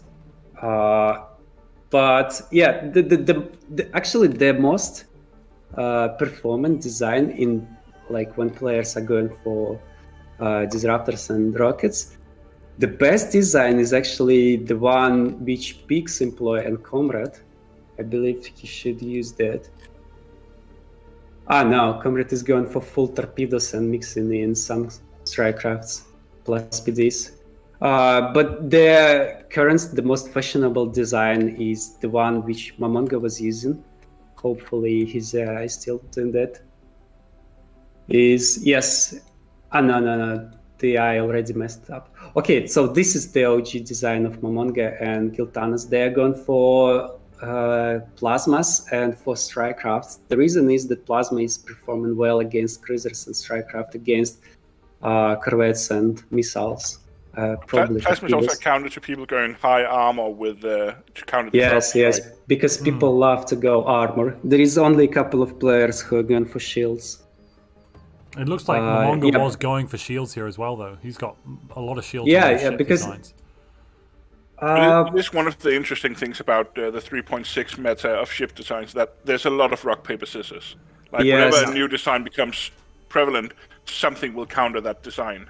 Yes, and it's always changing. There was a meta when everybody was running swarmers. After that, somebody discovered that torpedoes are performing very well. So people switched to torpedoes, and then they discovered that hangars with PDs counter torpedoes. I have another question, Cyrax. Yep. I took a capital off of Mule, or I have it, but he moved all the planets off of the machine world. You mean Pops? Yes. Was it before or after he left the game? Because he left anyways, right? But I declared on him when he was in the game. So you assume there could be scorchers, right? No, I think he was purging it. Purging? Yes. That maybe. Could be the AI doing it. Sometimes when no, a player I leaves think the he AI... purged it on purpose. Oh. Because you get alloys. You get a lot of alloys. That's not really scorched earth then if it helps him for getting the alloys. Maybe. He doesn't have purge on any of his species traits, does he? Just wondering. No, I don't see any. There is no purging going on. What do you mean? The mule was not a robot. Only slaves. So if the mule took a robot planet, then he would be purging the robots, right? He wouldn't have any choice. Yeah, that just happens. Oh, I see. And there is no any more robots, right? On Porzellan, yeah. Porzellan was a robot player. It's a machine world. And there is only one species of... Okay, No, it's uninhabited. I can't tell if it was Mule. Oregano took over Porzellan, and then Mule took over Oregano. And he took over Machine Pops, right? Yeah. So Oregano was Machine, and Mule wasn't. There's nothing so Mule could do because there was nothing he could do because they just would have died. They would have been purged. Yeah, and I think he wanted to kill them. I'm just wondering if it still counts as a planet. Yes, it does. Oh, it's a capital. Yeah, it's a capital. Yeah. Yes, because it was a war against player, so it counts. So, like, if somebody took Doomsday, I assume Doomsday is banned. But if somebody did take Doomsday and exploded their capital, it's about home. Yeah, it's about system, systems. right? Yeah, home world system. Yes, not about the planets themselves. That's nice. Has Komrad Truck just invaded somebody? Sorry guys, I have to defend myself because Potato, you have to leave the channel if you're talking about other players. He already left. Okay. Yep. Be right back. There's a lot going on. We've got 30 years left. Currently, the leaderboard stands with... On the left, you can see Pax there. He has 45 points. He's in first place. Joint second place is Potato Shagger and Anger, with Komrad Truck in fourth place. And the difference, though, between first place and joint second place, or second and third place, is 20 points, which is quite a lot. 45, then 25, 25, and finally in fourth, 20. So Pax is well ahead at the moment. But Komrad does have bigger fleets. But allegedly. Pax had more fleets than Gilthanas when they started the war. Now Gilthanas has 70k more than him, or 60k more than him. That's a good point. And Pax is in a 1 versus 2 war. I guess their numbers are swinging a lot right now, but Gilthanas is bigger, and he has an ally. So I'm wondering is Fabianski linking up with Gilthanas, or is he letting him fight alone? I don't know. There's been a guarantee there. Fabianski is not in a federation, is he? No, Fabianski's they alone. have a defensive pact, I think. No, Fabianski's fleet's... Whoa, did you see that? They just dropped down to basically nothing, then up to 56k. I assume he was losing the battle, then they retreated. The missile torpedo thing that Pax is doing seems to be working really well. Yeah, I say that. His fleet's there's a lot of cruisers. No, sorry, I say that. Who's... Yeah, it looks like they retreat. I think the bouncing numbers is probably edicts being turned on and off at the moment. Possibly. Would be my guess why they're bouncing so much. Yeah.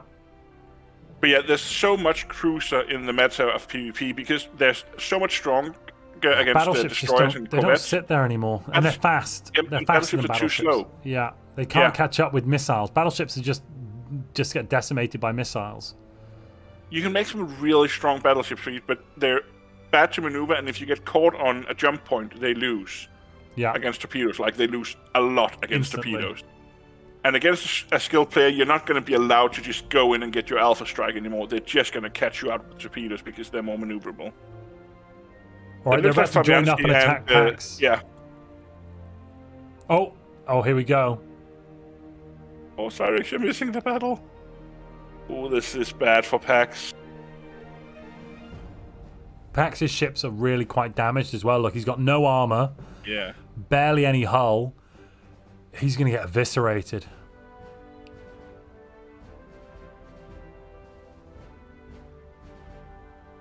Oof.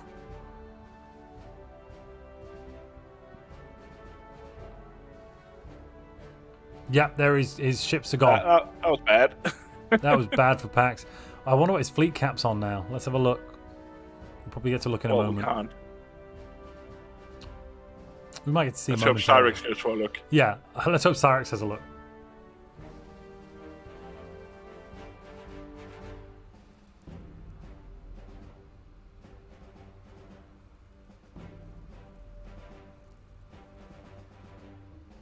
I'm wondering who Singularity is fighting against because it looks like he's losing. At least when you see the size of his fleets. I'm guessing it's probably the Least Fire Federation that's beating him.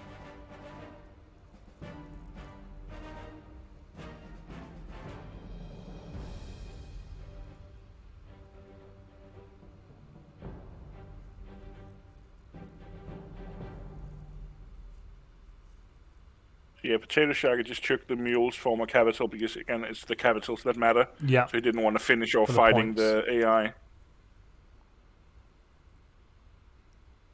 There's no point, is there? There's a lot more border go in this tournament than the Montu tournament, right? Yeah, there's a lot more border go, especially in some of the southern parts of the galaxy. Yeah.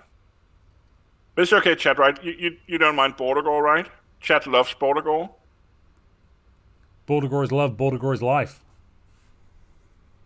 Oh, I still remember the first timelines after the Empire split up. The border gore was beautiful. It was so beautiful. Oh. It was next level. It's like a galactic patchwork quilt.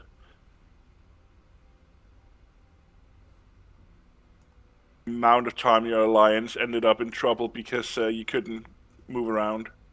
It was an interesting set of results.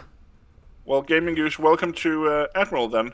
Remember to go to your Discord and then link your Patreon to your Discord. That way you should get the role automatically. If you don't know how to do that, just DM at JonesX and I'll guide you through it.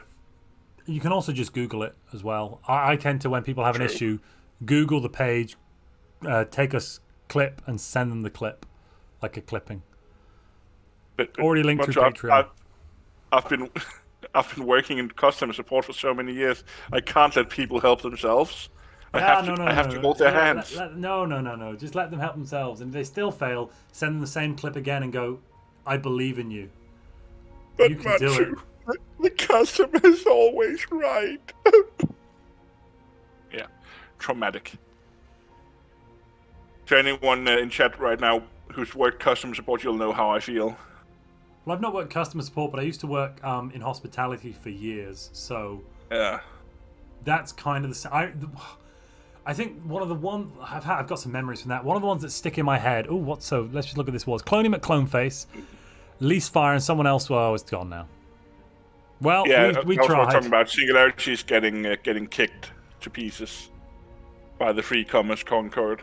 They finished with R and now they're taking him, I think. JBlot50 says, I work in IT, they're always wrong. So, to be fair, in IT, though, the issue you've got there is someone who doesn't know anything about the technical side of things is dictating what the technical should be doing.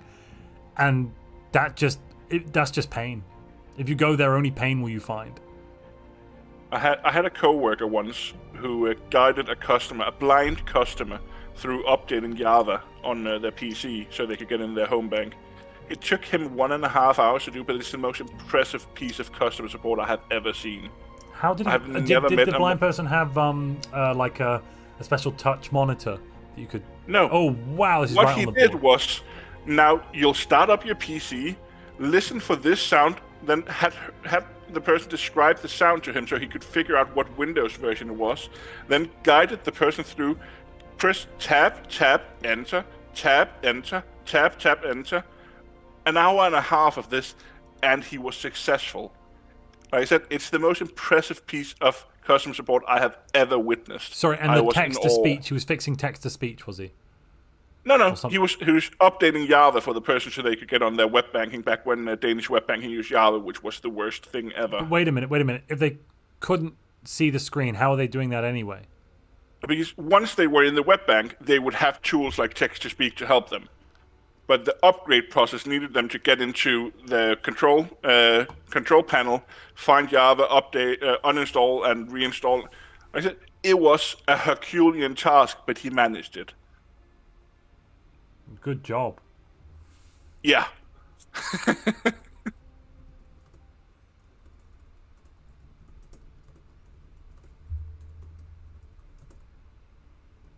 Do you think you could learn to play Stellaris blind? You probably couldn't, right? No. I don't know. How would you know what your resources are at? Yeah. Just getting a resource read-off would take too long. I was just thinking, like, they added text-to-speech, but I'm guessing that's more for the events. Reading impairment. Yeah, it's for reading impairment on events. So it's got a lot more accessibility there, but it's not... Like, if you have complete visual loss, I don't think it's going to solve the problem. That would require some really good announcers, at least. Yeah. Or advisors, I mean. Fleet is under attack in system number. Use Control F, insert, and then type system name to find system. I think it's another thing, by the way, I'm really looking forward to in the patch on Tuesday. There's a lot of quality of life stuff coming. Like, even, not talking about the DLC, just the quality of life stuff we're getting in this patch is going to be really interesting.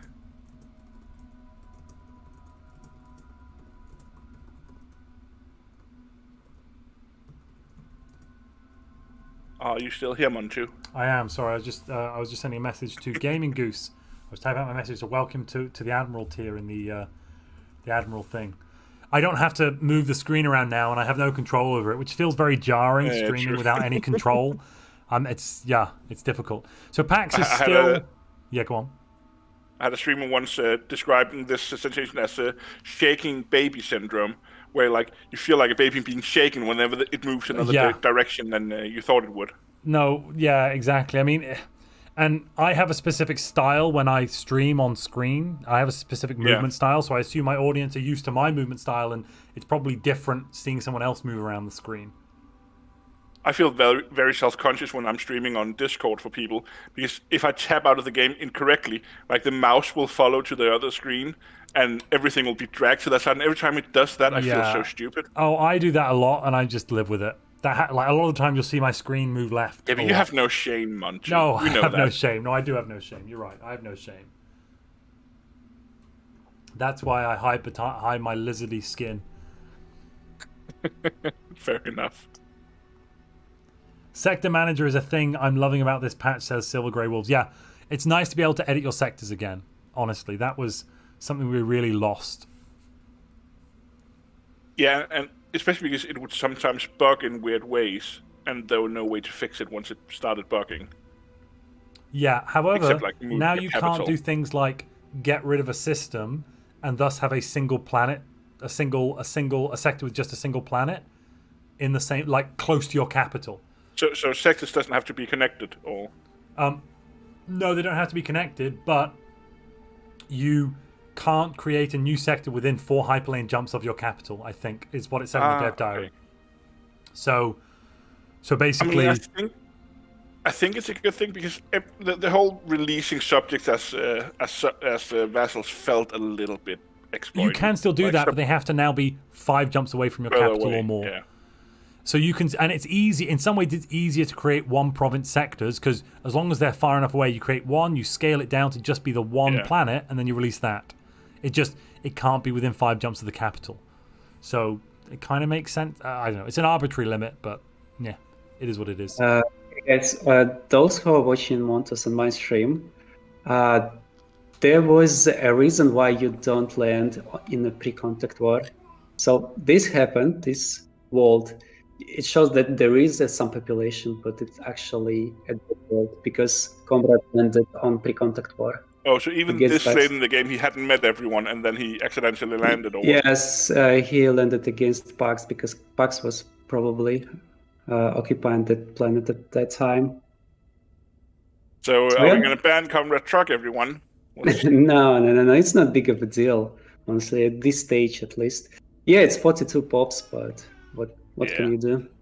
So some Komrad people had that 3 farmers earlier in the game. I just want you to know that he had 3 farmers on his planets. I think that should be a bannable offense. Just throwing that out there.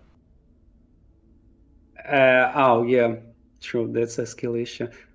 I mean, like, if you're a low skill player, why should we ban you? But it's just bad manners and stuff. Oh look! Oh, F2 is a. Yeah. So many farmers. Wait a sec. How many? 18. I know those are orbital rings. Just look at all those districts. But to be fair, though, at some point in the game, you do have to produce food. I know Montu really hates farmers, but yeah. So, David, see you tomorrow. It was nice having you here as always. And we'll I be do back appreciate again you live. subscribing to my YouTube channel for some odd reason. Has anyone subscribed? Have you had a lot of subscribers since the stream started? Only yeah, David, luckily. Cool. Yeah, I had 1 subscriber, so in total I have 2 subscribers right now. Nice. Yeah, doubling my subscribership, And also I have had around +7 followers. So welcome everyone to my stream. Thank you so much. Also, we are doing those games every week on Sundays, and at times I also play myself in events or during the week. So please come by. Don't hesitate. If you want more PvP, there's a lot of ISS content you can watch. I know Komrad is also streaming most of it these days, right? Yes, Komrad is basically streaming 24/7. Not 24, but each day at least. We are hosting. Often streaming. No, Mule isn't really streaming these days. He isn't even playing too often. We thought he might be doing a comeback. Yes, among those players who are here and stream their POV, it's Tirade. You can find him by his name on Twitch. Komrad Truck, of course. And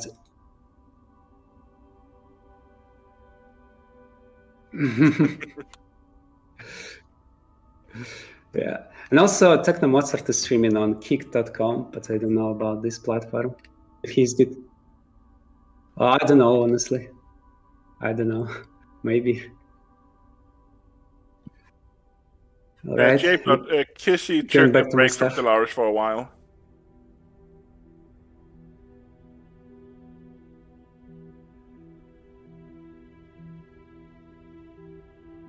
Chat is asking if you're muted, Montu. No, I don't think so.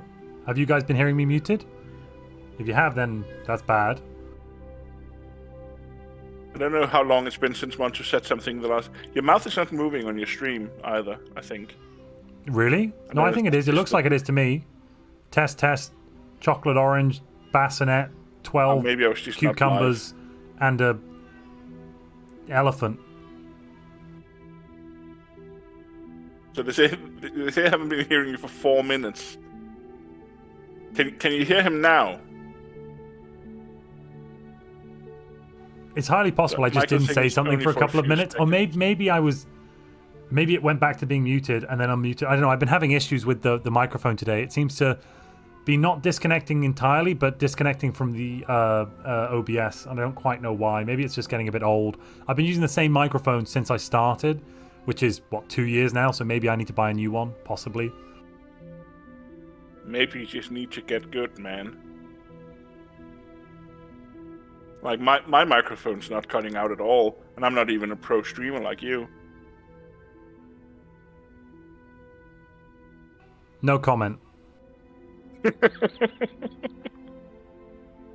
See, this is the kind of quality you can expect from a YouTube that's been around for a bit longer than Montu. Like, you know, I started my career 7 years ago. All right, old timer. All right, old timer. Excuse you. I'm just saying sometimes, experience I'm a hip young 2-year-old, all right? And 2-year-olds are cool. Because I can throw a tantrum, damn it. I'm in the terrible 2s right now. And yeah. I'll do it. Yeah, level up your game or you're just not taking your job seriously, says Vad Nui. Yeah, Vad Nui, I just don't take it seriously. You know, it's a hobby that now is a job, so... Also, the democratization of content via YouTube means that people's skill levels are very different. Like, when I started this, I'd never edited a video before. I'd never had any experience with any sound engineering, anything. And on top of that, managing your own stream can be difficult when things don't do what you expect them to do because software can behave in unexpected ways. And there's a lot of things to keep in mind and keep an eye on. It's yeah, very, so like to mute myself and unmute myself, I have to press 3 separate buttons in total. Otherwise, it doesn't quite work. Roughly. I have to mute myself in OBS and on Discord and click another button in OBS as well to do it properly. Oh, Vadnui says, "Hope you know it was a joke." Well, I'm not saying I didn't know it was a joke. I'm just pointing out that I probably don't take it as seriously as. I mean, I'm a professional, but that's a very loose term, isn't it? Have to remember, Montu has a very fragile ego, and all that. He doesn't take a joke well. He'll lash out and. I do. No, absolutely, and I'll ban everybody. That's why everyone's banned. You're all banned. All 12 people. It's why, in chat. as a moderator on his Discord, I have to ask. So this guy's a really bad person. Can I ban him? Oh, but have you given him a second chance? No, to be fair, he might just be... look. I think people deserve the benefit of this. So usually the conversation between Jörn and I is Jörn's going, "Let's ban him," and I go, "But how many times has he done the bad thing?" 3 times. But did he mean the bad thing? Yes. Are we sure though? Maybe he meant this other thing that was slightly not as bad. There was that one member actually, not to go into specific details, but yeah, I was kind of like given the benefit of the doubt, and then you sent me a screenshot. I was like, "Oh yeah, there's no doubt anymore. You're very correct. Banhammer away, sir." So I'm a bit of a petty person. So because of that guy being such a racist, I checked what servers we shared. So all the other Stellaris servers that he was also on, that I was on, I contacted their moderators and sent them the screenshot. So he got banned from at least one other server that I know of. Okay. Yes, guys. So basically, be afraid of Jörn. Good lord. I have time on my hands, I guess and I'm at the same petty, and I don't like racists. There's no excuse for vehement racism in a public forum. I mean, if you've got those opinions, probably keep them to yourself. Blatant. Possibly. Are we both looking forward to Stellaris 2 with our Scions? Do you have a... Yeah, I guess. When are we getting Stellaris 2? By Scions, do you mean like your kids, or...? I don't know. Clarification required. I have a dog. I don't think he'll ever learn to play Stellaris. Well, if we get the text-to-speech going good enough, and we get better controls, maybe he can paw at it. Yeah, but my dog's really stupid. Oh, I see. Singularity's dying up there. Crikey. He'll sometimes fall out of the couch while trying to lick his own balls. Oh my lord. But then again, would you have pursued higher education if you could lick your own balls? Yes. This is the kind of stuff people come. Yeah, and we see the viewer count drop. Yeah, we'll probably talk about Stellaris again. Probably best go back to that.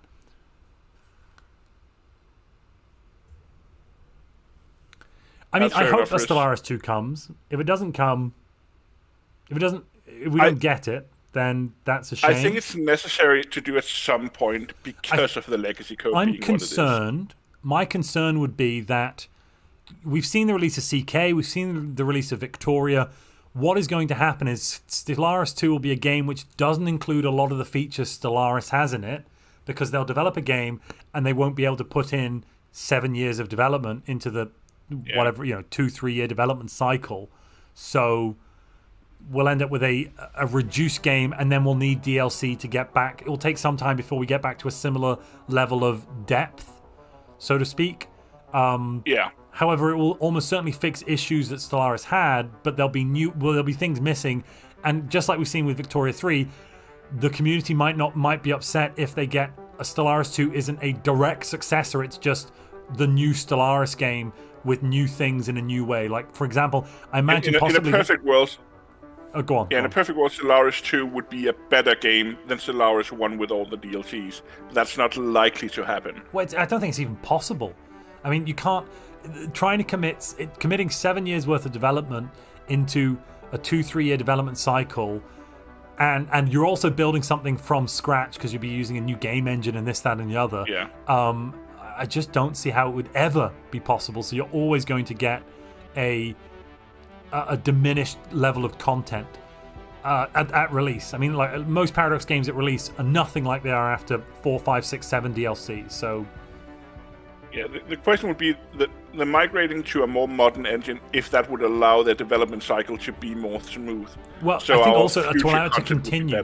So Stellaris will get to a point one day where adding in new stuff, it's just it won't be working anymore. There'll be too much broken code in there that they can't realistically add new things without the game getting slowing down and bugs and this, that. The spaghettification will be too great, and they'll go, we can't continue it. Now they obviously have a team that love the game, and they have a product, and they have an audience and a market for it. So they're going to try to continue tapping into that market, probably with, as we've said, a new Stellaris game. But I've heard no developers at PDX talking about this, so I don't think it's something we're going to see in the next several years at the very least. Yeah, I mean, if they're working on it, which we don't know whether or not they are, but if they're working on it, I would suspect that they're still in the kind of the drafting stage. I don't think they're coding much yet. Maybe a bit of experimental, this, that, and the other, but I wouldn't expect them to be doing that.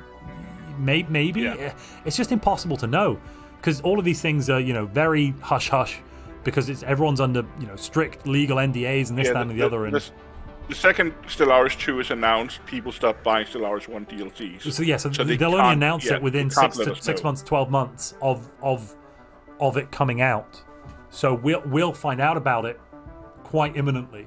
Though having said that, possibly they're closer than we think. I mean, we've currently had 4 Stellaris DLC in the last 12 months, which is unheard of. And given the fact that they were doing parallel streams of development, so we have PDS Green, which is in Stockholm, about 2/3, 3/4 of the developers there, and PDS Arctic were up north in Umeå. I'm pronouncing that wrong, sorry. But they were working on the current DLC that's coming, Galactic Paragons, and that's what all the dev diaries have been saying. They've been working on that one for a while, and they've been working. That's kind of been their baby, meaning that we don't know what PDS Green are working on, but they'll obviously be working on the next DLC, and that will be something after First Contact. So maybe they'll have taken this current time where PDX after First Contact, and since First Contact pipeline would have meant that they probably stopped working on it in early development, mid development, 3-6 months before release. It was one of the first things I thought when I heard that they were closing down one of the studios. Was, oh, they're closing down this. to focus on Stellaris 2, but we just haven't heard anything along those lines yet. No, but they well, first of all, there's a whole they couldn't say it unless they're close enough to say it. Yeah. So that doesn't mean there's not. But also, they also closed down in the same announcement that one of the CK3 studios. Yeah. So it would suggest it's not about Stellaris specifically. That's interesting, Gaming Goose. About what would we want to expand the Stellaris with anymore? I've been shouting about internal politics. The current DLC that we're getting next is it's not a faction rework. It's a council system, so it's kind of CK3 in space.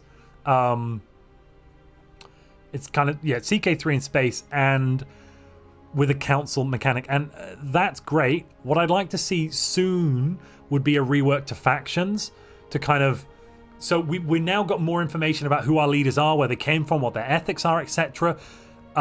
We could also have a rework where planets are tied into that a bit more, and we have factions spawning up, which is like an independence movement for this ethic because it's not represented in your empire, and events come up and things go along, and you have to either move your ethical shift of your empire towards whatever they're doing to sate their thirst for whatever it is they want, or crack down on the independents, or there's like a civil war happens. I'd like internal politics. I know you've talked about the internal penalties. I still think the next rework we need is a war system rework. Yeah. The current system is not okay. But I think that needs to be the custodians doing that, really, though. I don't see how you could sell an entire DLC. It's probably not new content enough. Yeah, you couldn't sell a DLC on, like, we've revamped the war system to make it more user-friendly. Like, you'd have to put it in the base game too, so how could they sell it specifically? I'm, of course, a filthy Gestalt player, so I'm not interested in a faction rework, unless, of course, it means that Gestalt gets factions. Just saying. Hengam, is this actually live? Yes, it is. The problem is I no longer have control over what we see because of some technical issues, so... Yeah, we have a directed camera from Cyrax, the host of the game. So PAX is... I can tell you the scores, though. Oh, hello? No, it just responded to my name. Okay. So PAX is winning with 55 points at the moment. Second place is Anger and Potato Shagger with 25. But PAX is clearly in the lead with 55. Even if he gets knocked out, which doesn't look like he will in the next 19 years, he's almost certainly going to win, right? Sorry for interruption. Those scores do not include capitals. It's only about wars. Oh, where's so the I will calculate capital. Yes. Okay, wait a sec. You were talking about scores from PAX, from sheets or from the mod? I'm looking at sheets. Okay, PAX. At sheets I have recorded only wars. I will calculate capitals based on like what I see in the saves. Also, I'm assuming the mod's a little broken because somebody's at 540 points. I assume that was like it is broke. It's basically in testing for now. Yeah, no, yes, it's work in progress. We just got the mod like a couple of days ago, so we had a game yesterday, and same stuff happened. We just need to realize what's the cause of this 500 stuff. So somebody in chat saying what Game Goose is saying: war system rework, internal politics rework, and then new planet and government types, new civics, new origin corresponding to new government types, and new civics. So I actually think, and this I might be sounding a bit heretical here, I think we're getting to a point of civic saturation. I mean, we're bringing in. This new DLC brings in 12 civics across all the government types. I think there's like 4 for regular bios, 3 for Megacore, 2 for Gestalt, and 2 for Machine. And most of them aren't, at least the Gestalt one are a bit The Walls of Knowledge looks interesting. That's the one I'm looking interesting. I think that one looks like a really good third pick. I don't think it's a good first pick because the Vault gives you some unity. And then, and it levels up when you get your leaders to level 8. So you do need level 8 leaders. Look at that fight there. It was a pretty cool fight to see. It's for the beating, because is that Pax giving a beating, or... Oh, Leasefire's dying. No, it's Giltanas. Leasefire's winning. It's Leastfire and his allies attacking Giltanas. And Pax is doing his things. Pax is... the most backstabbing person in these lobbies as usual. He's an opportunistic player. Pure aggression. Yes, he's just taking advantage of weak. He's the how do you say it? The wolves are senators, or how it's named? The vultures are circling. Yeah, something like that. So Game Goose is saying rework and buffs to less used civics will be amazing. So I think actually one of the biggest things from this new DLC is the council positions mean that every civic is going to get a unique council position, which means there's a rework. We've seen already that what's it called? Merchant Guilds has a unique council position. Merchant Guilds, no one would use it because, like, okay, you get one extra merchant job. Yeah, they nerfed it too much. Yeah, and all you need to do is take mercantile, and you got access to the trade fed. So merchant Guilds was kind of useless. But now they're going to get a special council position where, for every level that your councillor is, you get plus 0.4 extra trade value from clerks. So if you're only at level 5, which isn't that high, that takes probably 20 years to get there in game, that is a total of plus 2 trade value base to clerks, meaning that you go from 4 to 6. If you take mercantile, you're at 7. If you have the buffs from the special the buffs from the what they called the traits, you're at plus 50%, so you're then up to what, 10.5 base, and that's only with a level 5 leader. With a level 10 leader, you're then looking at getting 12.5 base, which is in the territory of a merchant, and that's per clerk. Yeah. That's really overwhelmingly strong. If clerks become the meta, are you going to retire Montu? No, I'm going to play clerks. Evolve or die. Evolve or die. Ooh, and then somebody's made a good point. Zombie clerks. So you'd have no upkeep on the clerks at all, and you'd be making 10 to 12 trade value plus the bonuses. So that's like 20 to 30 energy credits. You can't get thrifty trade on zombies though, can you? Why not? I thought you couldn't modify zombies. I've never played with them. No, but you can have your base pop be... you can have thrifty on your base pop, and the zombie is just your base pop with the zombie trait, I'm pretty sure. Okay. Gundad says, this is all a long con from Montu. A long con from Montu to make clerks useful. Yeah. I'm a secret clerk lover. You got me, ladies and gentlemen. Clerks and farmers, they've always been my secret love in the game. No, having said that, farmers used to be my favorite job. Back in 1.0, I absolutely adored farmers. There's nothing I like better because farmers back then were responsible for your pop growth. So if you had excess food on your planet, you'd get more pop growth. And as we all know, pops equals power. So, yeah. Pop growth was so much stronger in the early versions of Stellaris. You could stack such insane modifiers.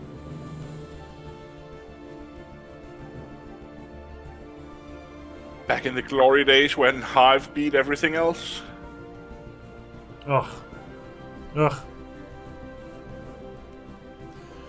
Max says a video going over the changes to the game, the history of the game, and the changes from 1.0 would be fun to watch. Well, I'm not quite going over that, but I have recently done a 1.0 playthrough that should be... I'm hoping to get that out to you guys tomorrow before the release of 3.8, but it might come out after 3.8, in which case I'll probably push that back a bit so the 3.8 content can be first and foremost. Yeah, you used to pick FTL at the start of the game. A whole spiritualism gave you happiness. It just gave you plus happiness. It was wild. But I mean, why shouldn't you be happy when your empire's found God and all that? Even if God is, Space Cthulhu. No comment. I see the yellow sign in the sky and I'm happy, The yellow sign in the sky, yeah, fair. Don't forget, ladies and gentlemen, if you're enjoying the video, please genocide that like button. Like, really, really purge it. Get it gone. And, to do that, even if you don't really like the video, still like the video, so Montu will invite me back in the future. Otherwise, he might, blame me like he blamed his mouse for his mouse slips. So... No, yeah, no, I'm seeing that like button go up. It turns out it wasn't a mouse slip. It was that I wasn't in the right tab, so I clicked to join the game rather than I clicked to join, not join the game. I clicked to join the game, but instead of joining, I was just re-entering the Stellaris window, and then I went, oh, it's highlighted. Then I must have pressed the wrong button. And in a moment, I looked at the bottom. Yeah. Let's not go over it again. So far, you've blamed your mouse, your microphone, and now your tab key. I'll blame anyone's to blame. I'll pick any of them. A poor worksman blames his tools, and that must make me the poorest worksman of all. And given how poor I am, please donate to the channel. That was the smoothest segue to our sponsor I've ever seen. Our sponsor is you, ladies and gentlemen. Exactly. Oh, I need to eat. No, Rus, I don't think he's blamed me yet, but he'd really like to. I couldn't do it if it's not true. There needs to be at least some, tiny core of truth in whatever you're going for. I mean, he also lives in constant fear that I'll stop, showing up and moderating shit. Sorry for swearing on YouTube. Take it back. Don't say the word. I mean, just take. Don't. It's like, oh, I said X, and therefore I apologize for saying X. I'll never say X again.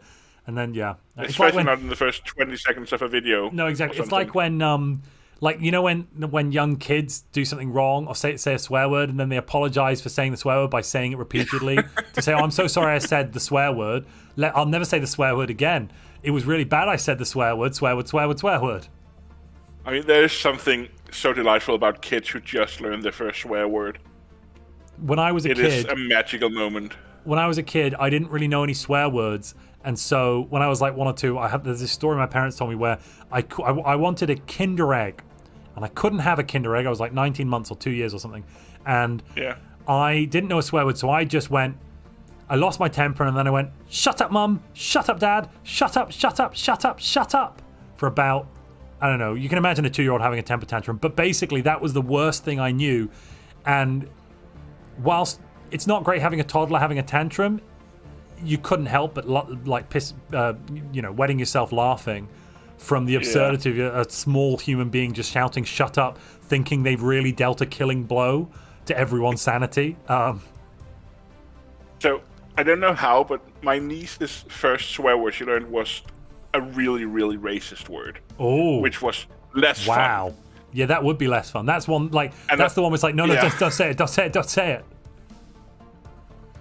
it. So it started with her brother saying a dirty word and people giggling a bit about it. And then she said her dirty word and the room just went quiet. And like, you are never to say that word again. Interesting designs. We're still seeing the disruptor with shield hardener, but not many shields. He's got that player has the energy for more shields, but doesn't have them yet. Still is putting shield hardener on. It's just bemusing to see. Sometimes these I'm wondering designs if the make no shield sense. hardening setup is to counter the people going plasma, like a combination of both being able to handle disruptors. Shield hardening doesn't help with plasma. If anything, it would make it worse because you want the plasma to hit only the shields and let the disruptors through. Otherwise, if the disruptors hit the shield, but if the disruptors hit the shield too, it'll go down faster, and therefore the plasma won't have to deal with it as much. So my point was that if you have to choose between armor Everybody with armor hardening, who has hydrocentric? What is happening? Oh, he's flooding habitats. That's Anger, one of the leading players, right? Interesting. That's weird. You never see people usually take hydrocentric in this kind of PvP environment. I don't know if it's fixed. It was kind of buggy in, I think it was 3.5. If you were an aquatic species and took hydrocentric, it didn't really give you the bonus you needed. It still made the habitats count as non-wet world for some reason. It just gave you some bonuses to counter the dry world thing. Or maybe it's because they took over. I'm going to run to get another refreshment. I'll be right back. I'm going to go to Little Lizard's room as well, so I hope you can entertain our lovely viewers at home. We don't drop down to, I don't know, 200 viewers or something. We've fallen from grace a little bit since the technical difficulties. Yeah, do that. That's always fun. Max Hayden. And I'll be able to hear you, don't worry. Yeah. So about hosting, the main thing is you need to have a steady internet connection. Don't play on Wi-Fi. Wi-Fi is the enemy of Stellaris. And then you need a PC with a pretty decent CPU as well. Montu, we have a little bit of the background sound from you.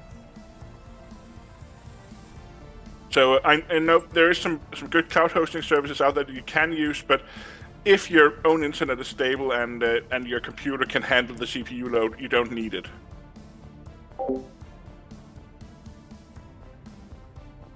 Yes, Alexander, I will only talk about Stellaris stuff. But of course, now that you tell me that I have to do that, I'm totally out of ideas. Don't you guys sneak off? So Samuel, the issue, we talked a bit about it with desyncing earlier, that the way Stellaris netcode is set up is really weird. Like all the games play in sync and then coordinate around the host.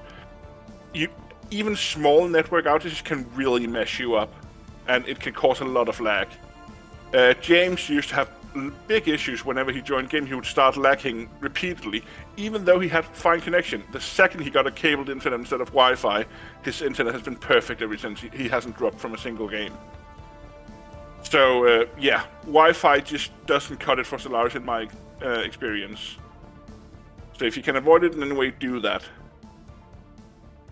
And of course, when you're playing multiplayer, try to keep your group fairly close. Like the amount of lag will go up as soon as, for instance, if I'm a European, if I play with Australian and American players, it will make the lobby run slower. There's no way around it. But as long as they don't drop out fully, they should still be able to play just with some lag.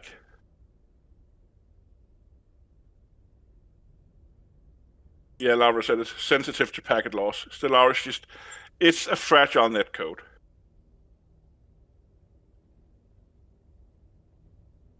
So Pieter, I actually think, even though the desync is a big issue, I think Stellaris does a lot of things right with multiplayer. And compared to stuff like Civilization, we're actually really lucky. If anyone here has tried playing multiplayer Civilization, that is a lot worse. And I think, in general, the way the game is designed, it is designed around solo play, which is why we have so many nice story packs. Like, we have a lot of ways to enjoy the game alone, and then they also offer up multiplayer. Especially, I think it's nice that they offer up multiplayer where only one person needs to have the DLC, so you can play with your friends while they only need the base game.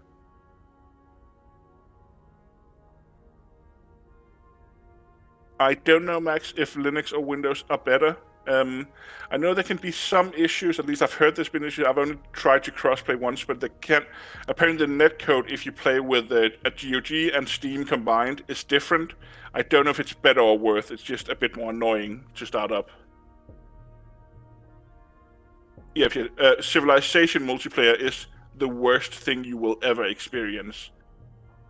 If you have to rehost less than 5 times, you've been very lucky.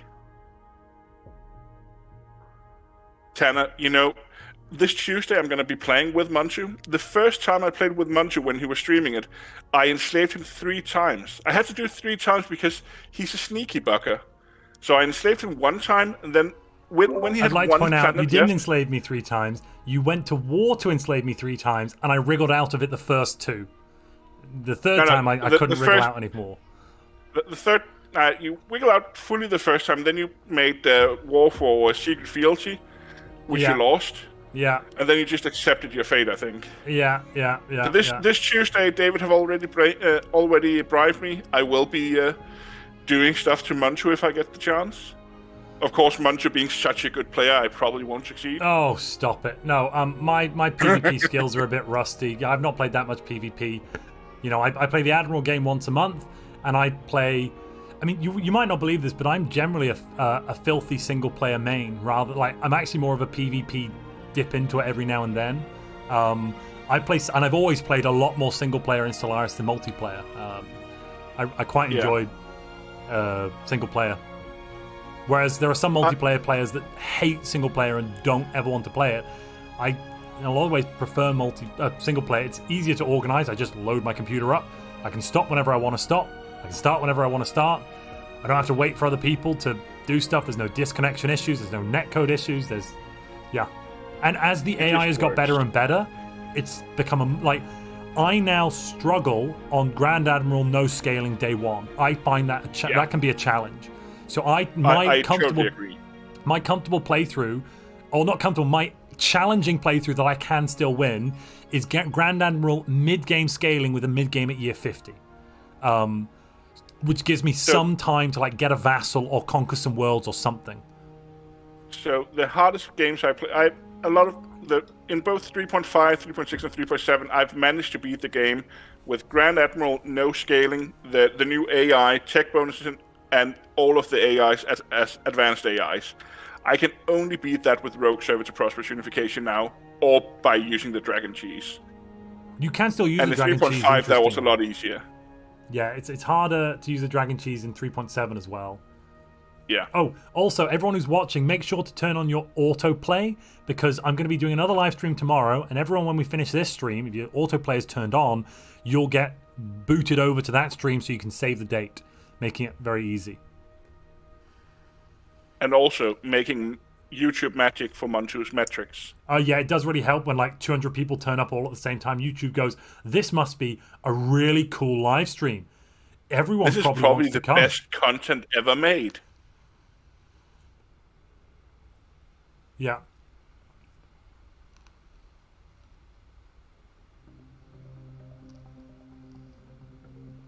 Yeah, while you're gone, you probably heard, but we were talking about, even though Stellaris is bad, Civilization multiplayer is way worse. I used to play Civ 6. You know, I used to competitively play Civ 6. I was in a Twitch league.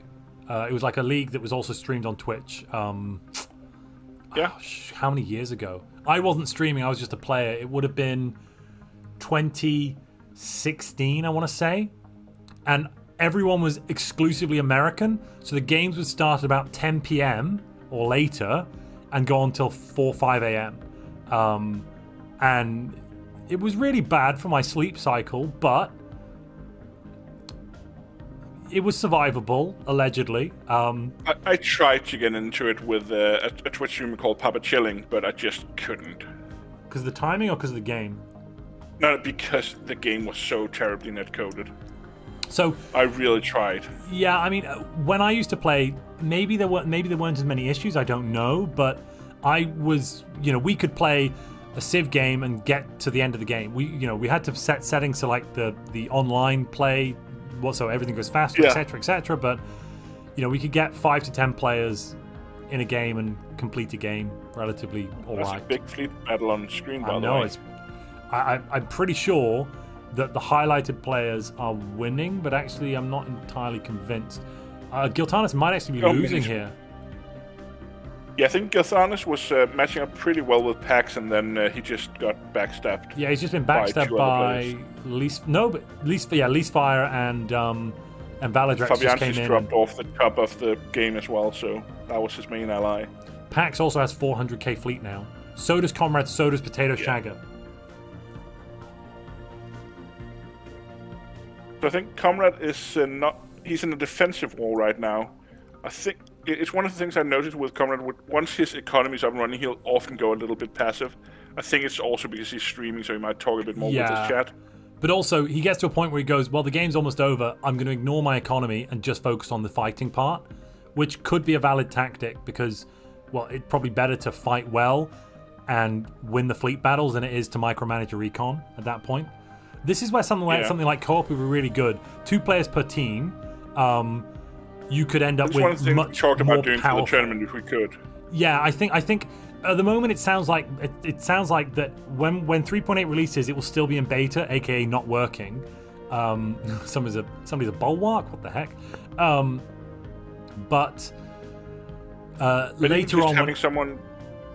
Oh, sorry. Well, I was going to say later on, when it's finally out of beta, what we'd like to do is open up the tournament to say, yes, you can sign up by yourself, and when you sign up, you can bring up to 1 other players in as a co-op, but you don't have to. And see how because maybe then 2 less experienced players could join up together and end up playing better than 1 very experienced player because they could micromanage collectively better, possibly. Not sure it'll happen like that, but and an experienced player might not want the extra arms, or at least it wouldn't. Well, they help might them feel that as much. it's not going to help them to have someone who's doing something that they don't want to do. You'd have to be very in sync with who you're playing with. Like if we joined up a team, and we were doing bio, I think we'd do worse than if we were independent. Maybe. The one time I tried I'd with, have to do the bio-econ, and with, you'd have to do the bio-fleets, and if we did machine, you'd Yeah. have to do the machine econ, and I'd do the machine fleets. also stuff like again, some of the things I talked about earlier, like the types of things you can do with extra time to scout, like trading your opponents to find out how their economy is looking. You can also do stuff in the early exploration phase. You can hover over systems to see what type of star that is, and if it's a K, G, or C type star. You know it's going to be better. You also don't need to hover over it. You can just memorize what they look like. To be fair, true. It takes more effort. Like I can see right down there, we've got a G-class star, that yellow one with the. It's right at the bottom of the screen now, just obscured by the closed galaxy map with the planet next to it's it. KFG, that's the good one, right? I always remember because it sounds like KFC. But KFG stars are the ones you want to survey first because they have a larger chance of planets. So that's some of the stuff that the players are doing in the early game. And like the small stuff that I think co-op would be very helpful with. Because at some point you run into like not being optimized enough. Potato Shack is making 900 alloys per month and it's just capped. Amazing. Absolutely amazing. He could honestly sustain a lot more fleet than he is. Well, look, he's making 1k energy, but he just can't be bothered. I mean, the issue is that building new fleets can be time consuming. So yeah, I'm actually really looking forward to the fleet manager rework as well. That looks really nice how they've changed it so you can kind of go, okay, instead of having to fiddle, you can go, okay, I'm going to make this fleet the default for the fleet rather than having to like delete the number of ships, etc. And then you can add new ships in. Yeah. Were you also able to copy-paste fleet designs, right? I think they said that, yeah, you can. So once you have a fleet design you know works, you can go, give me 3 more of these, and then you can just click the build all. Yeah, it's one of the things that kept me from playing a lot of Progenitor Hive is how complex your fleet setups ended up being. Because you needed 1 of these, 2 of these. Yeah. Where like a mono hull fleet is not optimal, but it's close enough to optimal to you just want to do that. Yeah.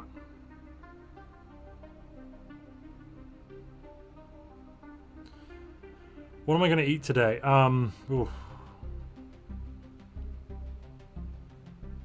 So, Edwin, you're asking who's winning.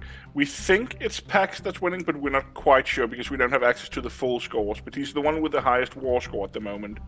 And he looks very unlikely to be eliminated. Well, he also probably has a lot of capitals as well, but we can't exactly see. Oh, is it a big engagement or it looks like a big engagement? Pretty even, actually. It's Pax fighting. Pax and Potato Shaka.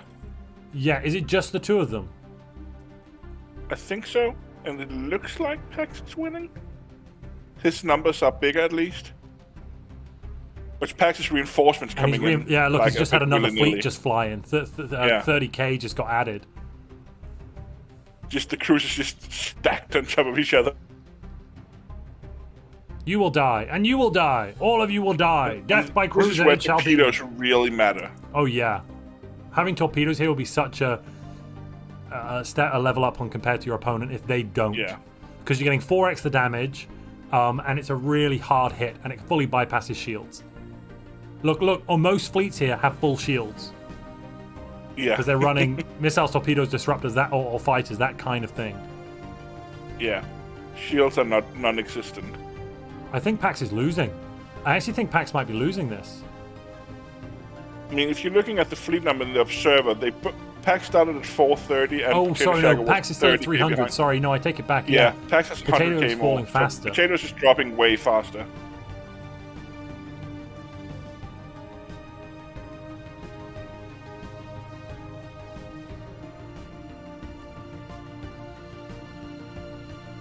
Like the hull and armor levels on Potato Shagger's fleets are dropping fast. Yeah. Gathanis is built back up to 300k though, so if he's in the vicinity, he might be able to go in for a snipe on Pax afterwards. Do you enable timestamps when you look at the chat? Because I just realized I never have it enabled and it might be useful to see. I'm going to enable timestamps. No, how do I do it? Top right, the 3 buttons, and then you click toggle timestamps. I don't normally do that, no. So I just toggle timestamps. Chat, can you spam a bit so I can see how it works? Let us know if you're hyped for the cruiser battles. That's been going on for a while now. Let us know if you're hyped for Galactic Paragons as well. And tomorrow I'm streaming Galactic Paragons early. It's going to be great.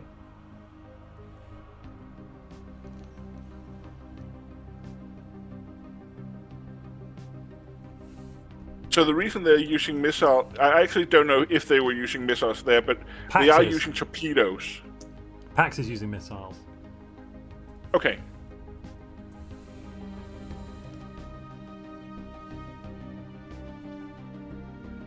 I don't think missiles are optimal, but I don't know exactly why he's doing it.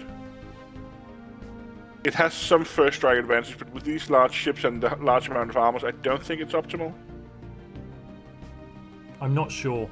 I'm really not sure. There's so much at play here. The factors now in 3.6 are so vastly... There's just so many things going on, it's really hard to know. I think Pax is about to bite off more than he can chew here. He's fighting 3 fleets. It's that Giltanus? Sorry, it's Giltanus. Yeah. I don't think he can win that. Look, those other fleets are now The kiting. fleets are smaller. It's Valodrex with 60k. It's Leastfire with 250k. And Kyrne with 120k. But Giltanus only has 300. Giltanus only has 250. They have 100k more than him. Oh, the other day I managed to kite Praetorian, which I was so happy with. So I created battleships and I made them as fast as I could. I stacked fleet speed bonuses. And the Praetorian came in with like 800k and I had about 200. But my battleships managed to survive the fight by just kiting around the system, which I was very surprised. I must admit, I much more prefer how big battles are now. Like, look how wide that battle is compared to what it used to be because of the new mechanics. Yeah. So, kiting ships. I don't know if have you tried missile cruisers against the Unbidden? I have, and yes, they work really well.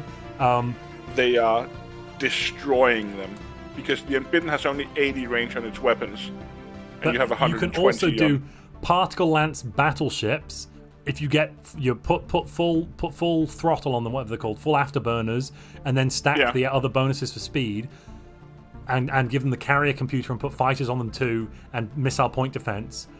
You'll stop the incoming missiles, you'll stop the incoming fighters, and you'll just hit them with particle lances, chewing through their armor and hull.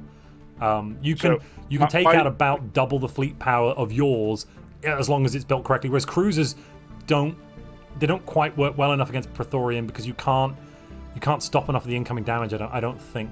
That's my feeling anyway.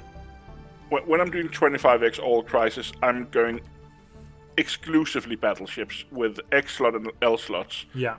Single design. Everything is the same. Because you don't know what crisis you're meeting first, I go Tachyon Lance with 4 kinetic. It's not optimal against anything, but it works against everything. And because you are the Unbidden is by far the easiest to kill with that design, because you have a lot of kinetic artillery and you outrange them so grotesquely. Once you have a Juggernaut with range and you have rapid deployment and range admiral, I think you have 220 range and they have 80. And you get off 4 or 5 attacks before they fire a single shot on you. The hardest thing to beat now is since 3.7 is the contingency, because they put Titan Lances on the stations, which really stretch your fleets on high difficulty. Yeah, because the Titan Lances engage you early, and then they'll keep hitting you, and they'll kill anything they touch, especially on a higher level crisis, because they get the damage modifiers. So one Titan Lance shot when it hits, blam, you're dead. On the other hand, I guess what you need to have there is Corvette screens.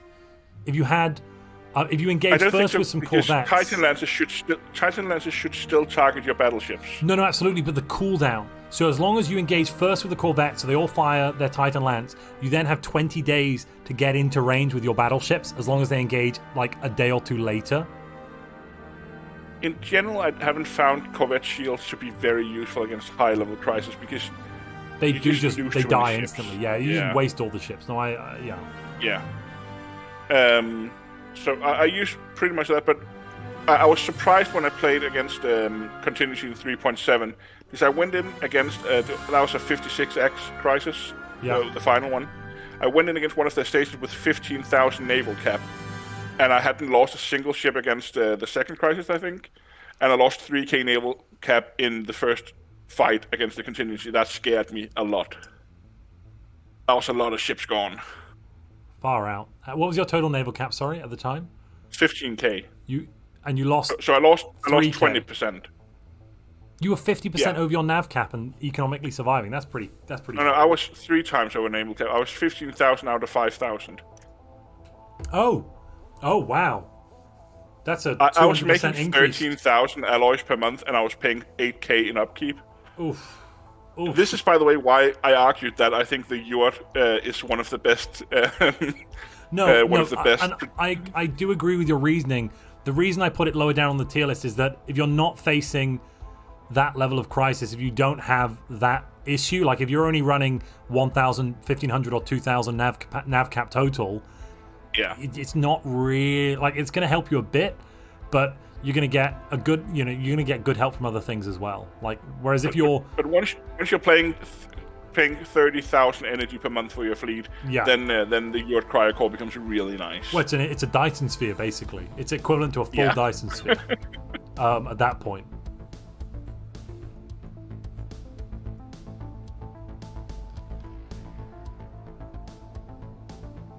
Have you ever seen that before? The irradiated wasteland. Yep. Yeah, it's. Is that someone Total War bombarding it, or? Oh wait, no. What? Guess so. Is it a tomb world that got? Maybe it's a tomb world that got. A tomb world that got terraformed, but it kept the modifier because that I think is a. I think that's a tomb world. It's been bombarded with radiation. It could also just be maybe it's a primitive world that nuked itself at some point. I don't know. There's so many planet modifiers, I can't remember half of them. Well, it was playing against Pax, but Pax doesn't have this kind of bombardment. Just indiscriminated. So hardly it was because of bombardment.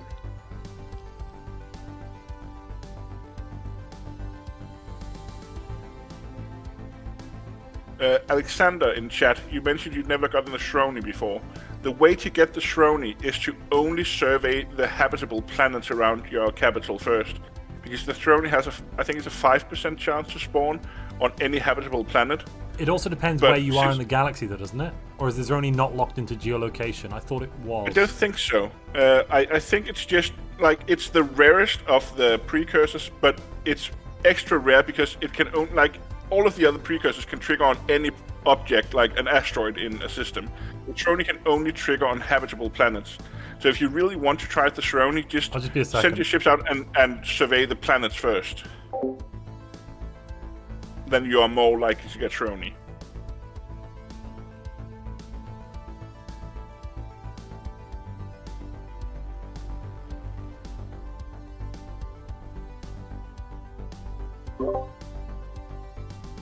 Yeah, Alexander, that's the luck we all have sometimes. I keep wanting to go over and click on the. I keep wanting to go over and click on the game and move stuff around, and I keep realizing I'm not playing. Yeah, just tell me, because I already don't know what to do because people are not declaring new wars, and I'm immediately lost. What should I do? Talking about Zeroni, this is the most busted precursor you can have in PvP game because it gives you a resource which is very valuable on market. You can basically get free energy. It's going to be a bit worse next patch because you will be able to sell less Shro per month, and you won't be able to sell but still nothing will be as close to it, even after the nerf of market. And like every time I have strong players spawning near me, and I want to have energy deficit. Shit, yeah, that's and he doesn't have resources to sell. That could be the collapse of his fleets. Minus 60% weapons damage as well for now. Yeah. I've seen Pax managing last game same deficit, but he had at least ally income.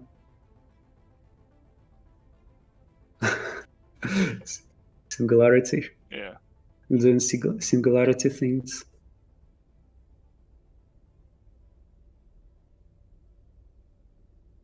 it can be really rough in this part of the game. Like once your empire starts falling apart, it just falls apart so fast. And it's one of the hardest things for new players to manage. Yeah. It doesn't look that people are planning to finish him off, because it took them 20 years or more to take at least those planets, and he still has more. If he wants, he just can build. He's already doing that. Fortresses on planet, and he's safe. So does it matter whether he gets eliminated or not? Or is it most like if he gets eliminated, he gives more points to the opponents, right? Yes. But he doesn't lose any himself. He doesn't lose, but if he's eliminated, he will not be able to generate more. If he survives till year 100, he still has how many capitals? 1. Well, this belongs to Pax, and this still is. So if the space above his capital is captured, does he still get points for it? Yes, it's his capital. You need to have like full control over the system. Not full, but it has to be in your possession, not just occupation garrison. So yeah, currently Giltanas has two more capitals, and if he survives till year 100, he will get points for that, and he will also get points for surviving till the end game. Okay, so it makes sense for him to bunker up. Indeed. And 6 years isn't too long to hold out. Yep, even 5. I think he's safe, and Singularity is safe as well. Fun fact: Singularity still possesses 1 capital.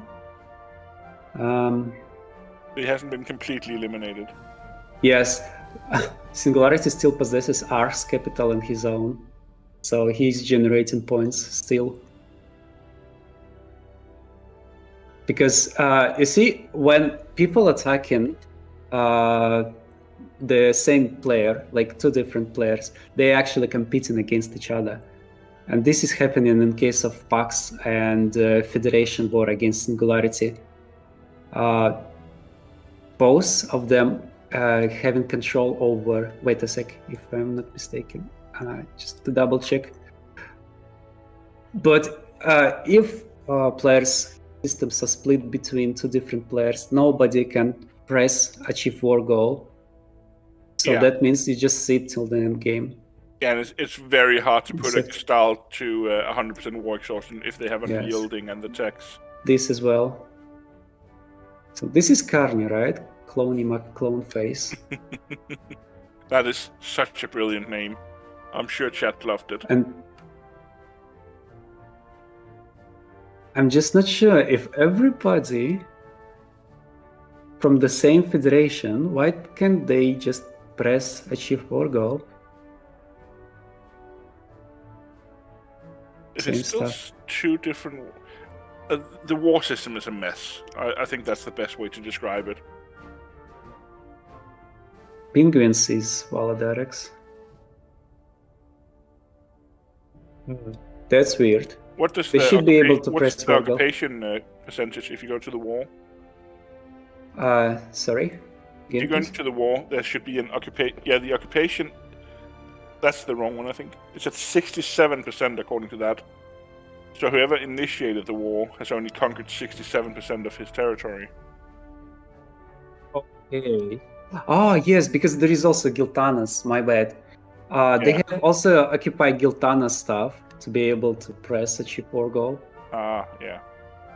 And they have a shared war exhaustion, not just because of his Gestalt. It is almost impossible to stop a Gestalt war without eliminating him fully. Yeah, I've seen some weird stuff about Gestalts. And surprisingly, most often against progenitor hives. It's next to impossible to force them to core. Yeah. I don't know why. You can literally delete 1 million of their fleet and they'll get 5% war exhaustion, something stupid like that. And if you add Total War on top of it, I think Total War has additional ones, right? The issue with progenitors is that they are a hive mind, so they get a base of minus 25% war exhaustion, and then on top of that, there's all the buffs you can get from technologies and this sort of thing. So And all the buffs are additive. Yes. So you can end up stacking it up to like 60, 70% reduction in war exhaustion. So I think it's closer to 80 or 90%. Yeah, well, I mean, depends where you are in the game. At the end of the game, yes, Yeah, but yeah. like mid-game or where we are, I don't know actually where people's tech is right now, so hard to Most say. people But probably finished the 2 techs and got Unyielding completed.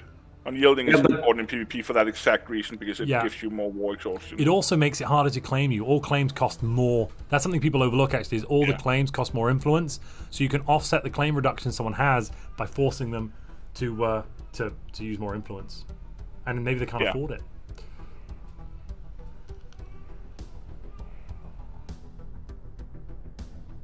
Is there any claim in line in this game, or is it just claim? No. I didn't see it. To be honest, claim in line is it's a in theory a good system, but implementing it is so difficult, and it always causes so many arguments that I don't like it.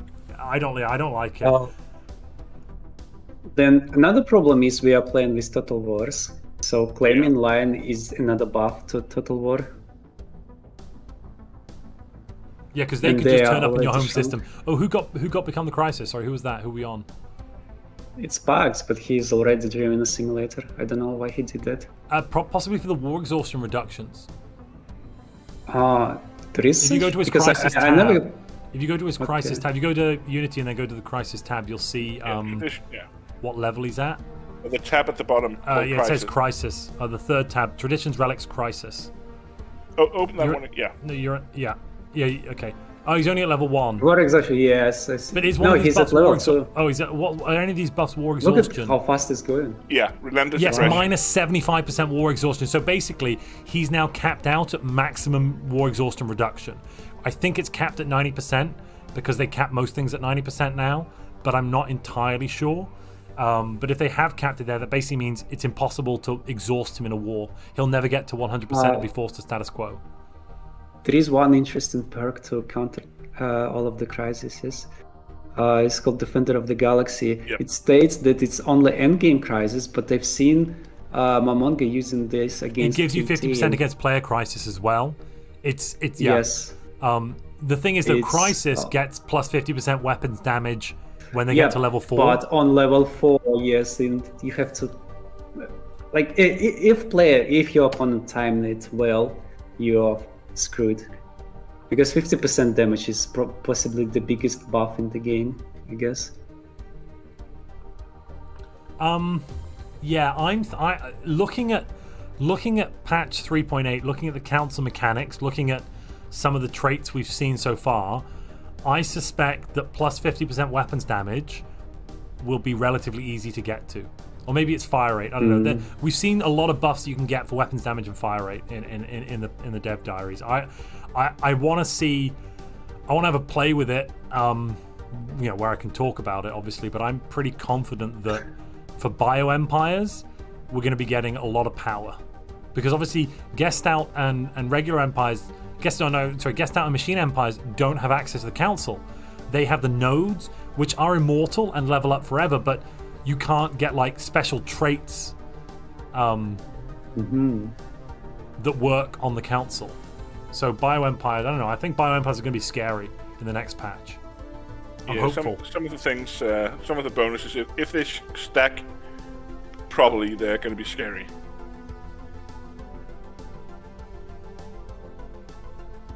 Well, in the current meta, they are the strongest in the game at tier 30, but it's because they are able to produce so much more alloys than anyone else. Yeah. And also they have access to, not hives, bio empires. Regular or clones? Not only clones. Not only clones. I've seen people doing that on necrophages as well. Talking about Mamonga, he's playing it quite regularly. So I've seen him doing like 300 naval capacity at tier 30. You cannot compete with that on Hive.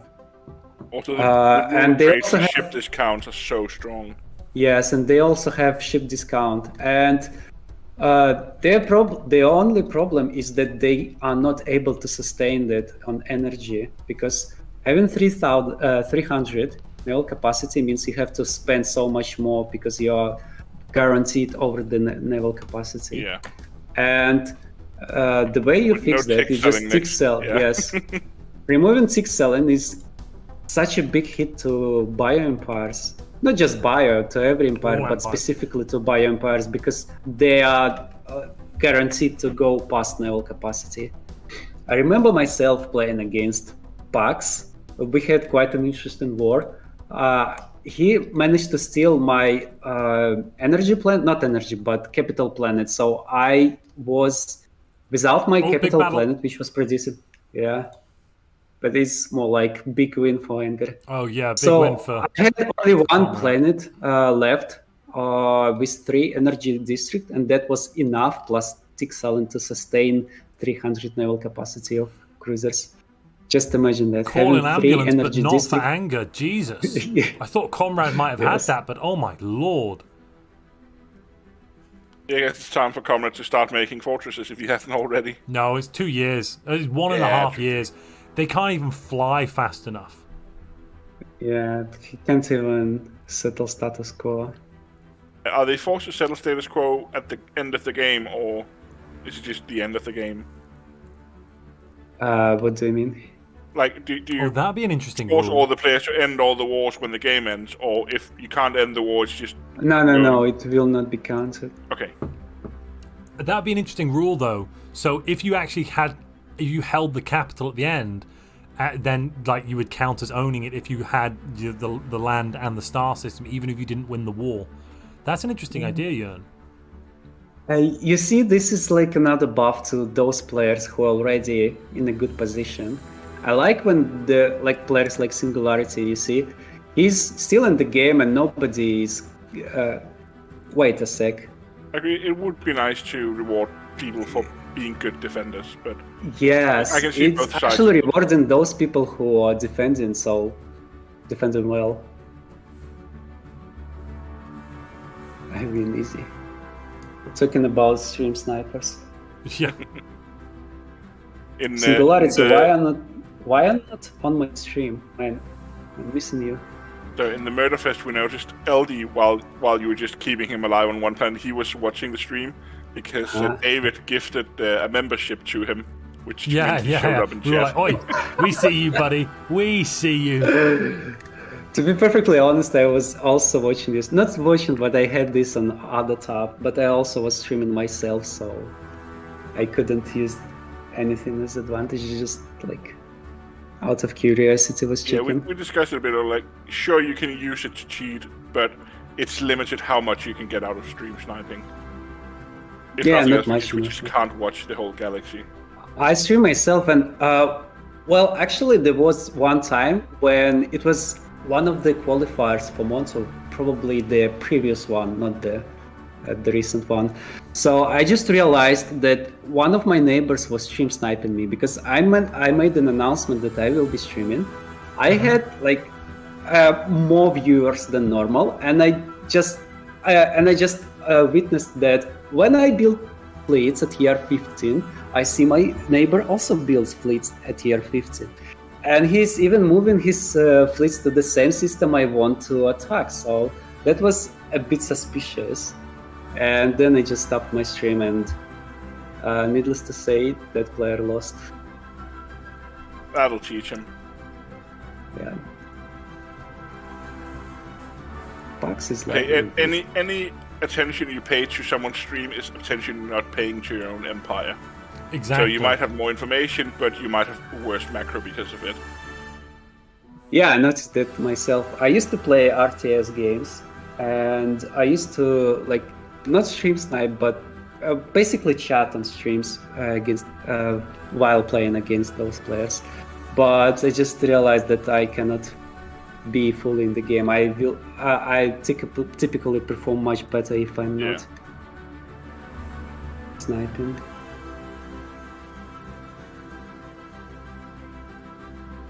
What do you think about this build, Knights of the Toxic God?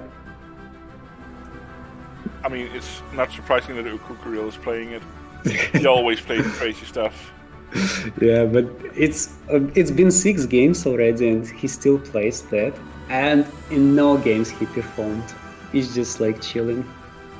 So one of the things that I think I like about Toxic God in PvP is that it's very hard to eliminate them, right? Because the habitat with the knights on them are very strong. Didn't know that. What's so strong about it? They give defensive armies, if I recall correctly. Like yeah, you have power like of the 1 or cloud is 2,000 armies very on the good. habitat. It's quite a lot of armies. It's very easy to make it a very strong fortress habitat.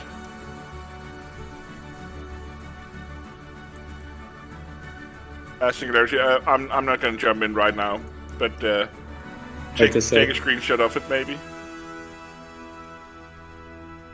Pax is able to settle status quo against... Oh, no, wait! Oh, no, it's okay. I was just thinking that Singularity was eliminated, because Singularity was at 100% war exhaustion against somebody. Just don't remember against him. It was Pax. So it looks like he's at 100% against the Federation, but it's the Federation that's capped on their war exhaustion. Yeah, Federation are 100% war exhaustion. He has not no him. interest in ending the war. Yeah. He will not press the button, obviously. Yeah. Imagine doing that. That would kill... if he surrendered, that would kill Kathanas as well.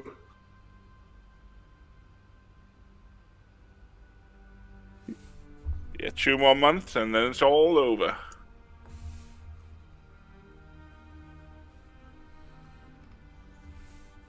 I think about killing players, I think what we saw in the Murder Fest was a lot of people underestimate how many armies they need to build. Like if LD had built like 400 armies early, he could have eliminated you. Like he had a chance to kill Cyrax and by going for Cyrax's capital. But you need just 400 or 500 armies does such a huge difference. Oh, and there's the game. Alright, who won?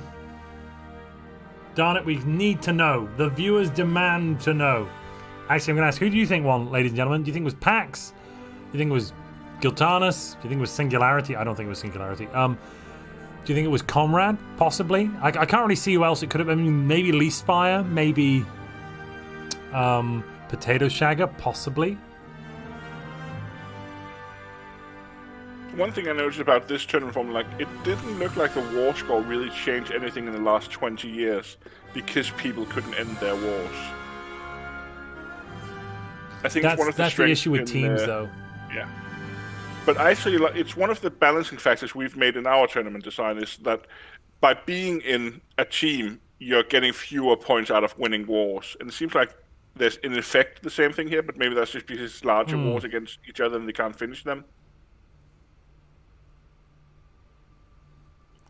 Chat saying it's PAX, and then someone else is saying, oh, the winners are the friends we made along the way. Yeah, I always find I make friends when I kill someone. Genocide is a great way to make friends, isn't it? Yeah. Yeah, Alexander, it's going to be interesting to see how taking planets with your fleets are going to work. Darth says the winner is Montu, and you know what, Darth, you're 100% correct. It's definitely Montu. I won. Didn't even play out. I'm not even in the game. I think I'm the winner. Like, my streaming career started today, you know. I'm going to be the next big thing. I've gotten a new subscriber on my channel, you know. A whole new subscriber, and it's David. I got more than one. I don't know. Check your analytics. Go to your studio. Sounds like a lot of work, Montu. You go to YouTube, and then on the top right, you click on your face icon, and then you scroll down. You pull your mouse down 3 levels. It says your channel, then your studio. So I have 103 current subscribers. I've had 2 views in the last 28 days. Oh. Yeah, and yeah, I got a message that David subscribed to my channel, so just telling you, man, I'm going to be the next big thing.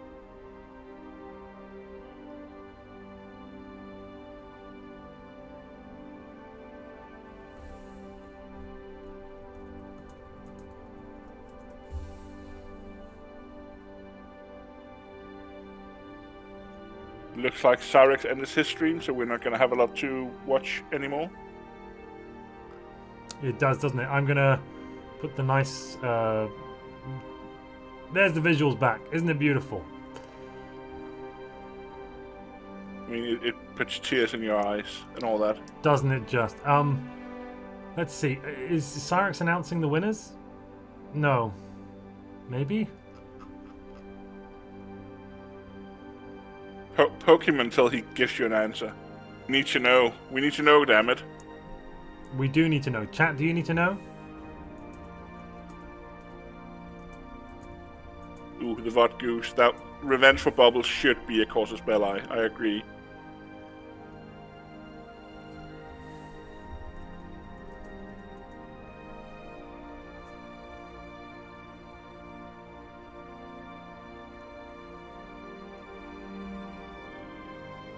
Are you still here? Yeah, we're still here. We're waiting to find out who won. Well, I cannot tell you. Because I didn't drag you into the main chat. Fuck my life. Okay, so the winner is not decided yet, to be honest. Most likely it is Pax. I will have to check all of the saves on year 40, 60, 80, and 100 to calculate the capital scores. But the favorite one is obviously Pax. The second place, I don't know, it's probably contested between Listfire. Well, would you, when you do know, message me and I will add a pinned comment to the stream so that everyone knows who won. Because yes, but it will not be too soon. It will be at least in 1 hour. But I mean like tomorrow or something. Not the end. Yeah, tomorrow. Yeah. Whenever you have it, just send me a message. Yeah, cool. Cool. Thank you a lot by coming and helping me, because having you here is actually making it more popular. It just, we realized that some of the more like seasoned players didn't even know about that.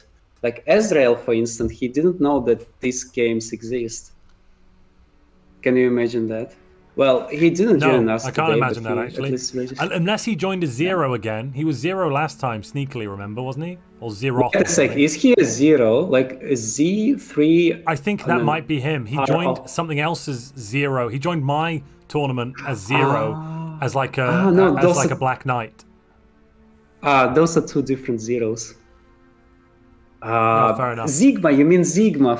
Most likely. Zigma. Yeah. You're right, Zigma. Because Zero is then a we have the completely different guy. 030.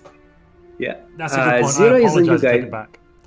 There is also another guy, 013, but he's also like a third guy, not Ezreal or Z3R0. All right, that's it, I guess. All right, well, thank you very much. I'll wind it up with Jörn, and then we'll have a quick chat to our chat, and sure. And then the stream, I suppose. So, Montu's saying PAX 1. Cheers. Thank you very much for hosting as well, and thanks for having us. It was lovely to be here. Cheers. Bye-bye. Ciao for now. Good night. So, Montu's saying PAX 1.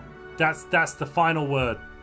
And if the score changes, Montu will change his final word to a new final word, because we'll rewrite history. We will. You know, we were always at war with East Asia, or whatever it's called in. Wait, Asian. what?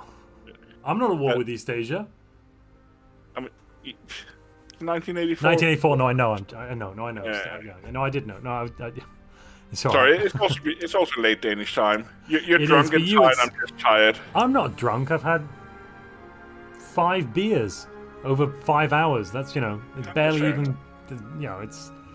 And also, they were bottled beers, and they're British, so it's weak as anything. It's what, 4%, 3.5%?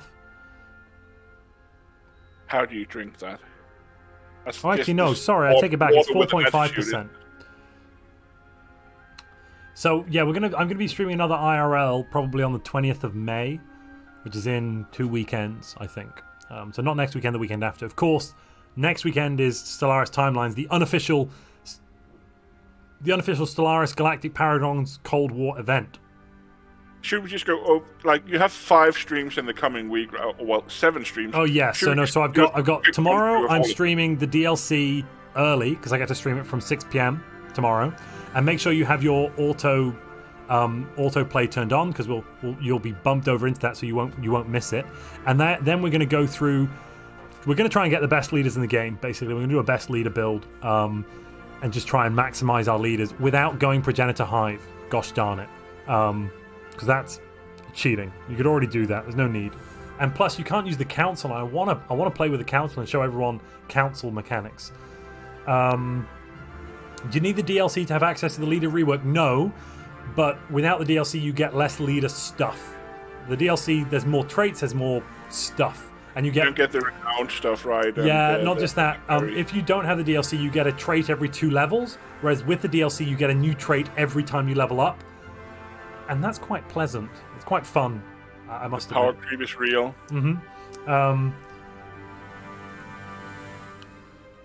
Brian says, "Are there any good Let's Plays?" Yesterday I did a Let's Play, Brian. Check it out on my channel. It was the most recent video I released.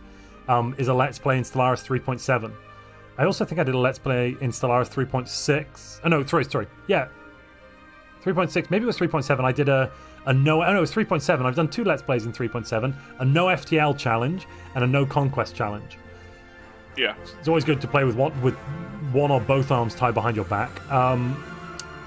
But yeah, tomorrow I'm streaming from 6 p.m. European time. That's 5 p.m. British or midday 12 p.m. East Coast in America.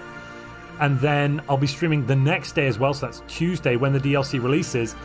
Thanks to the Stellaris community team. They've given me some DLC keys to give away. So I'm going to be giving away some keys to people who join the stream. I'll be giving away some keys to people who play in the game, and I'll be giving away some keys to people who are on the server. If you want to join the server, go to my YouTube channel, go to my About page, and click the Discord link button. That should take you into the server. Or click the link I just put in the chat. Yeah, or that one, or click this link as well. You can join immediately right now. And then come Friday, I'm streaming Friday evening, European time. Then Saturday afternoon and evening, and Sunday afternoon and evening, and I'll be streaming the Stellaris Timelines Second Renaissance, which is, as I said before, basically the unofficial Stellaris Galactic Paragon's Cold War, because Paradox aren't doing one, as far as I know. Or if they are, they haven't invited me, so they could be. Even if it's not official or unofficial, it's going to be a lot of fun. Yeah, there's going to be a lot of fun. We're going to show off a lot of new things. We're going to have 10 empires vying for thematic control of the destiny of the human race, basically. And on the Stellaris Timelines channel, there will be a background story video coming out, so you can find out more about the history of the world we'll find ourselves in, and find out about each of the different empires. There's also going to be some interactive elements on the Discord, right, where you can chat and be part of the event that way, right? No. So there's nothing on the on the Discord. Okay. No, nothing on the Discord this time. But I'll be putting polls up while we're live. I have a special role in the game, and that will become more apparent as we play. You'll find out about that. But there'll be polls up, and depending on the outcome of the polls, that you guys will actually be playing the committee of the Ministry of Timelines. Let's put it that way. So you'll be deciding things that may or may not happen in the universe around us. It could be bad to give that much power to a YouTube chat that proves itself so bloodthirsty, but who knows? I'm sure it'll be fine. And as always, we'll have the archive there so people can help write the history. Yes, yeah, exactly. So there'll be an archive. There'll be the archivist thing. You can go to the Google form and type in an event that's happened, the date, what the event was, and that your events could then appear in the final narrative, the narrative video, which covers the history of what will happen over that playthrough, over that weekend. We won't eat the king, Mr. Clean, because I'm not the king, so we won't eat me. Don't eat him. No, stop, Zendikar. Cease. Anyway, yeah, I mean, that's all from me for now. I'll see you guys tomorrow in 18 hours, or no, 20 hours. 20 hours, yeah. No, 19 hours? I don't know. Mental maths at this point in the evening is difficult. It's been fun. We've had some issues. Thanks for the stream. Yeah, thanks for joining. Thanks everyone at home for joining as well. I will see you next time. Bye-bye from Montu.